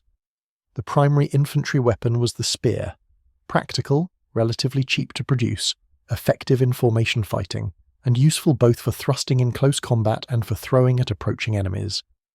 Axes and maces served as secondary weapons, useful in close combat when the spear couldn't be effectively wielded. Later, swords appeared, though the metallurgy required to make effective bronze swords was challenging and expensive, so they remained somewhat prestige weapons for the wealthy, rather than standard equipment for common soldiers. The tactic that Sumerian armies relied on was the phalanx formation, densely packed ranks of spearmen standing shoulder to shoulder, presenting a solid front of shields and projecting spears that made them difficult to attack head-on. This formation required discipline and coordination, with soldiers maintaining their positions and moving together as a unit, rather than fighting as individuals. When two phalanxes met in battle, the result was essentially a brutal shoving match, with each side trying to break through the other's formation or cause it to collapse through the pressure of massed bodies pushing forward. Soldiers in the front rank stabbed at opponents with their spears while those behind pushed forward, maintaining pressure and replacing front rank fighters who fell. This style of warfare was exhausting, chaotic, and absolutely terrifying for those participating in it. You're packed in tight with your fellow soldiers, unable to maneuver or retreat individually, facing a wall of enemy spears while trying to maintain your position and not get killed. The noise alone, thousands of men shouting, screaming, cursing, metal clashing on metal and wood, would have been overwhelming. Not exactly the heroic, glorious combat that later military propaganda often portrayed, but a grinding, desperate struggle where victory went to whichever side could maintain cohesion and morale longer. The Sumerians also developed archery as a military technology, with composite bows that were more powerful than simple wooden bows. These weapons required considerable skill to use effectively and were expensive to produce, so archers formed specialized units rather than being standard equipment for every soldier. Archers could thin out enemy formations before the main clash of infantry lines, target enemy commanders or other high-value individuals, and provide supporting fire during sieges. The development of effective archery created tactical complexity, with commanders having to coordinate infantry, archers, and later cavalry or chariot units to work together effectively. Their idea of combined arms warfare was figuring out how to keep the archers from shooting their own infantry in the back, while also preventing enemy infantry from reaching the archers, which is trickier than it sounds when everyone's operating by shouted commands and crude signal systems in the chaos of battle. One of the more distinctive features of Sumerian warfare was the use of chariots, or more accurately, wagon-like vehicles pulled by donkeys or onagers. These weren't the fast, maneuverable two-wheeled chariots that would later be developed by other cultures and pulled by horses. Sumerian chariots were heavier four-wheeled vehicles, more like armoured carts than true chariots, drawn by teams of donkeys which are not exactly known for their speed or battlefield temperament. The vehicles carried 2 or 3 men, a driver, and 1 or 2 soldiers who could fight from the platform using spears or bows. These vehicles were probably not very effective for rapid maneuvering or pursuit, but they did provide a mobile platform for elite warriors and commanders elevated above the infantry, and thus having better visibility and some protection from the fighting. They may also have had some psychological impact, with the sight and sound of these relatively large vehicles bearing down on enemy formations, potentially intimidating soldiers who'd never seen such things before. But let's be honest, donkey-drawn wooden carts were never going to be decisive weapons that transformed warfare the way horse-drawn chariots would in later periods. Their chariot cause was essentially, what if we put important people on really slow wagons? Which sounds unimpressive, but was apparently the best mobile warfare platform available, before horses became common in Mesopotamia. Siege warfare was particularly important in Sumerian conflicts, because cities were fortified with substantial walls that made them difficult to capture through direct assault. The typical Sumerian city was surrounded by massive mud brick walls, sometimes 30 or 40 feet high and equally thick, with towers at regular intervals providing elevated platforms for defenders to rain missiles down on attackers. These walls represented enormous investments of labour and resources, but they were essential for security in a world where any city might face military attack from neighbours. When one city wanted to conquer another, they usually couldn't just march up and take it. They had to conduct a siege, surrounding the city and trying to force its surrender through starvation, assault, or negotiated submission. Siege warfare in the Bronze Age was a test of endurance and resources. The attacking army had to maintain a blockade for potentially months, keeping their own forces supplied and preventing the besieged city from receiving supplies, while the defenders tried to outlast the attackers and maintain their food stores and water supplies until the besiegers gave up or were called away by other concerns. The techniques of siege warfare were fairly limited by Bronze Age technology. The Sumerians hadn't developed sophisticated siege engines like battering rams, siege towers, or catapults that later civilizations would use. Their main approaches were escalade, using ladders to climb the walls, which was extremely dangerous for the attackers and usually could be repelled by defenders unless the attackers had overwhelming numbers or the defenders were depleted and exhausted. They could also try undermining, digging tunnels under the walls to create breaches, though this required time, skill, and favourable soil conditions. Most commonly, they simply besieged the city and waited, hoping that starvation and disease would force surrender before their own army's supplies ran out or before circumstances forced them to withdraw. A well-prepared city with adequate food stores, good water supplies, and determined defenders could hold out for months or even years, making sieges expensive, time-consuming, and uncertain enterprises. Their idea of siege technology was basically surround them and wait, which required patience more than tactical brilliance, but was often effective eventually since besieged cities would run out of food before besieging armies ran out of willingness to wait. The logistics of maintaining an army in the field was a major constraint on Sumerian warfare. Armies needed food, water, weapons, and other supplies that had to be transported to wherever the fighting was occurring. The soldiers themselves were primarily farmers and other workers who had been mobilized for military service, meaning that while they were off fighting, they weren't doing their regular productive work. This created economic costs beyond just the resources directly consumed by the army. Long campaigns were difficult to sustain because armies would eventually need to return home for planting or harvest seasons, or because supplies would be exhausted, or because soldiers would desert to return to their families and work. This favoured short, decisive campaigns over extended wars of attrition, though border disputes like the Lagash-Umma conflict could drag on for generations with intermittent fighting whenever circumstances permitted active campaigns. Their military planning apparently involved asking, how long can we keep these guys away from their fields before the agricultural economy collapses? Which is a legitimate logistical concern and one that frequently determined strategic possibilities more than tactical considerations did. Command and control in Sumerian armies was invested in the lugal or military leader, supported by subordinate commanders who led individual units.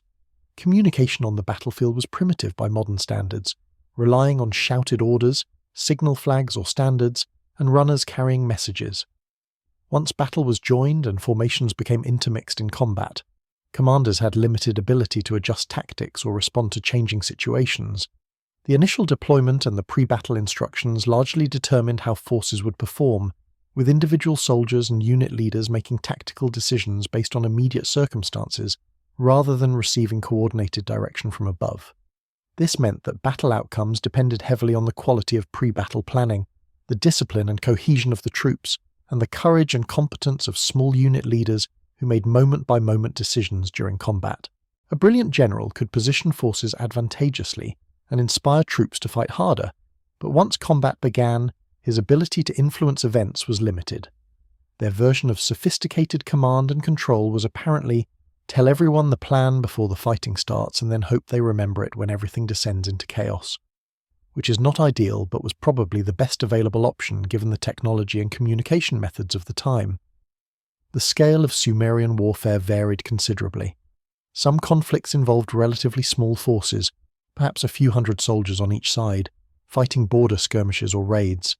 These smaller engagements were frequent and didn't necessarily escalate into full-scale wars. Other conflicts involved much larger forces, potentially several thousand soldiers, in major battles that could determine the fate of cities and dynasties. The Battle of Uruk, if it actually occurred as described in fragmentary historical texts, may have involved several thousand warriors on each side, making it a major engagement by Bronze Age standards. Casualty rates in ancient warfare could be extremely high, especially for the losing side. When one formation broke and fled, the victorious side would pursue and cut down routing soldiers who were no longer in organized resistance. Being on the losing side of a Bronze Age battle was often a death sentence. You might be killed in the pursuit, captured and enslaved, or occasionally ransomed if you were important enough. Their concept of prisoner of war conventions apparently involved kill or enslave everyone on the losing side, which was brutal, but seemed to be standard practice for the era. The treatment of defeated cities varied depending on circumstances.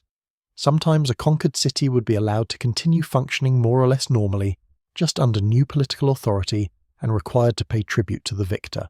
The city's walls might be dismantled to prevent future rebellion, and the ruling dynasty might be replaced with someone loyal to the conqueror, but the population and basic urban structure would remain intact.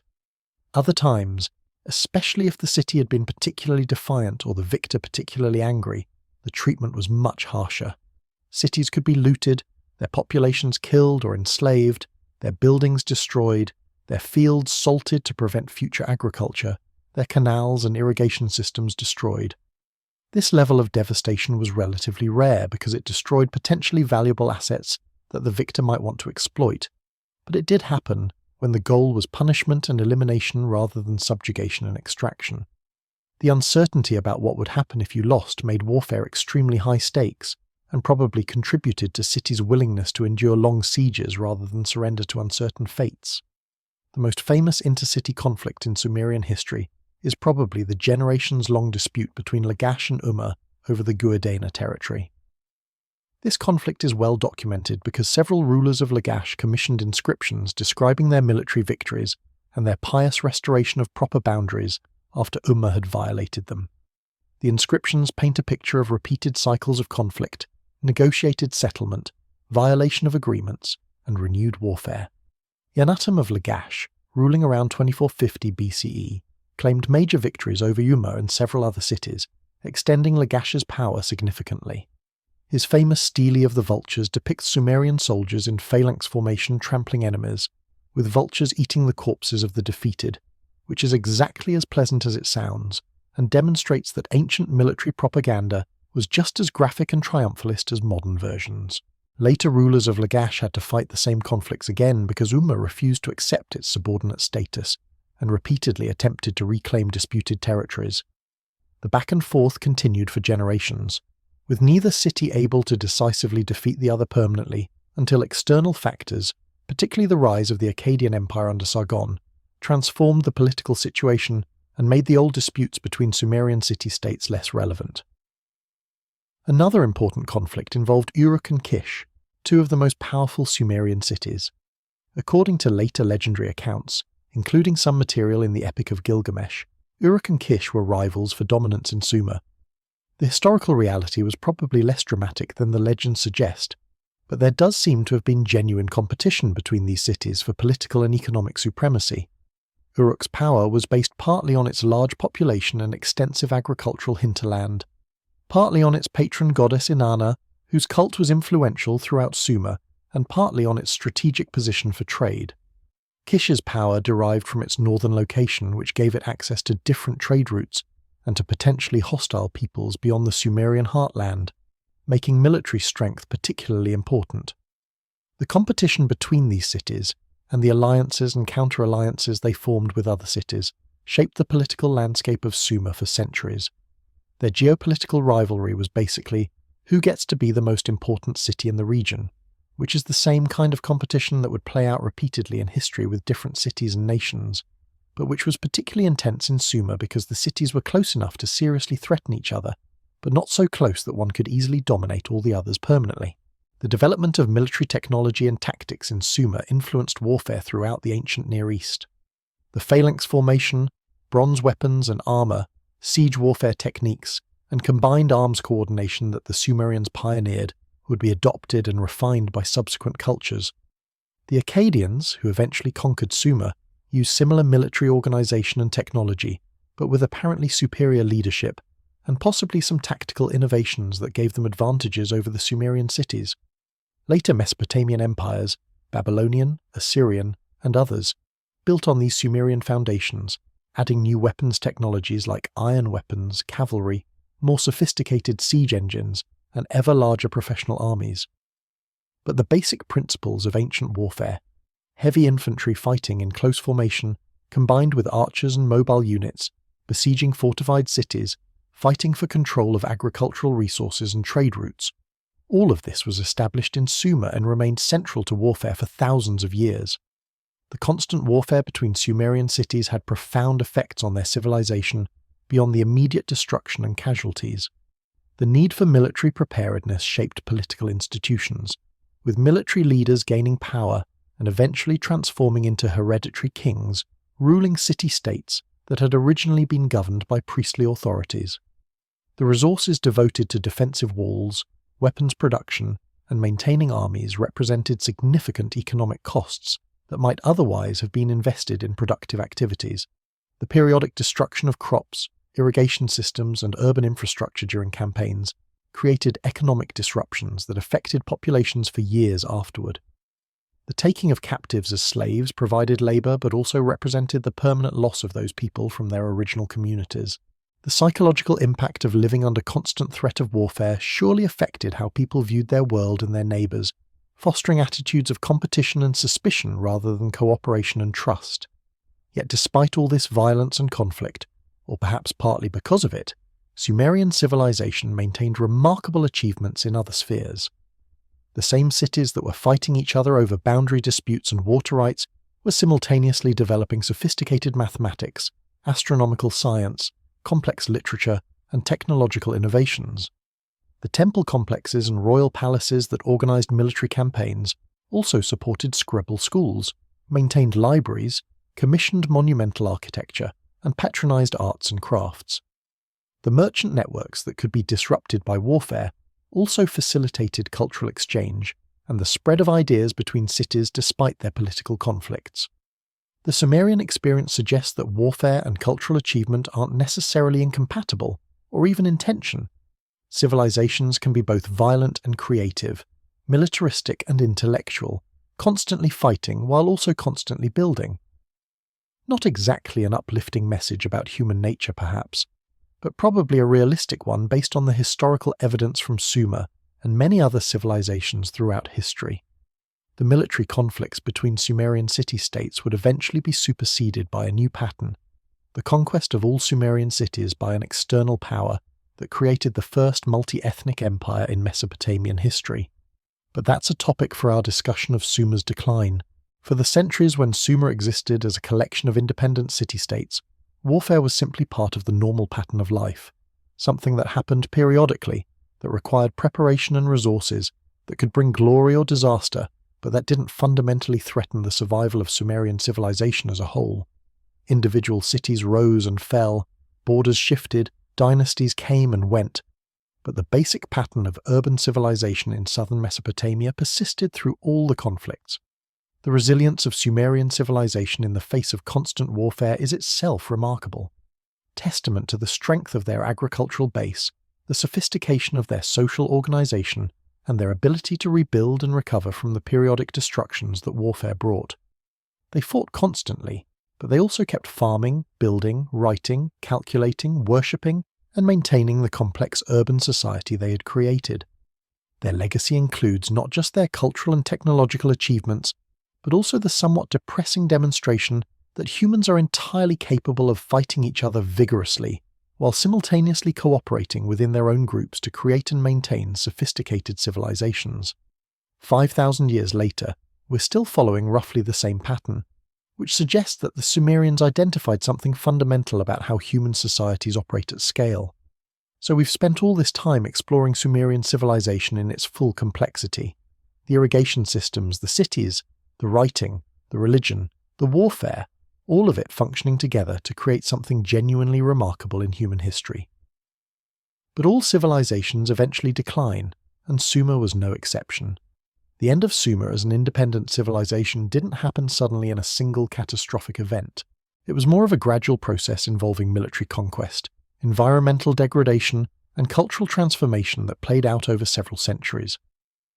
By around 2000 BCE, Sumer as a distinct political and cultural entity had essentially ceased to exist, absorbed into larger Mesopotamian empires and transformed by changing circumstances. But before we get to the legacy and what Sumer left behind, we need to understand how this first civilization came to an end, which involves a story of imperial conquest, barbarian invasions, and environmental collapse. Basically all the greatest hits of civilizational decline wrapped into a few eventful centuries.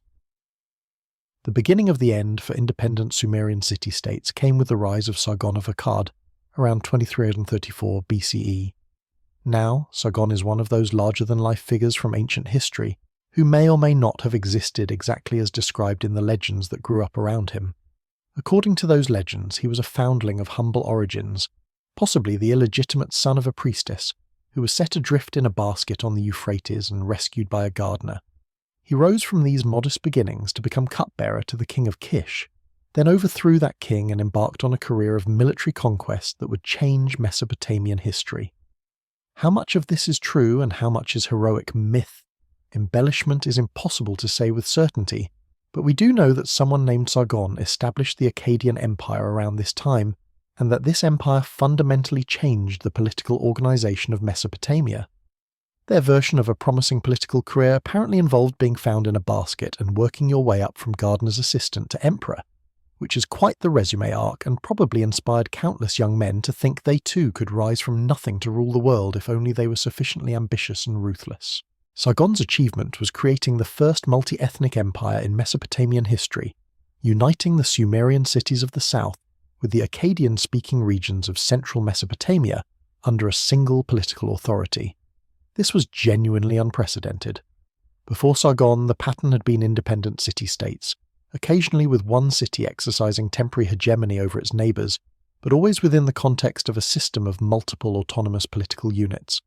Sargon changed this by creating a centralised imperial state with himself as absolute ruler, the Sumerian and Akkadian cities as subordinate provinces, and a professional standing army that could enforce imperial authority throughout the realm. He conquered not just the major Sumerian cities, Ur, Uruk, Lagash, Umma, and others, but extended his power far beyond Sumer, campaigning to the north into Anatolia, east into the Zagros Mountains, west to the Mediterranean coast, and south to the Persian Gulf. His inscriptions boast that he washed his weapons in the sea, which is a poetic way of saying he conquered everything there was to conquer within the known world, at least according to him. Whether his actual territorial control was as extensive as his propaganda claimed is debatable, but he certainly created an empire of unprecedented size and power by Bronze Age Mesopotamian standards. For the Sumerian cities, Akkadian conquest meant the end of their political independence. They were no longer autonomous city-states governed by their own rulers and pursuing their own interests. They became subject provinces of an empire ruled from Akkad, a city in central Mesopotamia that Sargon may have founded, or at least greatly expanded as his capital. Sumerian rulers were replaced with Akkadian governors answerable to the emperor. Sumerian armies were incorporated into the imperial military. Sumerian resources were extracted as tribute to support the imperial court and army. This was a fundamental transformation of the political order that had existed for over 1,000 years, and it must have been traumatic for the Sumerian elite who lost their positions and privileges. For the common people, the immediate impact was probably less dramatic. They still farmed the same fields, paid taxes to authorities, performed labour obligations on public works. The main difference was that those authorities now answered to a distant emperor rather than to a local king, and the resources extracted through taxation and tribute were going to support an imperial structure rather than staying within the local city. Their experience of imperial conquest was probably something like, "We still do all the same work, but now strangers who speak a different language get to boss us around and take our stuff," which is not exactly a compelling selling point for the benefits of imperial unification.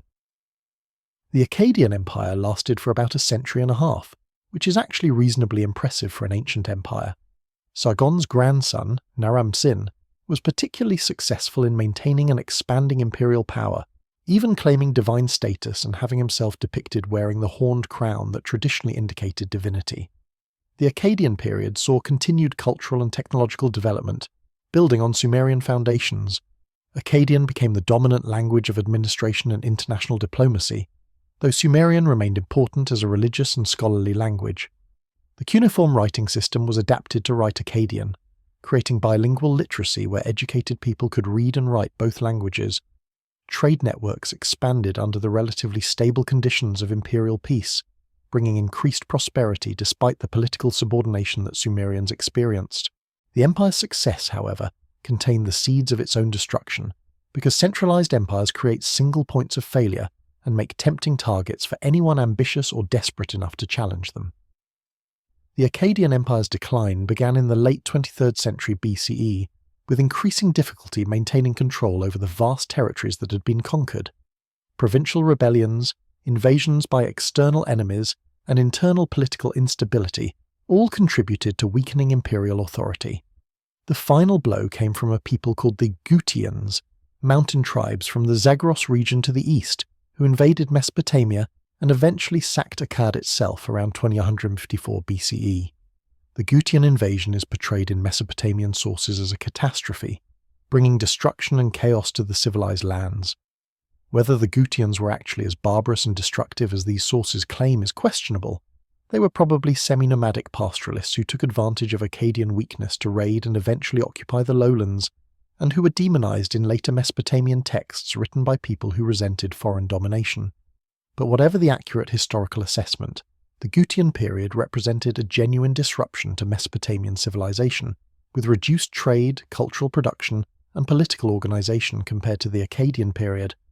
Their reputation as civilizational destroyers was apparently based on they came from the mountains and we didn't like them, which may or may not reflect actual destructive behavior, but certainly reflects the lowland Mesopotamians' cultural prejudices against mountain peoples.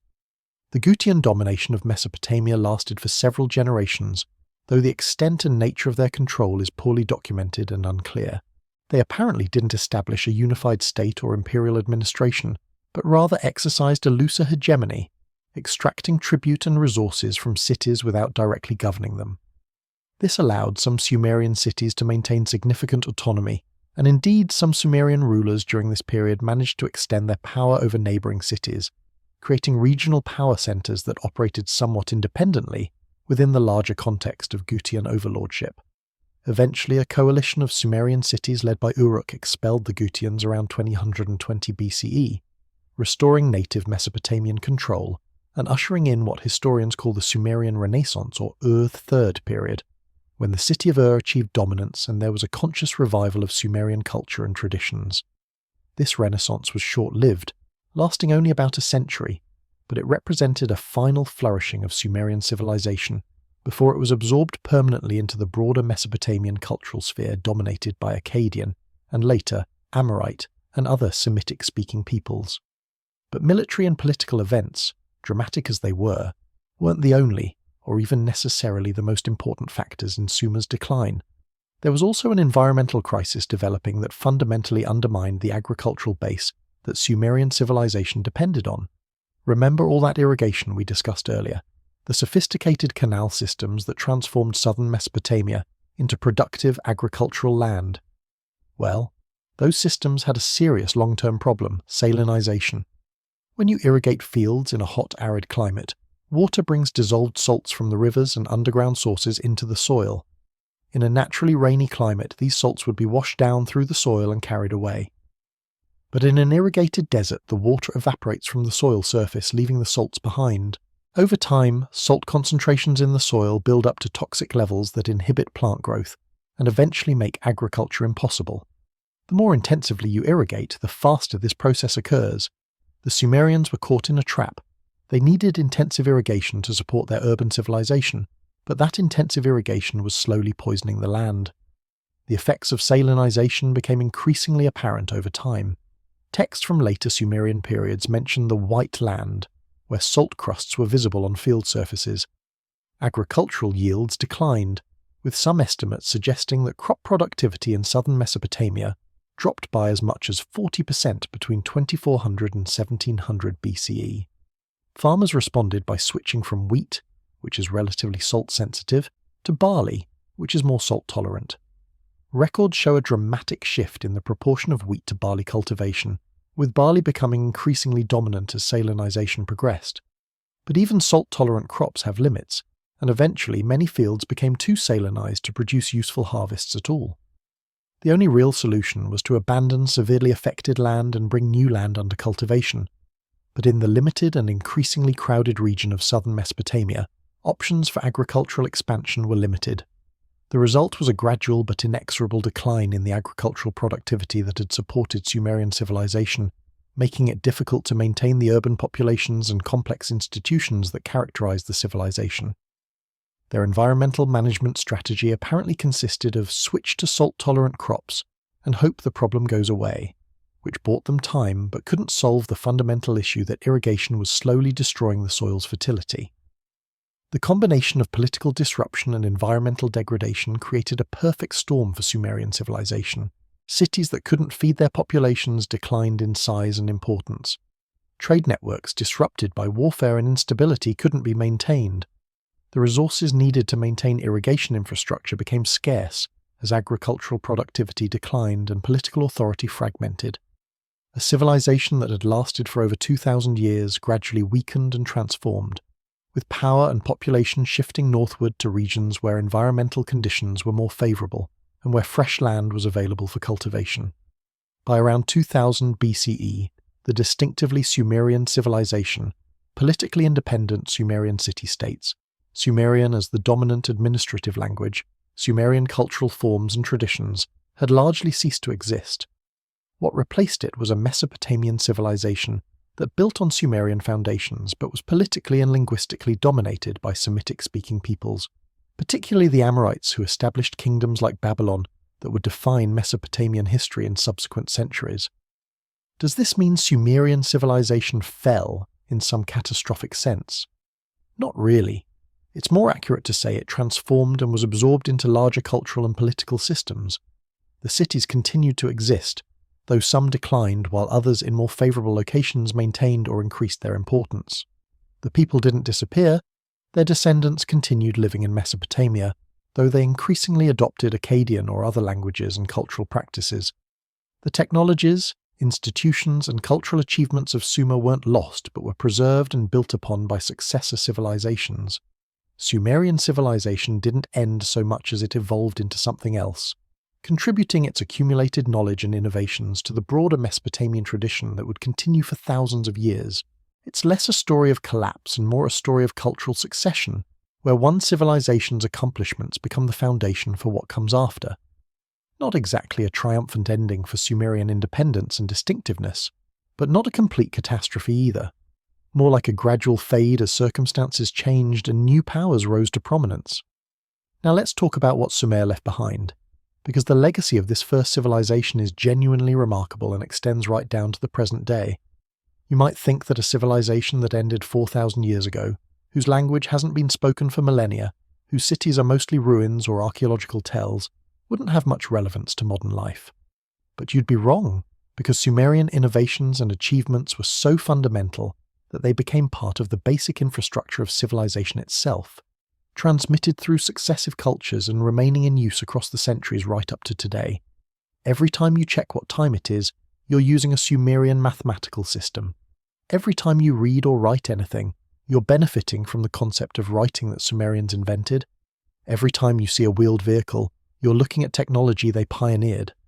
The list goes on, and it's honestly astonishing how much of what we take for granted in modern life has roots tracing back to ancient Sumer. Let's start with the most obvious and pervasive legacy: writing. The Sumerians invented writing, creating the first system that could capture the full complexity of spoken language. This innovation was picked up and adapted by other Mesopotamian peoples when they encountered it, spreading the concept throughout the ancient Near East. The cuneiform script itself was used to write multiple languages: Akkadian, Hittite, Elamite, Hurrian, and others, becoming the dominant writing system across the region for thousands of years.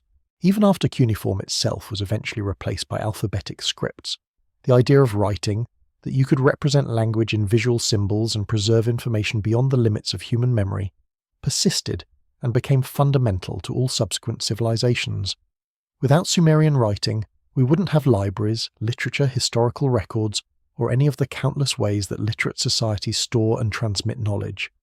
The intellectual debt that modern civilization owes to those anonymous Sumerian scribes who first pressed styluses into clay tablets is incalculable. Their experiment with making marks that represented words turned out to be one of the most transformative innovations in human history, right up there with agriculture and the harnessing of fire in terms of impact on how humans live. Sumerian literature was preserved and transmitted by later Mesopotamian civilizations, who valued the texts and continued copying and studying them long after Sumerian ceased to be a spoken language. The Epic of Gilgamesh, which began as Sumerian poems about a legendary king, was translated into Akkadian and became one of the most widely known literary works in the ancient Near East, with copies found from Anatolia to the Levant to Egypt. The Sumerian flood narrative influenced the biblical story of Noah's Ark, creating a literary connection that extends from ancient Sumer to the Abrahamic religious traditions that billions of people follow today. Sumerian hymns, myths, and proverbs were studied in scribal schools for over 1,000 years after Sumerian stopped being a living language, similar to how Latin texts continued to be studied in medieval European schools centuries after Latin ceased to be anyone's native tongue. This preservation of Sumerian literature in Babylonian and Assyrian culture ensured that Sumerian literary traditions influenced Mesopotamian culture throughout antiquity, and eventually, through complex paths of transmission, influenced Greek, Jewish, and later European literary traditions. The Sumerian mathematical system, particularly the base 60 sexagesimal system, has had remarkable persistence, We've already discussed how this system was used by the Sumerians for practical calculations, but what's truly impressive is that it's still in use today, 4,000 years later, for measuring time and angles.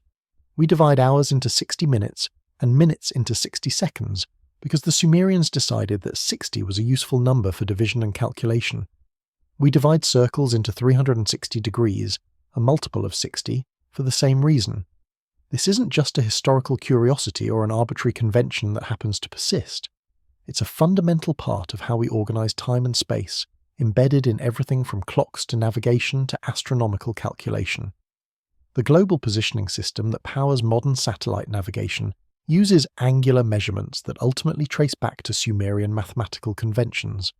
Your smartphone knows where you are because it's doing calculations using a number system whose basic principles were established in Bronze Age Mesopotamia.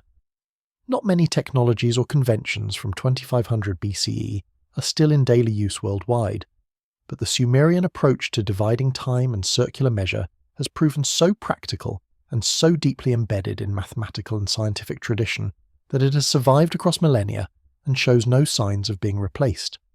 Sumerian legal concepts and administrative practices influenced the development of law throughout Mesopotamia and beyond. The Code of Hammurabi, probably the most famous ancient law code, was Babylonian rather than Sumerian, but it built on earlier Sumerian legal traditions and precedents. Many of the specific laws and legal principles in Hammurabi's code have clear Sumerian antecedents, and the very idea of written law codes that could be consulted and applied systematically was a Sumerian innovation. The legal concepts developed in Sumer, contracts, property rights, inheritance law, commercial regulations, criminal penalties, influenced legal systems throughout the ancient Near East, and eventually, through Greek and Roman transmission, influenced the legal traditions of Europe and the modern world. When you sign a contract, you're participating in a legal practice that has roots going back to Sumerian scribes writing out agreements on clay tablets. When courts apply written law to resolve disputes, they're following a principle established in Sumerian city-states where legal codes were inscribed for reference. The idea that law should be written, public, and applied according to established precedents, rather than being purely arbitrary exercises of power. This is a Sumerian contribution to civilization, and it remains fundamental to how modern legal systems operate. The wheel, that most basic of mechanical technologies, was a Sumerian invention that spread throughout the ancient world and became fundamental to transportation and machinery.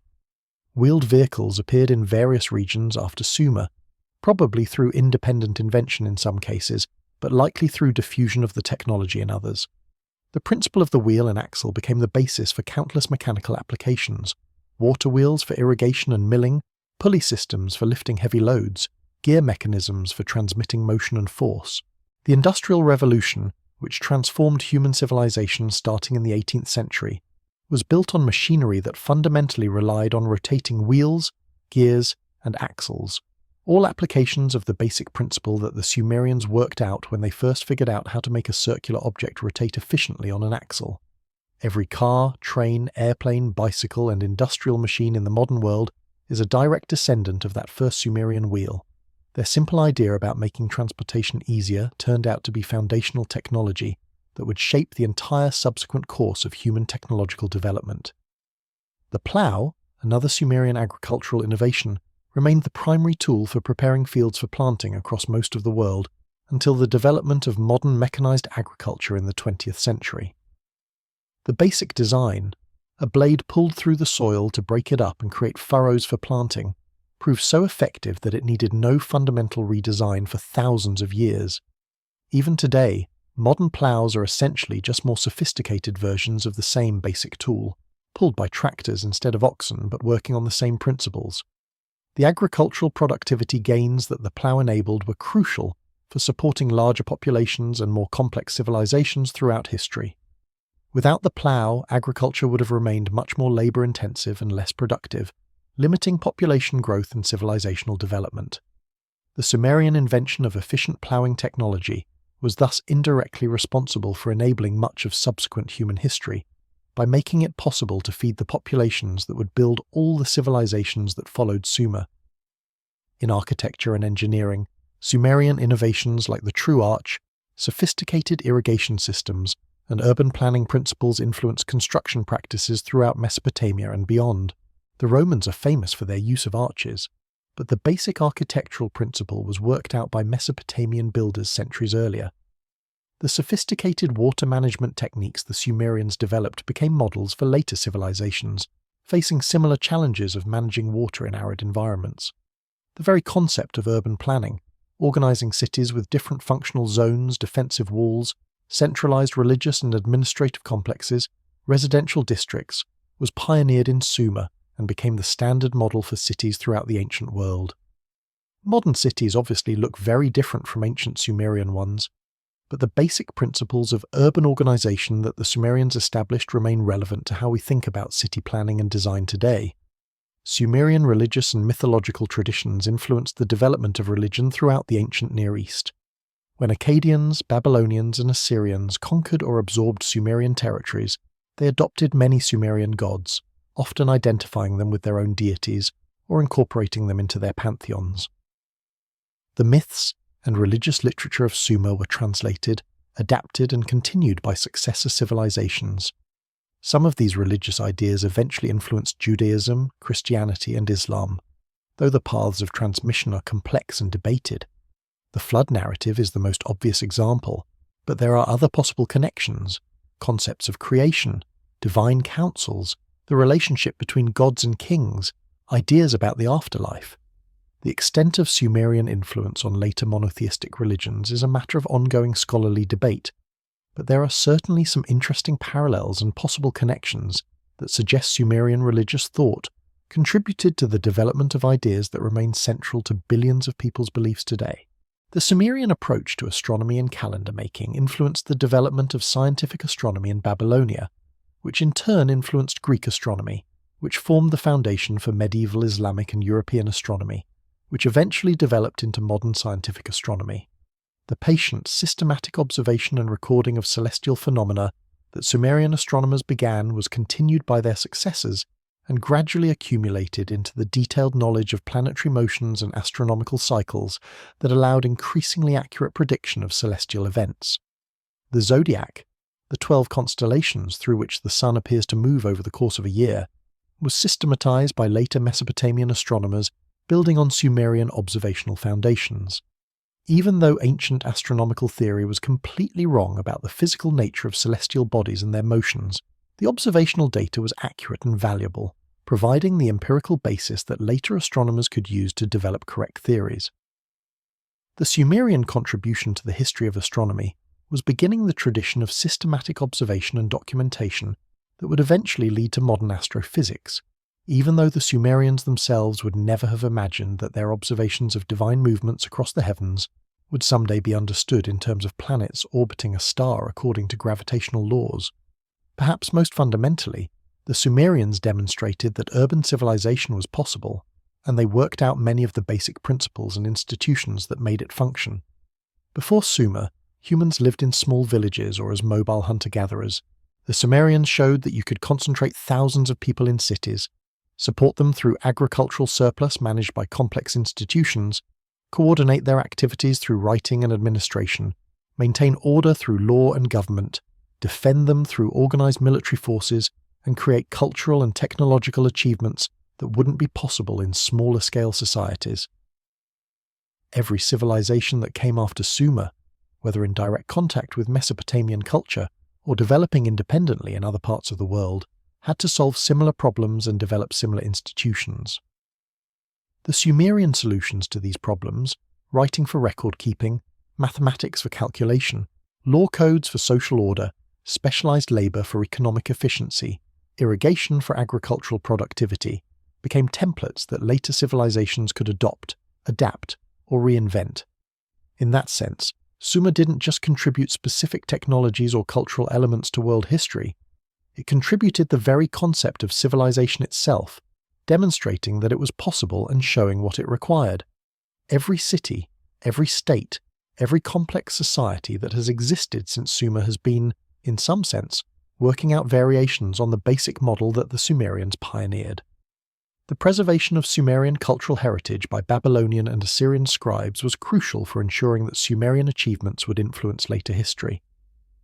These later Mesopotamian civilizations valued Sumerian culture and actively worked to preserve it, maintaining libraries that included Sumerian texts, teaching Sumerian language in scribal schools, and creating bilingual dictionaries and scholarly commentaries that would allow later generations to read Sumerian literature and understand Sumerian ideas. Without this preservation effort, most of what we know about Sumer would have been lost. The clay tablets would still exist buried in archaeological sites, but we wouldn't be able to read them because we wouldn't have the bilingual texts that allowed modern scholars to decipher cuneiform and learn the Sumerian language.